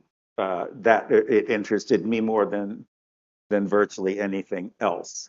And I think a lot of that is because, so you mentioned my book, which is very, very different, obviously, a Holocaust family memoir that I published now 20 years ago in 2006, about trying to find out what happened to my mother's relatives during the war. And a big figure in that book was my grandfather, my mother's father, who was a very colorful character, a trickster, a cheater, a liar, a womanizer, whatever. And I just realized, and I loved him, and an incredibly great storyteller. I mean, an incredibly great storyteller. And he didn't have an education the way we did, because his education was interrupted by World War I and blah, blah, blah. But naturally, he was a great raconteur. And when I first encountered Odysseus reading the Odyssey, I realized he is like my grandfather. You know, basically, he is that type. So I was primed from childhood to like Odysseus, you know. And so when I read the Odyssey for the first time, I remember thinking, oh, I know this guy, you know. And a lot of people recently, they have problems with Odysseus. He's not so nice, but I don't know. I always thought he was kind of great, actually. So the Odyssey had always been sort of in the back of my mind in one way or the other. And then I mentioned that I did a PhD. I studied under a very prominent woman classicist who was also an Odyssey expert. As an undergraduate at University of Virginia, I was trained by a woman called Jenny Clay, who is a great authority on the Odyssey. So it just sort of happened that my life kept bumping me into the Odyssey, and then this crazy thing happened. So this isn't one of the questions I had written out, but after listening to you talk for a few minutes, I want to take your class. I think you're a great teacher. I love everything about what you just said. So you all heard what the first paragraph was. So what inspired you to write a book about this experience with your father? And the second part is, when, in relationship to the class, did that happen? So you heard the first paragraph. So it was in January of 2011. I was about to start the spring term teaching a freshman Odyssey seminar at Byrd College. So this is early 2011. My father called me one night and he said, "What are you teaching this semester?" And I said, "I'm doing a thing about the Odyssey." And he said, "Oh, I think I want to take that course." So I said, "Okay." And I said, "What do you want to do?" And he said, "No, I'll just do the readings. I won't say anything. Don't worry." So, the way it unfolded was, so he did come every week. So it was a seminar. So it met once a week for 3 hours. So can I just stop you just for 1 second? Because he said, "I'm just going to sit there." Did that happen? Yes, well, that's an important flag to plant. Okay, Let me just put it that way. Okay, so, good.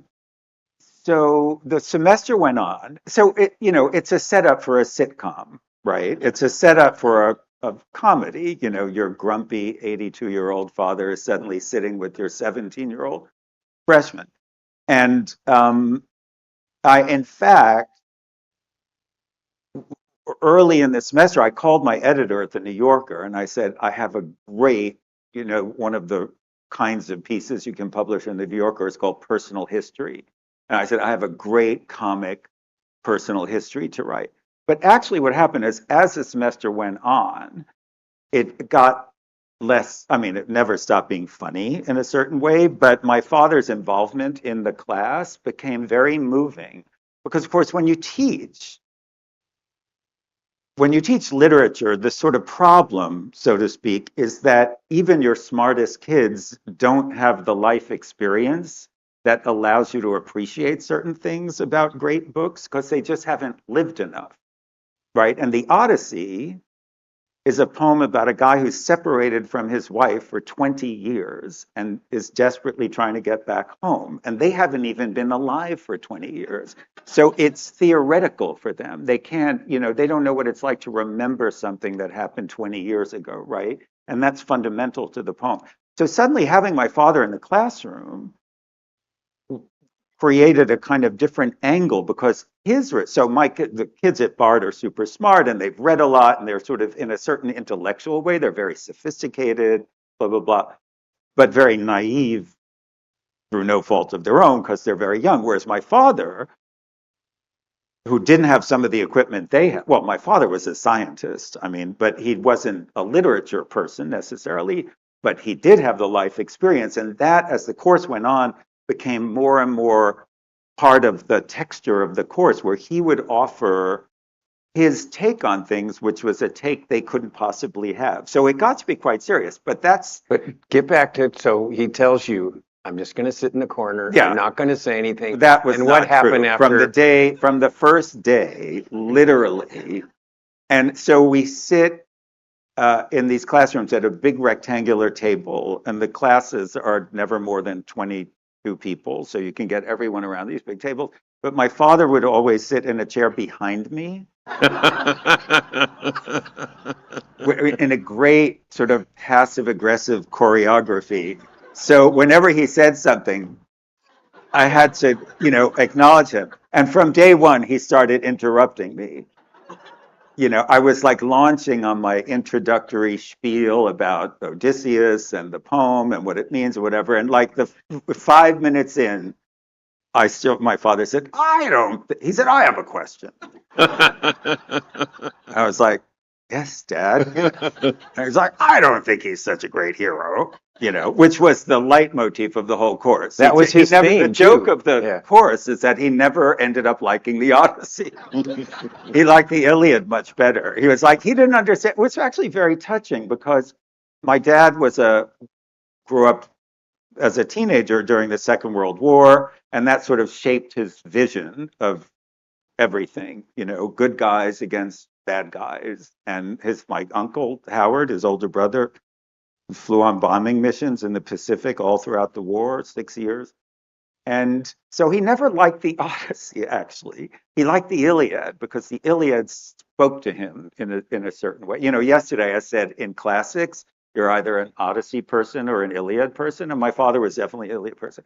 So he was a pain in the tush the whole semester. But that's just one of the rings of the book. So there's 3 sort of trajectories in the book.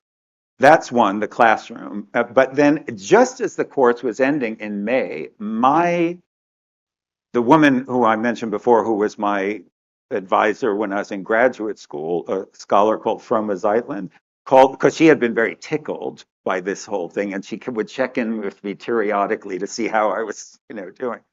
And she had just read about a cruise that recreated the voyages of Odysseus. And I called my father, and she said, you should go on it. So I called my father, who never liked to spend money. Well, he was also a depression baby, right? And I said, Dad, there's a cruise that recreates the voyage. He said, we're going. So that became the second sort of part of the narrative. We went on this cruise. It was 10 days, sailing all over the Mediterranean and going to these places allegedly, which are, in the Odyssey. And that revealed a whole other side of my father, which I had never seen before, because my father was a Depression era baby and didn't treat himself to things. It wasn't in his nature. And, he grew up poor and didn't like to indulge himself. And suddenly on this cruise, I saw a kind of version of him that was new to me, relaxed, gregarious, and these people kept coming up to me. Telling you he was charming. These women would come up to me and they'd say, oh, your father is so charming. And I thought, who is he talking about?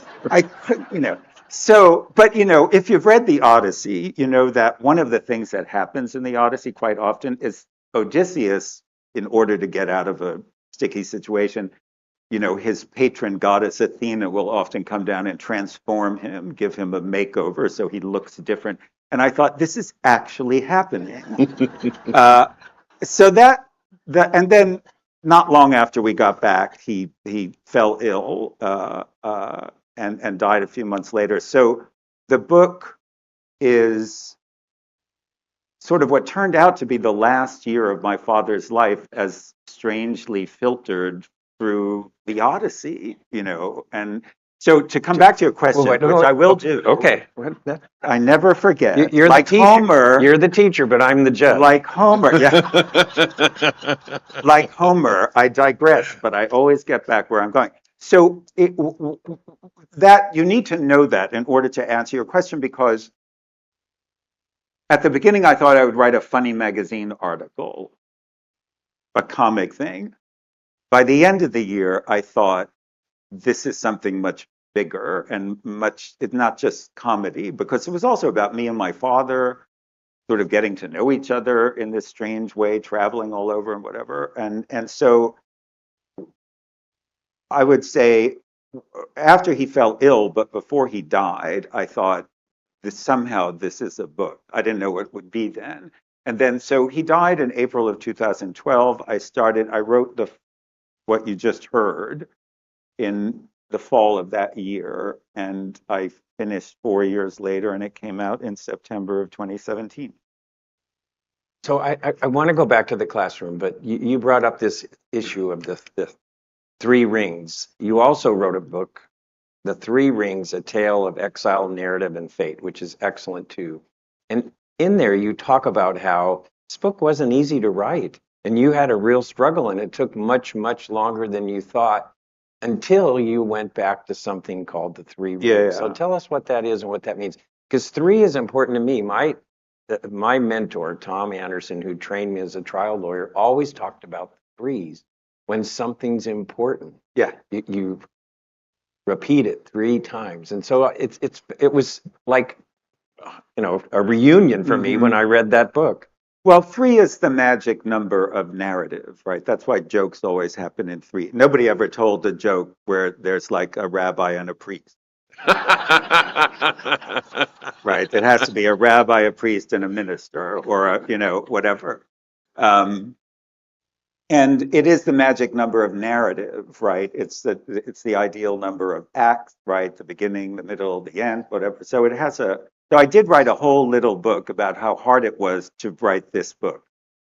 And it's an interesting sort of issue, because I wrote up everything that I just told you about, basically, as they happened.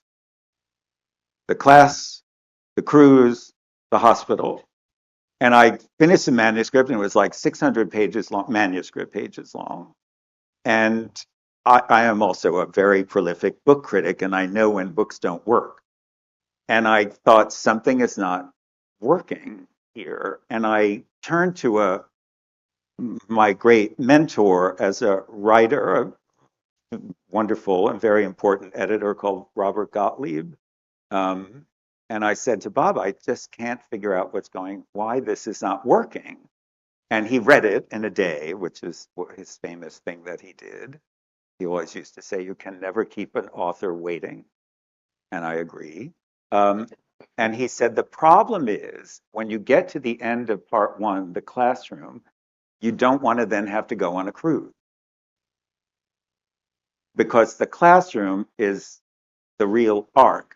But my father's interactions with the students, how he drove me crazy, whatever. He said, you have to figure out a way to wrap the other 2 parts around the classroom through flashbacks, flash forwards, like to create a texture rather than line it up end to end.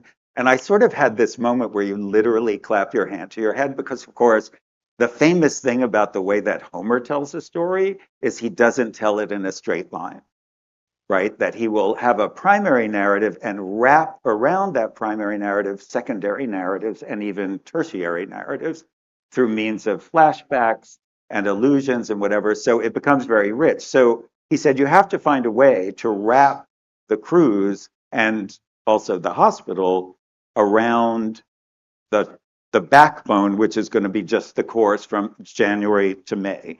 And the minute I saw that, and I thought, here I am writing a whole book about reading Homer, and I'm not taking like Homer 101 is don't tell it in the order it happens, right? So that was, I learned a lot through. This was the hardest book I ever wrote. The Lost, this Holocaust book, which is twice as long, took me 1/4 Why of the was time why to was write. this one harder? I don't know. I knew. I don't know. I don't know. It's very personal. Because it was very personal. It was about ultimately the death of my father.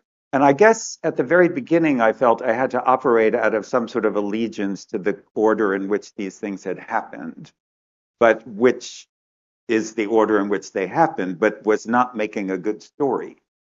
And then, the farther I got from the time these things happened, the more liberty I felt I had to sort of play with it. So the book that you will read, hopefully, is, as you will see, it's sort of, there's a lot of digressions and whatever, but you always keep coming back to the main arc. So I want to go back to the classroom because the interactions are just classic in that regards.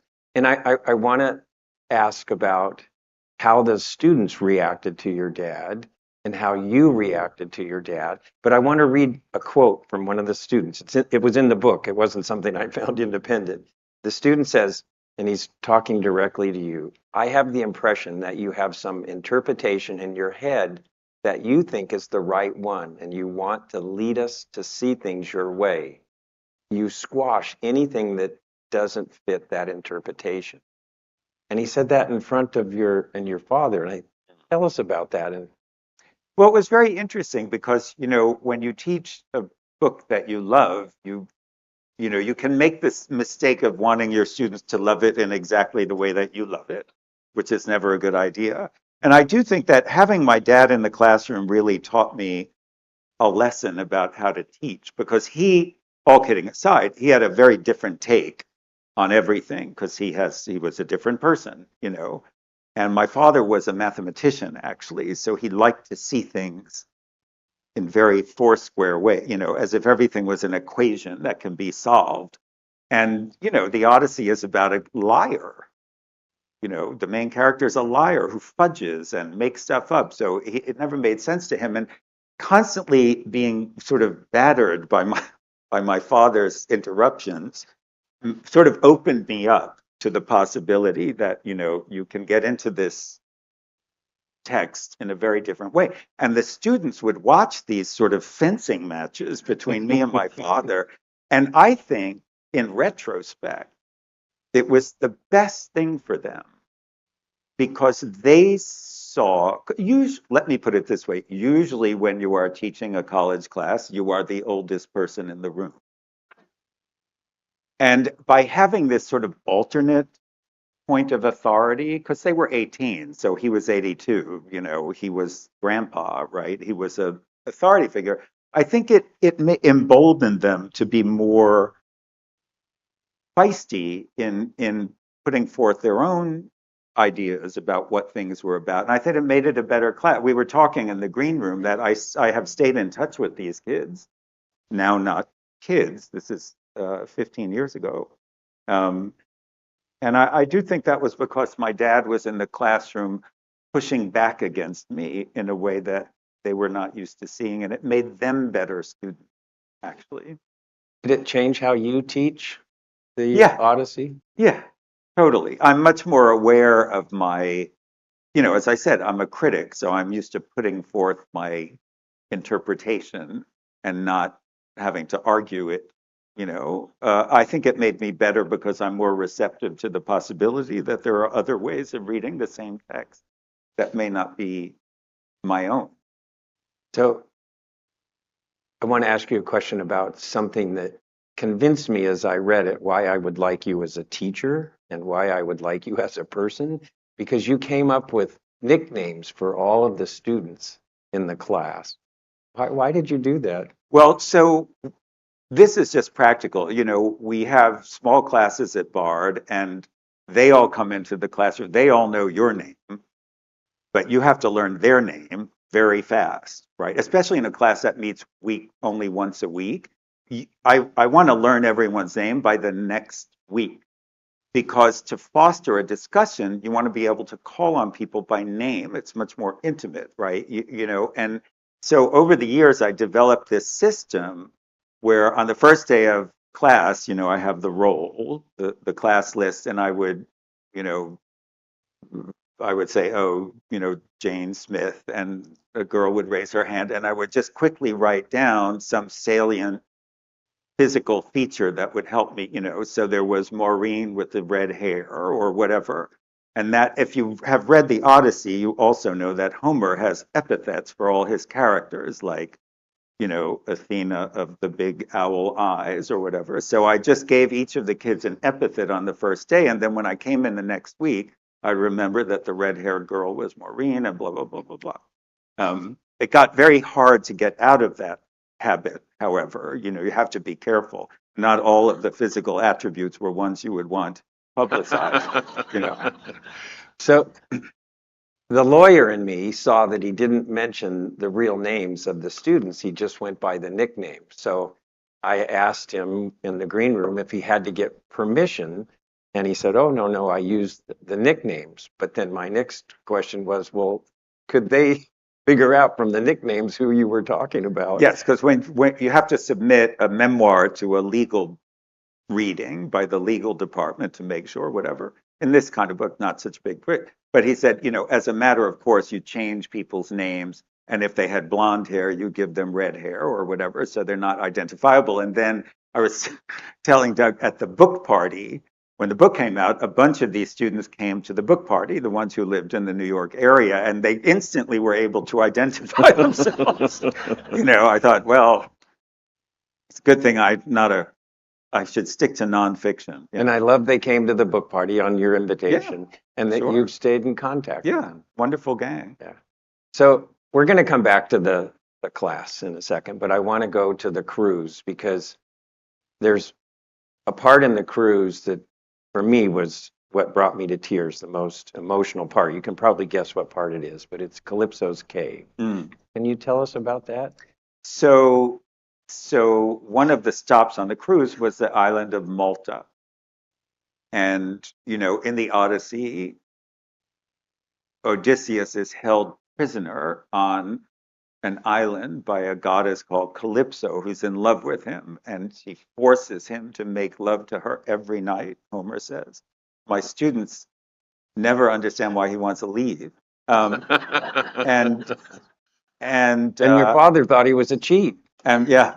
And so on the island of Malta is a cave which has been identified as the cave of Calypso. She lives in a cave. These are all made up by 18th century tour guides, you know, but and so we went into we stopped, and there were a bunch of the people on the cruise were going to go into this cave. I am extremely claustrophobic. I can't even get in elevators. And so I'm standing at the entrance of this cave. And I hadn't wanted to go. I said, I'm going to skip the cave. My father's like, no, we have to see Calypso's cave, blah, blah, blah. And all these people, and, you know, and they had prefaced this by saying, you know, it's dangerous and blah, blah, blah. And the entrance to the cave is like this, and you have to sort of squeeze through it. So I'm having a complete panic attack. And my father, who was, to say the least, not a physically demonstrative person, took me by the hand and led me through the cave. Now, I don't think my father had held my hand since 1964, honestly. And it was so touching. I mean, literally and figuratively. And then later that night, this is the part. This is the part. Later that night, there was a gaggle of passengers who would gather in the lounge, about 8 or 9 of us who sort of got to be friendly. And there was a pianist who was always playing Great American Songbook songs, which is my father's favorite thing. And one of the main tour guides said, oh, did you go to Calypso's cave? And I was starting to answer, and my father said, we did go in, but I was having a little trouble keeping my balance, so Daniel took me by the hand to lead me. So he was covering for me, which was so cute. Yeah. So maybe we can pause here for a second and go many years before this class. What was your relationship like with your father as you grew up? Well, I didn't have much of a relationship. I'm one of five, and I don't think I wasn't really close to my father till I was in my late 20s. Uh, my dad could be very difficult. He was sort of tough. He was a tough person. As I mentioned, he was a depression baby, and he didn't have an easy childhood, and he was a scientist, and he was very demanding. He was very demanding that all of us do well in school and succeed and blah, blah, blah, blah, blah. He was not physically affectionate. And I just have to say, it was a famous joke in my family that my father was not physically demonstrative with my mother or us. And after we all left home, and my mother also, who was one of the funniest living people, would play on this as a joke. And every day she told us, so my old bedroom became his office after we all left home. And she said she would, at 3 o'clock, bring a cup of tea and knock on the door, and she would say, "Jay, lovey-dovey, my darling, adored little cupcake, can I bring you a cup of tea?" And he would say, "Get the fuck out of here." And they played out this little scene every afternoon. So he was, he was not easy. He was not a bunny. He was not a cozy bunny, as my mother liked to say. And but when I was, but he was very brilliant and a really admirable person. I think he was the most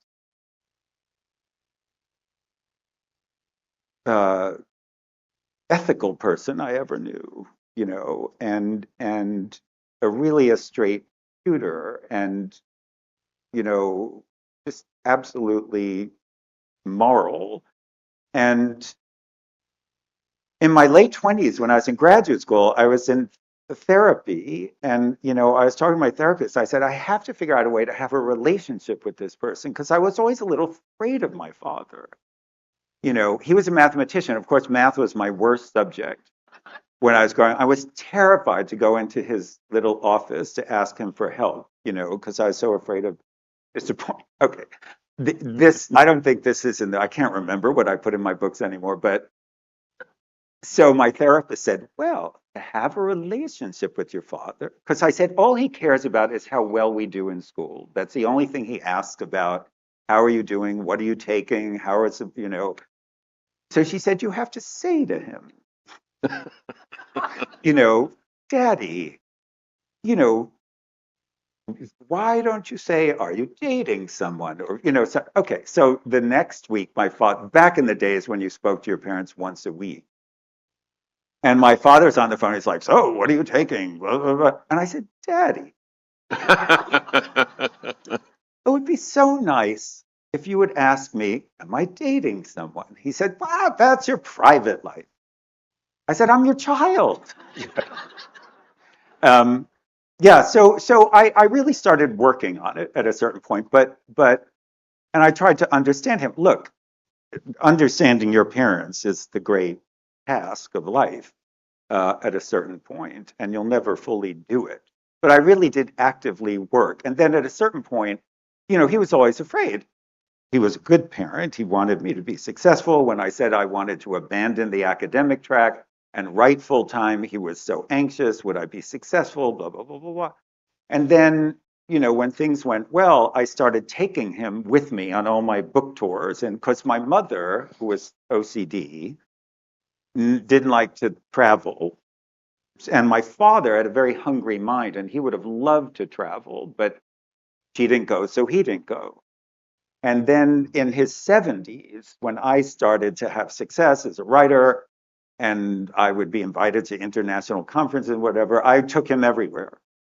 I took him everywhere. And that became a vehicle for us, long plane rides. We started to really talk to each other, and I learned a lot about him. So it was nice. When he died, I did not feel I felt we had You'd talked made, about everything we needed to talk about. and you'd finished your journey. And we had finished our journey. So I told you that I used this book in my book club, 10 other people in the book club, and that a majority of them picked a paragraph. It was just one paragraph that had some impact on them. Mm-hmm. And it's the paragraph where you describe your father taking the train to your class. And one time he happens to mention that one of the students, Madeline, if that was her real name, was on the train and sitting with him and having conversations. And that's all you say. And there's nothing. I've read the book 3 times, I think, trying to find if there was some other reference to it, thinking I missed it. So why was that included? Well, because as it turned out, so my parents lived on Long Island. So to get up to the Hudson Valley, you have to take 2 trains. You have to take a train into Manhattan, then a train out of Manhattan up the Hudson River. And it turned out that and a lot of Byrd students, because we have a conservatory, are also musicians, aspiring musicians, and they all have lessons in Manhattan. And it turned out that behind my back, my father was getting to know all my students because they would ride the train down to the city together. And I was so amused when I found that out. And it's part of the book because it explains why my father died after this class was over for a year. But a lot of the students heard about it and they all wrote me notes. And all these notes said, "Oh, I always had so much fun riding the train with your father." And I thought, and he was, what is that word? Suborning me, in more than just in the classroom, as it turned out. But I just wanted to let that float out there and let the reader appreciate the sort of humor of this secret mission that he was on. Well, it had that impact. Yeah. So you dedicate the book to your mother. Why? Because she's really not in the book very much. Only at the end. Yeah. Well, that's also by design, because in the Odyssey, Penelope doesn't really become a character until the end of the Odyssey. And a lot of this book is constructed to sort of echo the structure of the Odyssey itself in all kinds of small and big ways. And my mother was great when, after my father had his stroke, she sort of rose up and I remember her yelling at a snooty neurosurgeon one day who was talking to us in, words of 1 syllable or less, explaining and my mother drew her. She said, "Excuse me, I was a teacher in the New York City public school system. I'm not an idiot." And, ugh. So she was amazing. I just thought, when I dedicated it to my mother, I thought, well, she had to put up with him for 64 years. She should get something. I told you this story, and it's true. When I had sent the manuscript, when I finished the manuscript to my mother, and she called me. I said, "So what did you think?" And literally what she said, Stephen, my partner, is here. He's known her for 20 years. He knows all of this is true. She said, "What do I have to do to get you to write a book about me? Die?" And I said, "Yes." I dedicate to my mother because she knew my father better than any living person, and she sort of got it. She got it, and she said, "That's him." So if you want to hear his mother's voice, you read a book and you make up the voice. He did a PBS interview, I think it's 5 or 6 years ago, with your mom, talking to her about the book and about her life. It's fabulous. And she says in there the same thing, all I ever wanted was for you to write a book about me. About me. Right. Yeah. So tell us about the third ring, your father's fall and hospitalization. Well, we were home for a few months, and we were, as I said, I'm one of 5, and orchestrating Thanksgiving is like a D-Day thing. And so what we do every year is we would rent a giant rental house somewhere and we would all descend. And we were actually in Sonoma that year, and he tripped in a parking lot going to get Thanksgiving groceries, and he had a minor injury. He cracked some bone in his hip, and it was one of those things where just one thing leads to another, and then they put him on blood thinners, and then he had a stroke, and he was 3 months dying. But being my father, tough cookie, fighting mightily to come back from this very massive stroke, which he almost did. And that was sort of the final trajectory of the book, is watching my father's decline, but also see, because the Odyssey, as I said yesterday, is ultimately about identity. How do you know who someone is? The main character is always falsifying who he is. He's disguising himself. He's making up stories. And I thought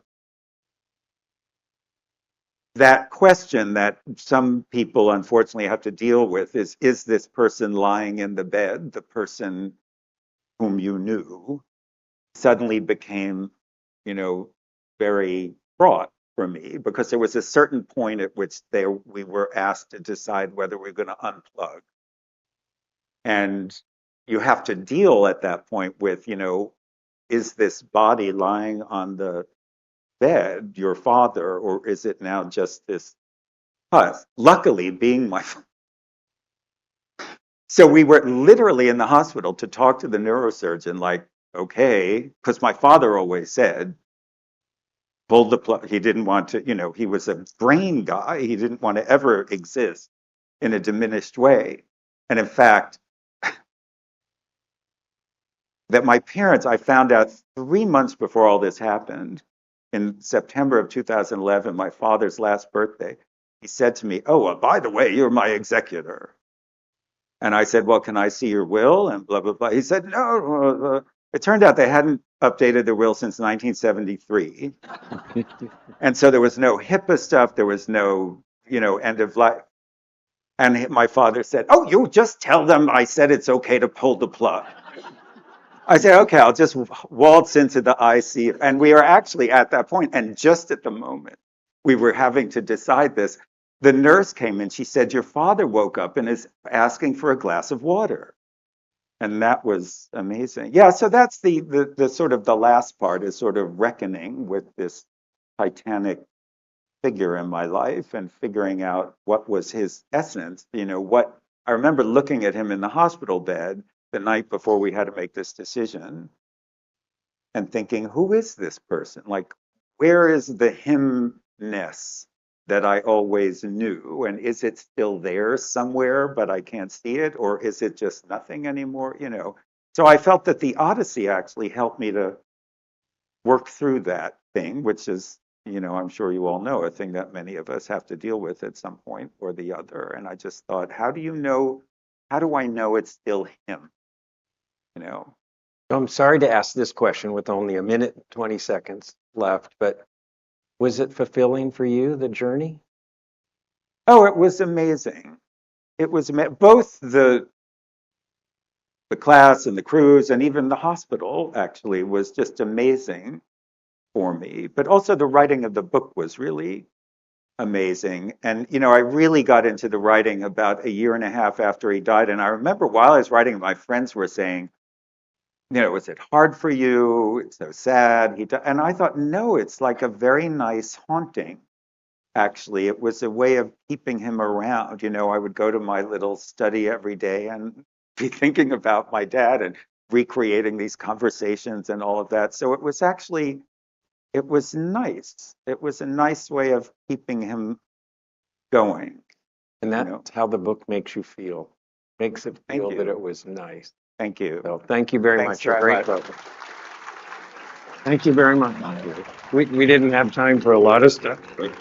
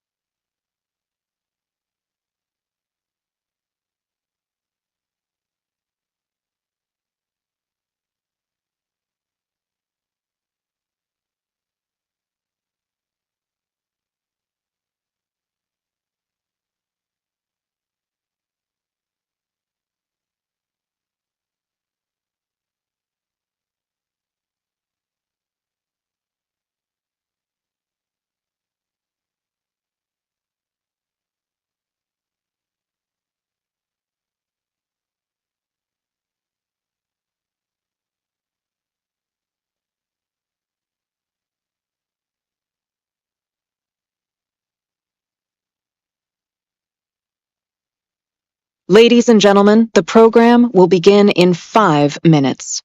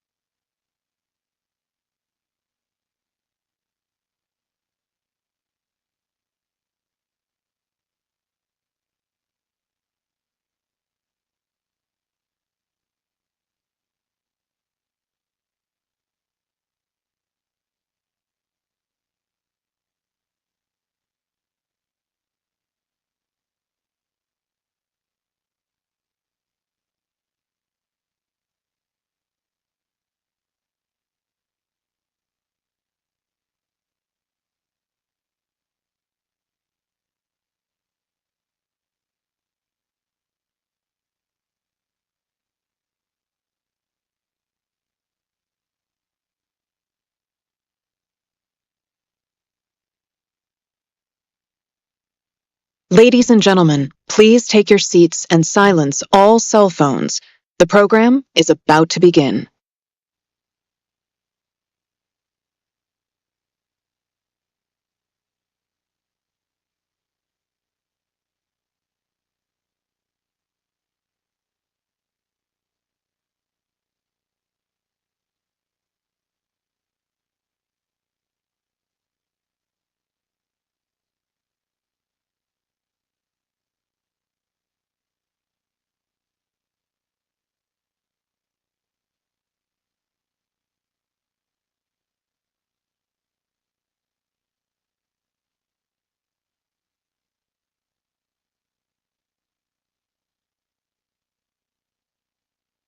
Ladies and gentlemen, please welcome Barry Enderwick.